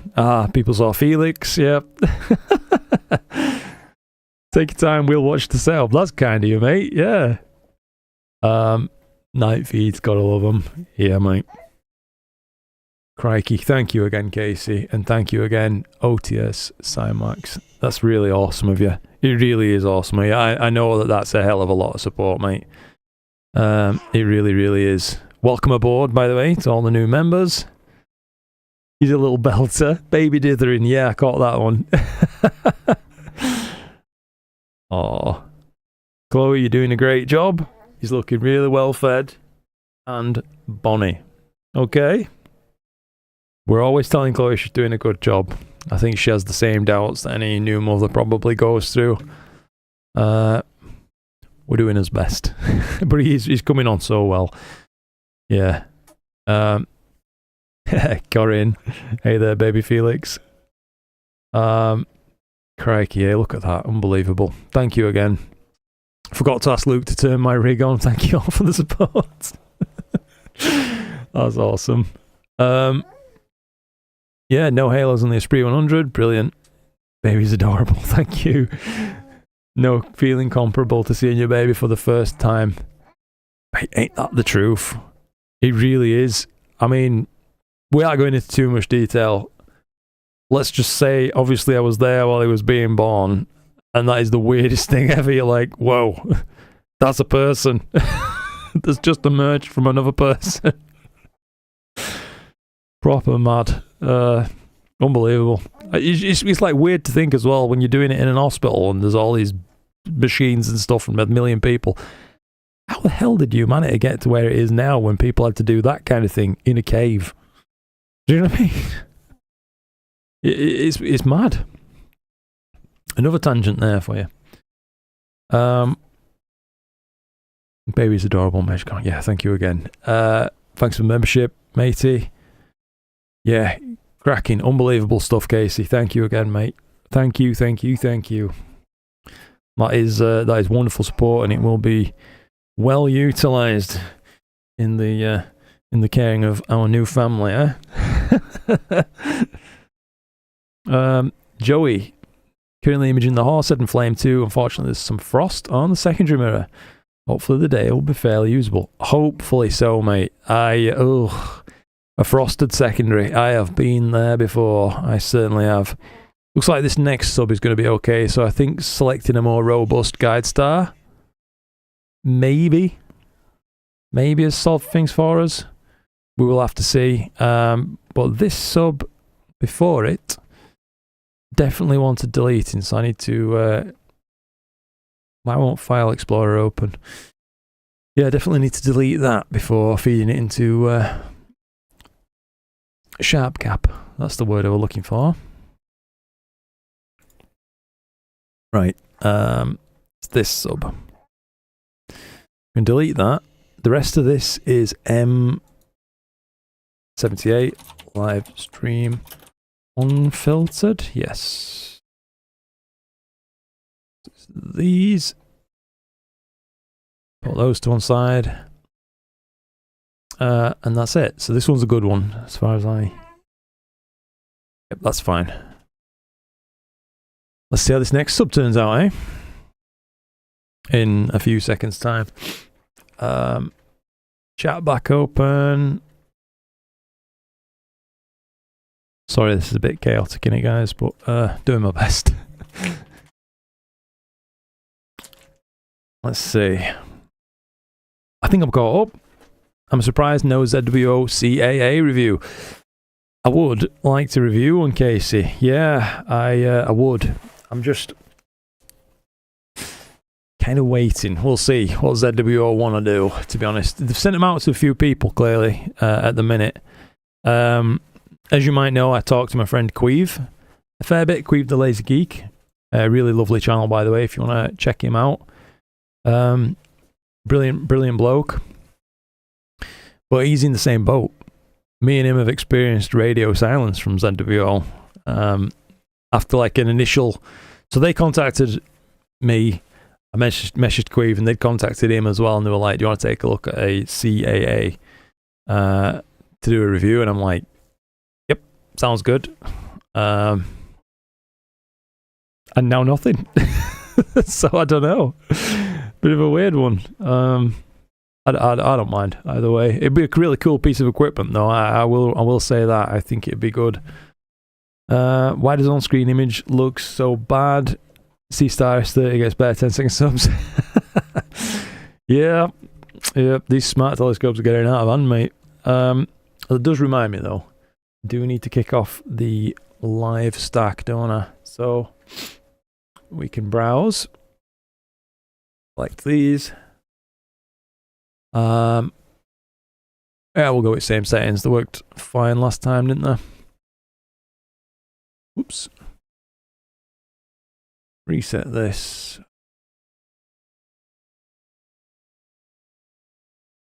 Clear the old image. Hang on. Why has it found the other files?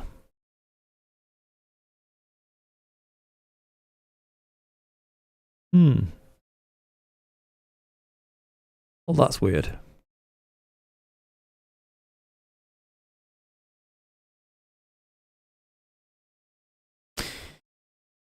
Wonder what I'm doing wrong.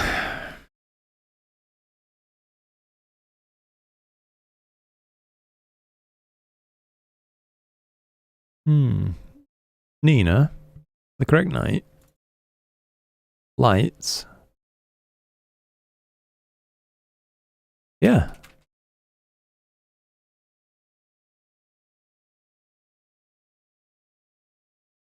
Very weird. I'll have to sort that out in a minute. I'll give it a second anyway while we just wait for a couple more subs to come in. Hopefully I have a brainwave and figure out what's been going wrong there, but wouldn't hold my breath. Let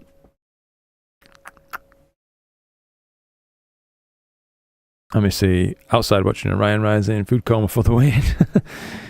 Inspiring. Luke waiting for a mount from FLO to arrive. Oh, brilliant. What mount have you got, mate? Go with the new scope purchased 4 months ago. Said we go autofocus to the next toy to order. Yeah. I think you'll be happy with that, mate. Really good bits of gear. A few minor gusts here, maybe some for you too. Ed, as far as I'm aware, mate, it's pretty much flat calm outside at the minute. Islin Fox, hello everyone. Hello there. I hope I've got your name correct, by the way. I do my best. Get a dew eater for the secondary. Yes, indeedy.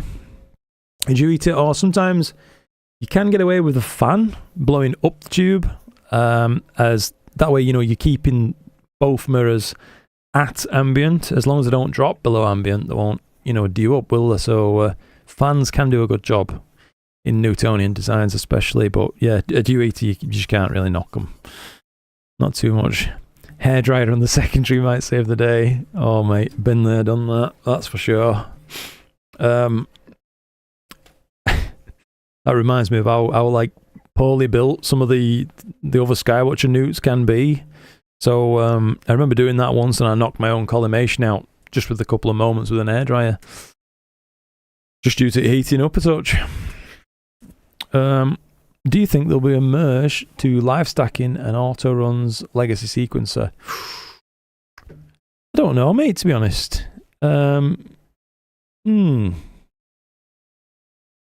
would like to see some sort of live stacking thing within Nina directly, where you could just click a button and see a preview of your current session kind of thing. That'd be a really neat feature to add. But how much processing overhead would it add and things like that? I don't know. I know that live stacking's really mature now on SharpCap. They've been working on it for a long, long time. It's well implemented. It doesn't seem too resource heavy, so it works well that way. That was a nice noise. Sorry. But how another implementation of that might look, let's say direct in Nina, who's to say? You know what I mean? Press play, says Trevor. Hang on then, Trevor. Let's have a look at this, mate. I would not be surprised if it's something like that. I really bloody wouldn't. Press play. Now it's on image 34 for some reason. Tell you what, we'll just Oh, I've just closed folding monitor camera right as we got the first sub in. It was a glorious few moments. Alas, gone. Right, let's try again. Hold them on at camera. Here we are. 4 subs to work with. Everything else is loaded up. So that's 1 3-minute sub. I think we can agree that's not bad. To put it lightly, that's not bad. 1 3-minute sub. My God. Let's hit play now then. See what this looks like after a couple more. Hyperstar, man. Jeez Louise. Ah. Bill's just saying Nina does have a standalone live stacking plugin. I sent you a message on it earlier. Sorry, Bill. I must have completely missed that, mate. Or it's just exited my head. Sorry about that. Here we are then. So 12 minutes on the Horsehead and the Flame, guys. A little pan around. That ain't bad, you know. That ain't bad. Blimey. I'm happy with that. That inspires me though now. I'm wondering, do I need to, the next clear night that I get, maybe rotate that camera 90 degrees and go for the classic framing and really try to go deep on it, you know what I mean? Get like the whole night as much as I possibly can on this target. Because that's popped up far more than I was expecting, to be honest with you. We've got this background wall of HA coming in already, even unfiltered. We're just UV-IR cut filtered at the minute. And everything's popping in awesome. Luke, your 3-minute sub looks better than my 3-hour stack. Oh, crikey, I'm sorry, mate. It's honestly, it's the bloody scope. The Hyperstar is just cheat codes for astronomy. It really is. I mean, you've seen live what I've done. I ain't had to do any special gymnastics to achieve a nice image. Yeah. What's your bottle? By the way, it's bottle 7 here, mate. A low 7, but it is 7. My days, that's nice. Hey, Ben, how's it going? Cosmos Astro. For those of you who don't know, by the way, my friend Cosmos does have a channel as well. He's open to crack out plenty more videos this year. It's just been one busy chap just lately, hasn't you, mate?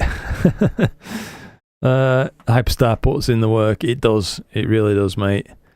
Let's just see. Can you tell me when do we get clear skies in Holland? Never again. No, I hope so. I hope soon for you, mate. Wanted a focuser, rotator combo. Ooh. Do Sesto Senso do something like that? I think that's a rotator focuser, yeah? Could be mistaken. But I finished off some years now and ordered the S30 last month, which was my first adventure into astrophotography. Brilliant. Can't wait. I'm hoping the next one will be bigger than the S50. Maybe so, Mel, yeah. It's interesting. I don't know where they're going to go with this, because as much as I can see an argument, like I say, for an S70 or something like that, I was saying to chat earlier, I could probably actually see it getting to the point where you may as well just have a setup due to price tag constraints. But imagine if they released a new S50 or something. Now we've moved, I don't want to say we've moved on, but there is better sensors I think they could put in these days. So a future revision of an S50, that'd be a really neat thing to see from ZWO at some point. But that said, the current sensor that's in it, the 462, to use a phrase just used there, it puts in some work. Do you know what I mean? It really can take some convincing images. Really, no flat and dark frame or what? Yeah, no, it's Cosmic Ray. If you were serious earlier, mate, yeah, this is just a few frames. Obviously, 5 3-minute frames with 1 flat taken. A few weeks back, to be honest. I've changed cameras and all sorts since then, but it's working at least now. I've put that original camera back on in basically the same rotation. Working good enough anyway for a live stack. Astrovino, Happy New Year, Luke. I hope you and your family are doing well. Thank you very much, mate. Yeah, Happy New Year to you too. We're all doing well. Hope the same for you. Yeah. Martin just answering Titanus. I'm told to expect my CAA delivery in the second half of January. I'm counting on some time in February. Complete impulse buy. I hope it will make framing easier. Absolutely, mate. Yeah, I think I'd really like one. Just like from me personally speaking, I feel like it's something I'd probably get some use out of. Probably not for everybody, though. I imagine a device like that. If you're someone who just likes to set and forget, basically for a season, then it's just going to sit there, isn't it, doing nothing. But for me, I'm always wondering, like, should I rotate this a bit, and I have to do everything manually? That would eliminate that, you know what I mean? Which would be pretty neat. Disco Phil, wish me luck tonight. As my 200 PDS has no GEs on anything. What? I do have a dew shield though. Okay, fair enough. Fingers crossed it's enough. Imogen Bodes now off to bed. Thanks for the live stream. Thank you for joining in, Disco Phil. You've been here a while, haven't you, buddy? If you're still here. Oh, I've just seen that from Mikael Johansson. Got your batting off mask and cable manager right before New Year's. They look great. Haven't tried them yet. That's brilliant. Really happy they've reached you safely, mate. We're on the hard stuff tonight, by the way, chat. Ooh. Iron Brew Extra. Oh, yes. Push the boat out, you know what I mean? Live streams are going good, pushing boat out now. Nah, I like me some Iron Brew. You have been here a while. Indeed, mate, yeah. The range on that scope is crazy. It's pretty good, isn't it, mate? I'm really impressed with the Hyperstar. Can't wait to apply some proper flats to this, though. A little bit of background extraction and whatnot, and really flatten it out, and I think it's going to be a nice image. Well, I hope so, anyway. Who knows? You never know until until you hit save on your final images how it's going to turn out. But yeah, given that 18 minutes looks like that, I imagine that 18 hours would probably be pretty good. Yeah. Kenneth Zoma's ditto is frustrating. I'm sorry. I'm so sorry. This is from Bottle 7, that's insane. Yes, mate, Bottle 7 Skies. What can I say? F1.9. It's something to behold. It's actually new. Okay, Bill. Doesn't have anything to do with the PixInsight Live second plugin. Okay. This feature is relatively new, so you may have to download the nightly update to get it right. Got you, Bill. Thank you for that, mate. That's really good, though. You know what I mean? That's something I would actually use. Like, definitely use. And especially as part of trying to present a live stream, for example. It'd probably be really good. If it's as robust as SharpCap's live stacking is, then we're off to the races. Do you know what I mean? The next time we can try something like that out. Casey, good to see you streaming again. Gotta go. A free computers to build, fix, including this one. Congrats again to you both. Hey, thank you again, Casey. If you're still here, mate, I just want to say thank you very genuinely for all the support as well. It truly means a great deal to both me, you know, and Chloe. I'm sure Felix says thank you as well. But seriously, yeah. Thank you to everybody, by the way, who's given support. I make a point of saying it during every video, and that's because I genuinely do feel gratitude towards you for it. And I hope it comes across as genuinely as it's intended. By the way, is this just me? Or am I noticing some interesting reflection nebulosity up there above the Flame Nebula? What's all that about? Or are we seeing some sort of flare of some kind? Oh no, that's definitely Reflection Nebula. I don't think I've seen that before. No doubt it's there. I'm definitely not going to be the first person to have just imaged it, but... Yes, Chloe? What do you mean? Oh, do you want me to take you back in living room? Is that alright, yeah? Alright, I'll just be back in 2 minutes, guys. Chloe wants to go back inside, so I'm just going to carry my son. How weird is that? It's still not sinking. Oh, Felix, what's up? Right, I'll just be 2 minutes, guys. Won't be long at all.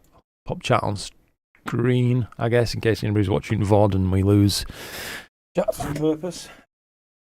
Right.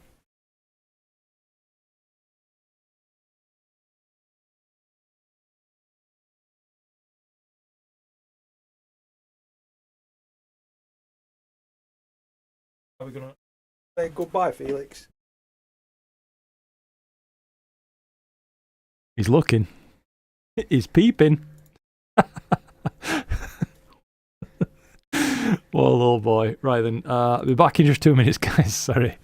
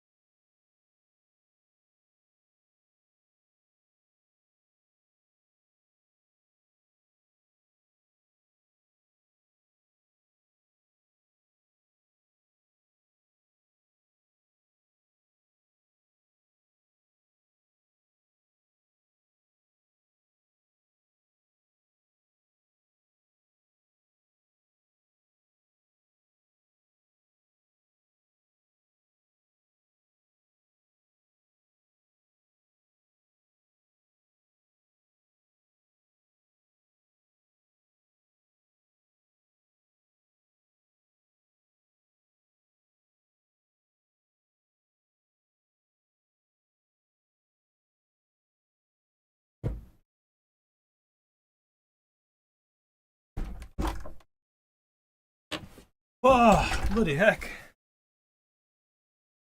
Absolutely freezing. Oh. Right, we're back. Just got them installed in bed. Right. Let me catch up. Let's see. We just read about Mikhail's Buying mask. Thank you again, by the way, for your order there, mate. I really hope you enjoy it. It's a product I'm pretty proud of, to be honest. I like it. Dave Burrows, after seeing that 3-minute sub, my gear to buy next wish list has just gone up. Sorry, mate. Yeah, it's pretty wild, isn't it? Can adjust black point just a touch more, I guess. Shame we're getting this kind of inverse vignette going on, but you know it is what it is.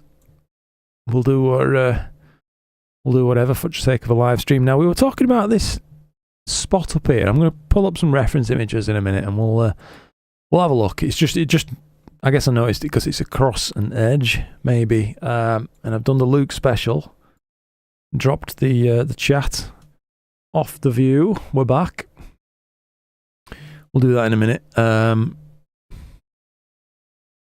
Let's see. Rotator would be nice if you're doing multi-night sessions on the same targets. At least then you can get the rotation the same each time. Yes, absolutely, Martin. I think the good thing about the ZWO rotator, from what it appears to be, is the implementation they've gone with. It like reports its rotation via plate solving, so you know it can get back exact, which is really good. It's not just like some sort of mechanical indexer or something. I don't know how other rotators work, but that seemed like a smart idea to me.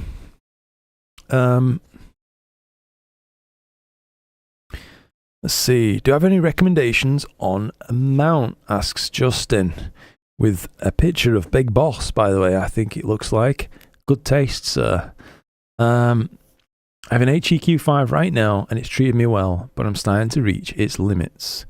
Should I get a mid-tier mount, or save for an end-tier mount? Why have I started reading this in radio presenter mode, by the way? Do you have any recommendations on a mount? Yes, I do, mate, to be honest. I would save and buy an AM5N. That would be me. I think it's a really convincing mount, to be honest.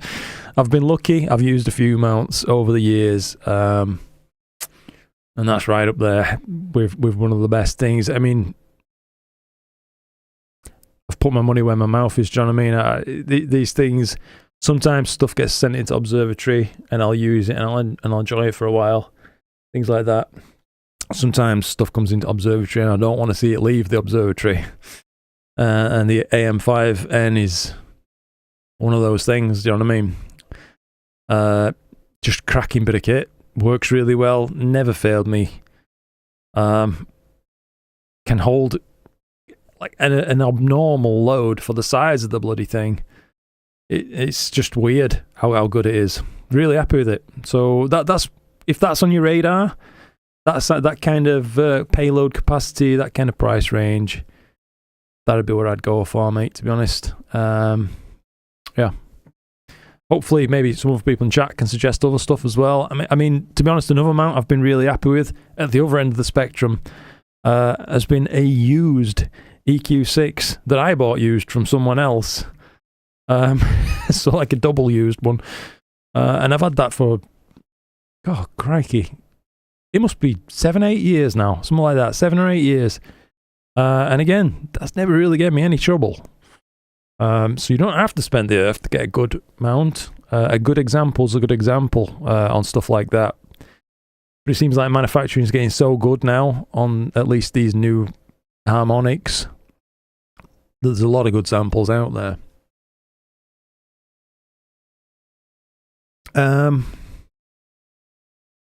Crikey, I can't half waffle, can I? Good night, Felix. Bless him. Thank you. Oh, lovely. Thank you, guys. Future astronomer. I hope so, yeah. I'd love, when we were talking about smart telescopes earlier, I can't think of a better starting point, you know what I mean, than like getting your kids started with something like, you know, a sea star or a dwarf or whatever it may be, because kids these days, at least from what I see, obviously mine's not doing any of this yet, but from what I see, they're always looking at these, you know what I mean? It's a phone screen, that kind of thing. It just goes hand in hand. This is the chosen interface to interact with those devices.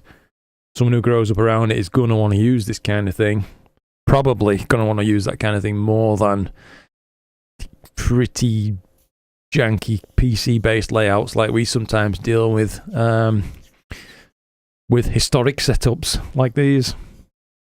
Hey, I'm just noticing another kind of rift of dust appearing in here as well. That's neat. Looks like there's like a big thumb or something there as well. Something else is appearing up there. Don't know if you guys can make that out through stream compression or if I'm just hallucinating through lack of sleep. Could be that. But I did say we were going to look at a reference image, didn't I? IC434. Let's find someone else's broadband image that goes wide enough. Yes, that's what we're seeing. That's a lovely image, by the way. But yeah, that's what we're seeing, the edge of that thing. That's that. Yeah, that's that fun thing. That's that other bit. Nice. We're starting to see these features appearing in a couple of minute live stack, you know what I mean? That we can't really stretch because of these bloody flats. Being as shonky as they are. Nifty. I'm getting there, getting caught up now, I think. What scope do you use? This is Hyperstar version 4 for Edge HD 11. That's what we're using right now, paired with the one-shot color IMX571 camera. I am seeing some little like striae or something appearing around this around Elnitac right there. Bit of a weird one. Not that uncommon though, to be honest. This is probably pressure on the corrector plate, potentially, I imagine, from the clamping bolts that hold that whole thing in place. But given that I re-rotated it actually and indexed it back to its central and home position a little while back, I was sure I didn't put much pressure on those bolts. Maybe it could be something else. I don't know. That'd be my guess anyway.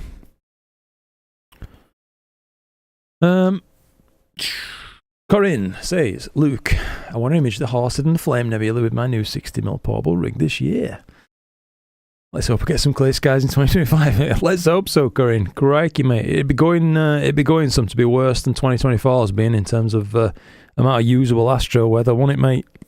What a weird year it's been for it.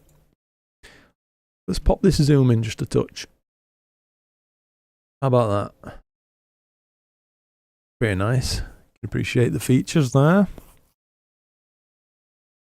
Would appear to be HA around the star, potentially, mate. Yeah, couldn't say. Miss those days now. My kids are just jump on me with no warning. Brilliant. Considering my kids are now in their 30s, that would hurt. Green Cat didn't get home till 10 PM, so just plonked my Dwarf 2 out in EQ mode. Oh, brilliant. Calibrated and go to done in 5 minutes. Now only 2 hours done on the Monkey Head Nebula. It shouldn't look too bad after putting it through PixInsight. Yeah, I mean, a few folks have said the same thing. I've echoed it myself, actually, to be honest as well. Even if you've got, you know, like a huge bloody monster rig and stuff like that, I'm still finding usage cases for smart telescopes, as mad as it sounds. It's not like they have to exist completely exclusive of one another, you know what I mean? They can be together. Signing out, buddy. See you in group chat. Oh, okay, Robert. No worries, mate. Looks like I'm seeing on the Horsehead and the Flame. Multi-night, but really need to filter out a bunch of bad subs with high clouds and a couple of nights of sea fog. A sea threat, something coming in. I'm hoping that one day the rotator will be added to the AM3's AZ mode tracking algorithm and save me doing PA. Mate, can you imagine? That'd be really neat. I'm a bit confused on how to do polar alignment on a harmonic mount. I have a pole master right now, and I would guess I could attach it to the main body with some duct tape. I mean, if there's nowhere to mount a pole master, typically you're going to end up doing polar alignment using, like I have 3-point polar align in Nina if you use Nina. Before I got into using Nina, I used to use SharpCap's own polar align, so I'd fire up SharpCap first, run through the polar alignment procedure, and then go into my imaging software of choice, knowing I'm well aligned at that point. But you certainly, you don't need bolt-on devices these days anymore. I'm not knocking, the pole master or anything like that, by the way. But I'm just saying, don't have to be something you buy anymore. Software solutions are really good using, your current camera, your current mount, your current scope. As well to do the same sort of thing. It's all just based on a rotational transformation and 2 plate solves there within, and then multiple small plate solves after the fact to determine where you are pointing exactly. It's pretty smart stuff, isn't it?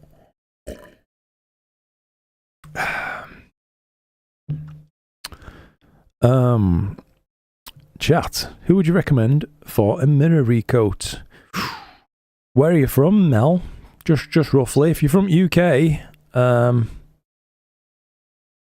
mean, potentially Orion Optics, but I have heard some stories about them having long turnaround times as well, in some cases. Just seen Josh Goss go. Soon time for me to sleep too. Good night, everyone. It was a nice stream. Until the next one. Hey, thanks for popping in and spending a good few hours, Joshua. I really appreciate your time, buddy. It's always nice. To have that kind of thing going on back and forth with folks in the chat, you know what I mean? Deepest, darkest Norfolk. Ooh. That's fair enough, Mel. I think, Orion Optics is probably your main option then here in the UK, at least as far as I'm aware.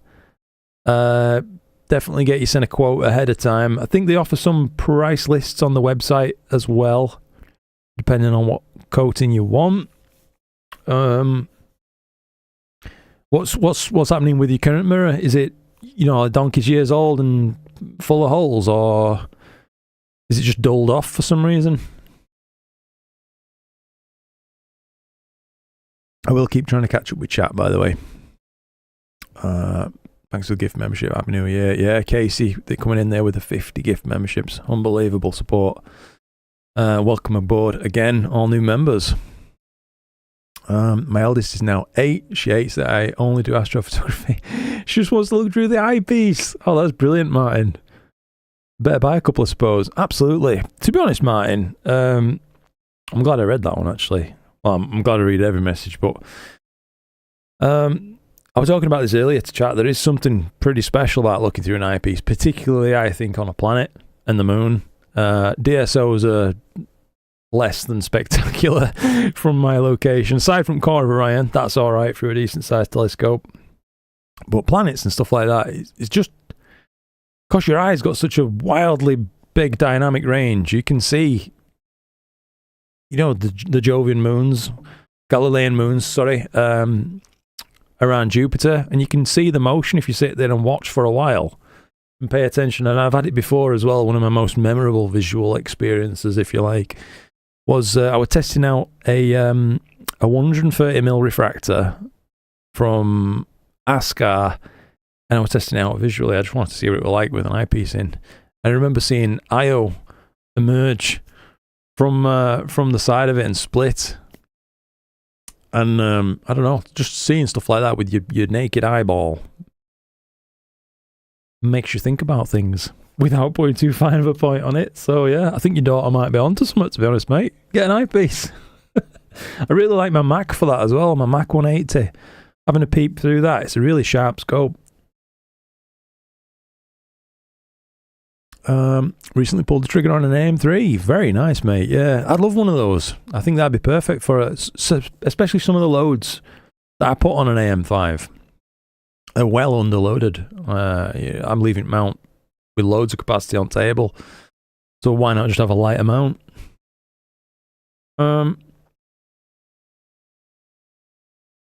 Justin for you, Nina use 3-point pole. Oh yeah.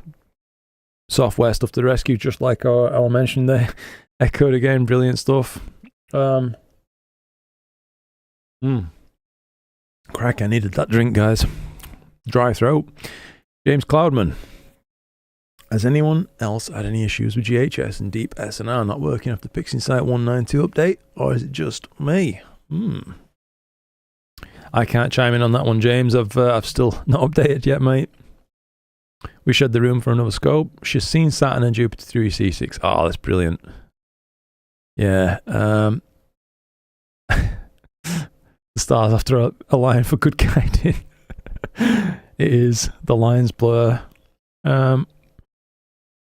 Actual astrophotography is more about weather control. It's true. There's definitely a correlation. You buy some scopes, you're getting some bad weather. Sky seems to be getting a bit dirty. Maybe some high cloud. Let's check the sky cam a sec. Yeah.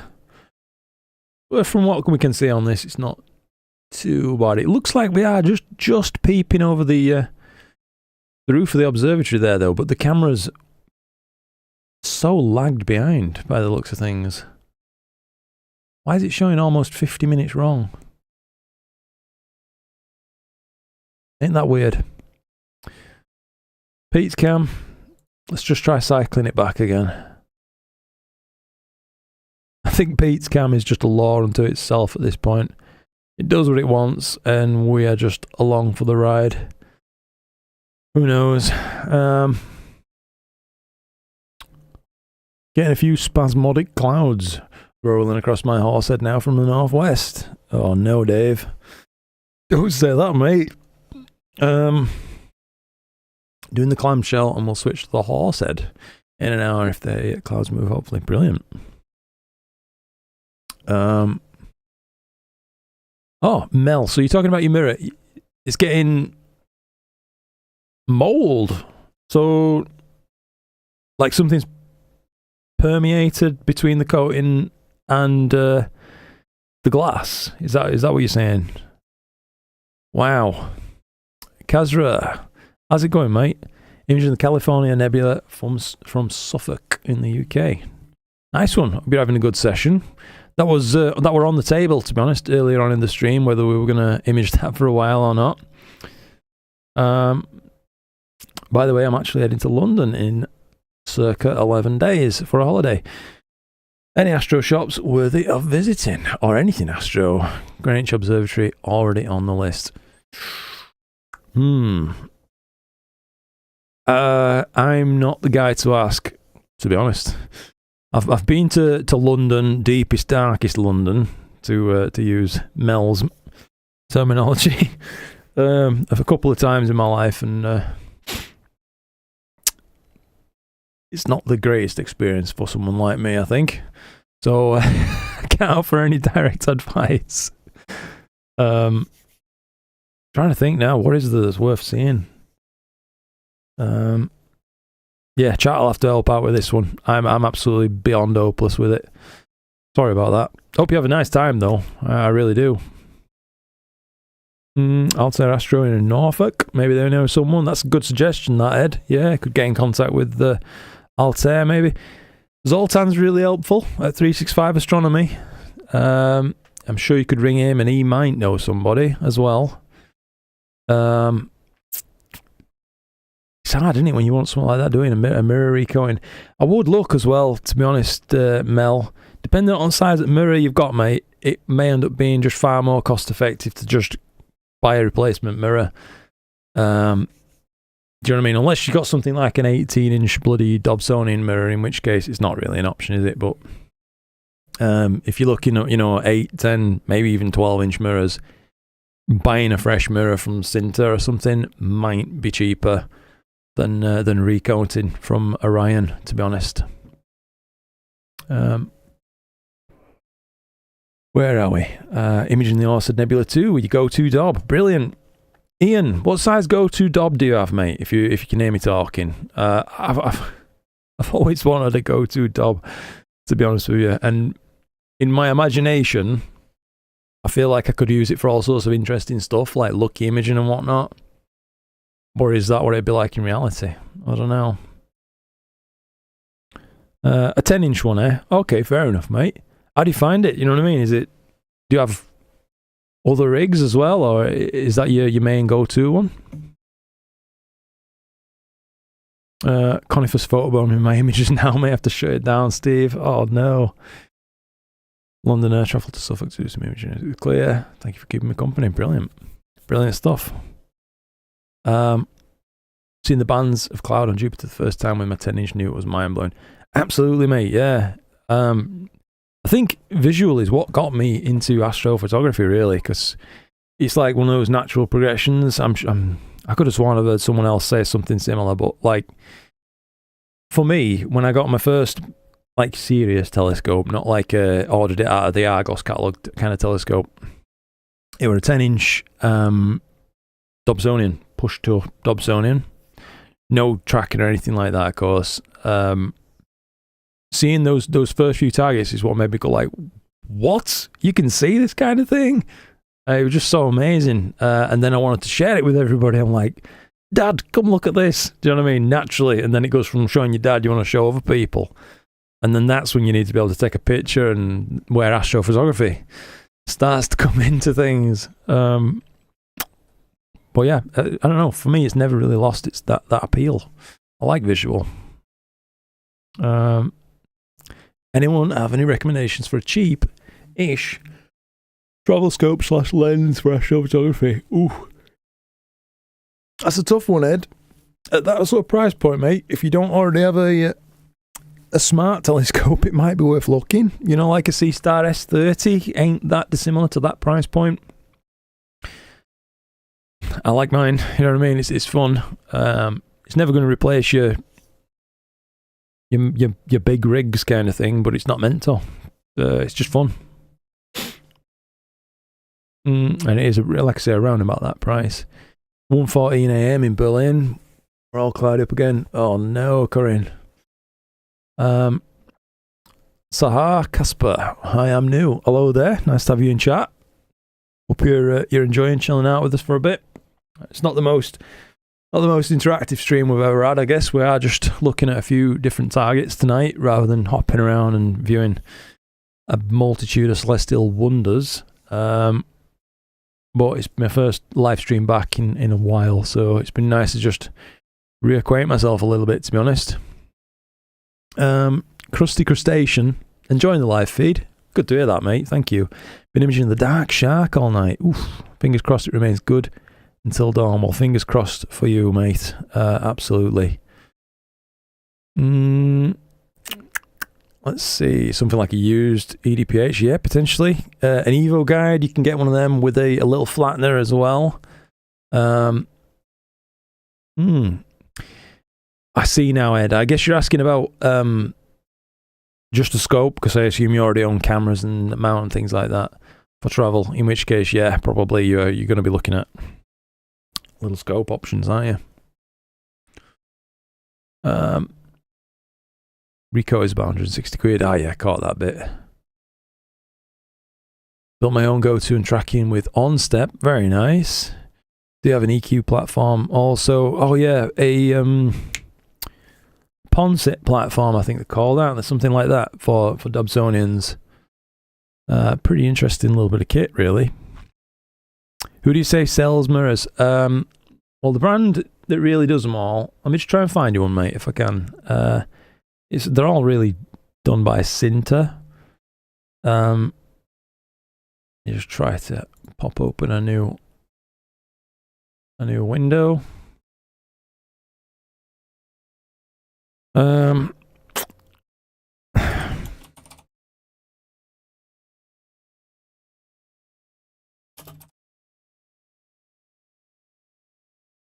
Yeah, alright, so these are way more pricey, mate, to be honest. The ones you can get from First Light Optics, like Stella Lyra, 10-inch there, $549, so that's that's right out, I guess. At that point, you are just better off getting a recoat, aren't you? As long as you're happy with figure of your current mirror, anyway. If it's not giving you any issues and it's just ended up with some sort of invasive mold issue, then yeah, probably go with that. I'm just catching there as well. Okay, time for bed. Hey, no worries, Claire. Thank you for spending some time with us on the stream. That's been great. Got a load of M42 data to go through with your HSO tutorial tomorrow. M42 HSO can look absolutely mad, yeah. Hope you enjoy that. Love to see the baby. Congratulations to you both again. Thank you. Thank you very much indeed, Claire. Have a good night. Where were we? Oh, yeah. Saving up for AM5. Good stuff. Hey, I've caught up with chat. It's only took me, 4 hours? Something like that. It's an older scope, so I guess the alloy coating has corroded in places. Potentially, mate, yeah. They always coat them now with silicon dioxide. I think is what it is, isn't it? And as far as I understand, it's the dioxide overcoat that makes them quite resistant to oxidization, I think. That's why new mirrors now just last bloody ages, really. I've had some fairly old newts and things like that and never really seen any degradation. I've owned one telescope with a degrading mirror, and I still have it stuffed underneath my bed. I wasn't willing to sell it to anybody. I just thought, chuff this. I'll put it out to seed, but that were it. But yeah, most mirror coatings these days have just lasted as far as I've experienced. Linux Astro is back. Had to go set things up to image. Nice one.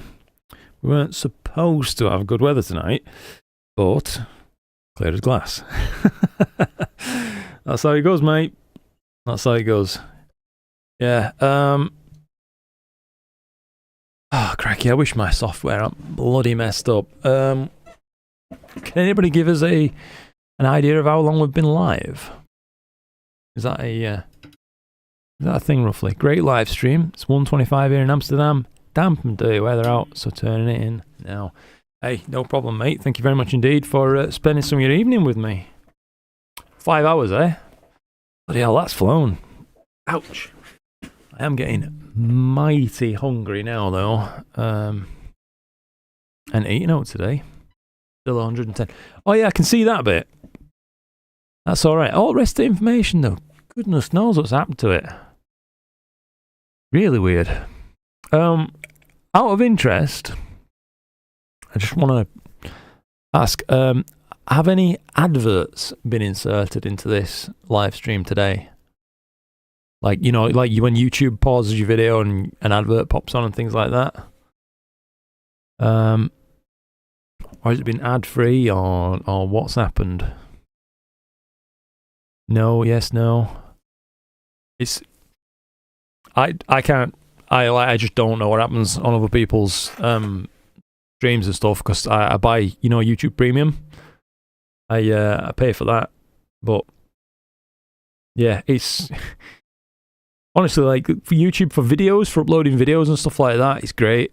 The live streaming side of things can be clear as mud at times with how it's going to do whatever it's planning on doing. So yeah. Hey Scott, how's it going, bud? Saw one advert, mate. Okay, good to know. You had one. Was that during the stream or before you clicked on it? You've seen several, says Linux Astro. Okay. Multiple ads. I have to rejoin. Don't have YouTube Premium. Got you. Fair enough, mate. Yeah, as long as it's not been too intrusive. Anyway, just got back from Second Light with the Redcat 51, says Neil Harrison. With the Redcat 51 on AZ GTI in the South Downs. Just getting into astro imaging. What a start, eh? Double bonus. Find out I've been gifted channel memberships. Thank you to whoever gifted. That'll have been. We've had a couple gifted bumps tonight. Most likely, Lone Monk Casey. That were a big chunk of 50 that got given out earlier. few other folks gave some out though as well. I have to say. I pay for premium. I'm not on YouTube Premium. Yeah, I would say Mel, to be honest. I mean, well, it was a two-part decision for me. Obviously, when I'm live streaming on YouTube, you know what adverts are sometimes like. If they're cookies-based ads, they show all sorts of stuff, and it can almost dox you if you were showing stuff on, you know, on live stream and an advert played beforehand, like X in your area or whatever it is, which is something obviously you don't. I know it's not really going to be a problem for our community, but obviously it's good practice. You don't want to do that kind of thing. But the other thing really was just adverts. Yeah, I didn't want to keep watching adverts. So yeah, but got a YouTube Premium and I've enjoyed it. To be honest, it's all right. I didn't realise when I got it as well. I think you can invite like 5 family members on it. So I bought it, gave it to my dad, my mum, Chloe. It's all right. Oh, it's a bit of a mix then. Some folks have had a few ads, some folks aren't. Thank you for letting me know, by the way, guys. Sorry for all the random questions. Oh, Will, by the way, how's it going, Will? One out, we're all out. Happy New Year, mate. It's the many more clay nights. Thank you, bud. Just imaged around 6 hours on the Flaming Star and grabbed a few on the Horsehead. Can't beat it. Cracking stuff, Will. Hope you've been keeping well, buddy. Adverts came on during the stream. Good to know. Good to know, yeah. Yeah, it makes it then not live in 10 seconds or so, man. Honestly, Ian, yeah, that's one of the things I've been trying my best to avoid doing, what I've failed miserably tonight at trying to be kind of like live and present. Been bad. Whose horse is that? It's not mine. Nah, it is mine. I've just been taking this image. Ardime. Yeah, we've just been doing a live stack over the course of this little mini fragmented up session. The flats ain't really that good, mate, but 51 minutes, 3-minute subs. And that's what we're dealing with, a decent little Horsehead and Flame. We're starting to see some of this fainter connective nebulosity going there as well between, you know, stitching this whole region together, which is not bad, given we can't stretch this image that much before the inverse vignette patterns and things like that start to take over from these wonky flats. But overall, it's been a good experiment, and it has made me wonder if I ought to rotate my camera specifically to get a better shot of this region. Yeah. Let's just see. Too bad they couldn't put Astros in Astro adverts. Yeah, true. Pay for premium too. Ads suck. Yeah, it's one of those things. To be honest, I don't know what you guys are like, but for me, like when I'm trying to entertain myself, I don't really watch TV. It's almost always I'll be like watching something on YouTube or Netflix or whatever it is. More often than not, to be honest, YouTube. So premium just made complete sense for me at that. Oh, crikey, SMA Sky. Thank you for joining, mate. 8 months of support now. That's fantastic. Thank you. YouTube suggested the milestone message thing. That's cool. I didn't realize that popped up as an option for you. Brilliant. Would you believe it? Honestly, since I launched channel memberships, we've had some folks who joined day one still subscribe now. I can't believe it. You know what I mean? The level of support some people have shown. Everybody's shown, really. Just bowls me over. I can't thank you enough. Let's see. Ads all night. Okay, Kevin. Hopefully they haven't been too invasive, mate. That's last thing I want to do is bug people with it. But like I say, since my bloody OBS has crashed, I've lost all controls. It's just I don't even know how long I've been live. Like I say, I've been having to ask people. It's been weird. Yeah. Well, we're midnight. I'm starving. I suppose I'd best start wrapping things up now. We've had a good crack at it, haven't we? It's not been a bad little session. I'll have to take some flats before I head inside and that. But yeah, I've enjoyed myself tonight. Hopefully you guys have enjoyed the stream, as fragmented and that as it's been. Probably look forward to a few more streams this year as well. Damien K's Astrophotography. Hey Luke, congrats on your new bub. A wonderful part of life. Not all days will be easy for you and your partner, but just remember one day at a time. Congrats again. Thank you very much, Damien. Yeah, that's real solid advice, to be honest, isn't it, mate? Like you say, you can have a real bloody terrible stinker of a night with them, and the next day, relatively easy. Hey, that's kids for you, eh? I'm new to all this stuff, but I'm learning. Need to head out soon. Errands and pups are calling. No problem. Excellent stuff. Shut the Edge 11 down. Heading off soon. Brilliant. Well then, chaps. Yeah. Don't think I've missed anybody's messages. I don't think. Oh, in a recent video, you briefly showed your Red Cat build. It looked like you had a Losmandy box of some sort. Is that a specific product or a homemade solution? It's a specific product sold by Altair Astro in the UK, and I think they're called Riser Block, and they come in a pair of two, basically, and you can bolt two matching Losmandy dovetails, one on top of the other, to give you a little, like a wiggle space where you can mount stuff, basically. It's all just been done with Velcro tape on mine. Didn't make sense to try and like nail down the PC or anything too tight, just in case I want to be getting it off. At least it's just a case of just ripping it off now. Yeah, I hope that helps with that, mate. Altair Astro. My old man used to use glass optics way back when. Yes. Hopefully so, mate. Bloody hellfire. I don't know. Fantastic stuff. Stopped watching TV and paying for license 8 years ago. Yeah, 83 mil on one set of EastEnders. What are we paying for? Crikey. I mean, I'm not knocking anybody who watches EastEnders, but it ain't me. So, where's the bloody money going? Probably massive bonuses, I imagine.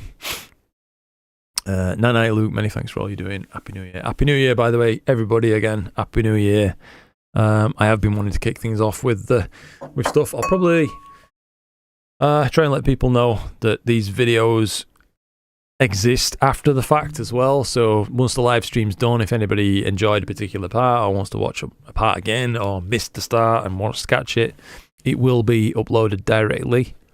Hopefully, as long as everything hasn't broken when the rest of this software's crashed. But yeah, that's about it, I would say, for us at this, isn't it? Thank you again to everybody who has given support. Thank you again to everybody who's just, hung out with us and spent some time. It's been really nice. I've enjoyed spending my evening with you. Hopefully you've enjoyed spending some of yours with me too. You know what I mean? Feels like we're hanging out. It's pretty good. Hey, welcome, Krusty Crustacean. That's awesome, mate. Thank you for joining. Missed out on most of this, unfortunately, but I'll check out the replay later. Brilliant, mate. Yeah. Well, hopefully next stream I can get a bit of a plan going, and maybe we'll do some EAA or something like that, or maybe we'll have a specific idea particularly in mind that we can execute start to finish.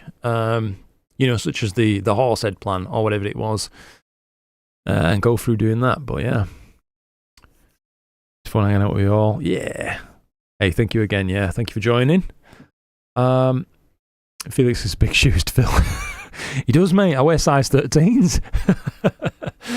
I don't know. Terrible jokes. I've got to work on my dad jokes, They're poor quite now. Thanks for all your advice, Luke. Looking forward to more. Hey, no problem at all, mate. Thank you for coming and spending some time. Brilliant. Absolutely brilliant. Right then, guys. So I will leave it at that. I'm going to go take some flats and stuff. Try to feed myself before I waste away. Oh, crikey, Ben joined as well. Thank you so much indeed for your support. Everybody. Thank you. Hand on heart, thank you. I wish there was some way I could just reach through the screen and give you a good crisp handshake. And maybe even a cuddle. Why not? I appreciate you guys. All jokes aside, I do. I'm looking forward to spending some more time with you in the future. So yeah, we'll crack on now. And yeah, gonna check out Ollie's solar stream. Oh, nice. Is Ollie live? That's good. Yeah. Do we have any options to raid anybody on this thing? I know that's an option for people on Twitch, isn't it? They can like move across and be like, "Hey, let's go check out this guy." Now I'm wrapping up, kind of thing, but can't really see. Oh, crikey, Mark, gifted 5 memberships. Thank you very much indeed for doing that, mate. That's really kind of you.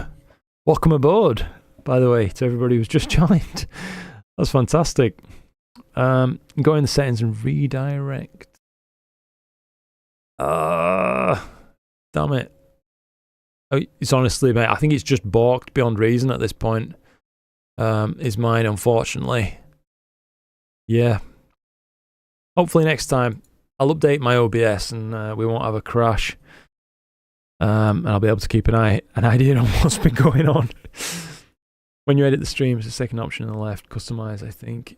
But the search is a bit. Yeah.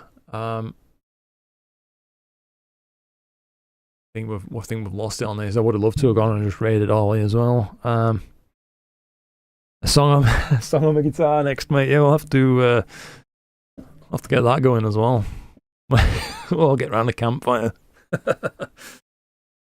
I don't know. Yeah. Anyway, all jokes aside, guys. Thank you. Seriously. And I've enjoyed myself. Hope you've enjoyed yourselves too.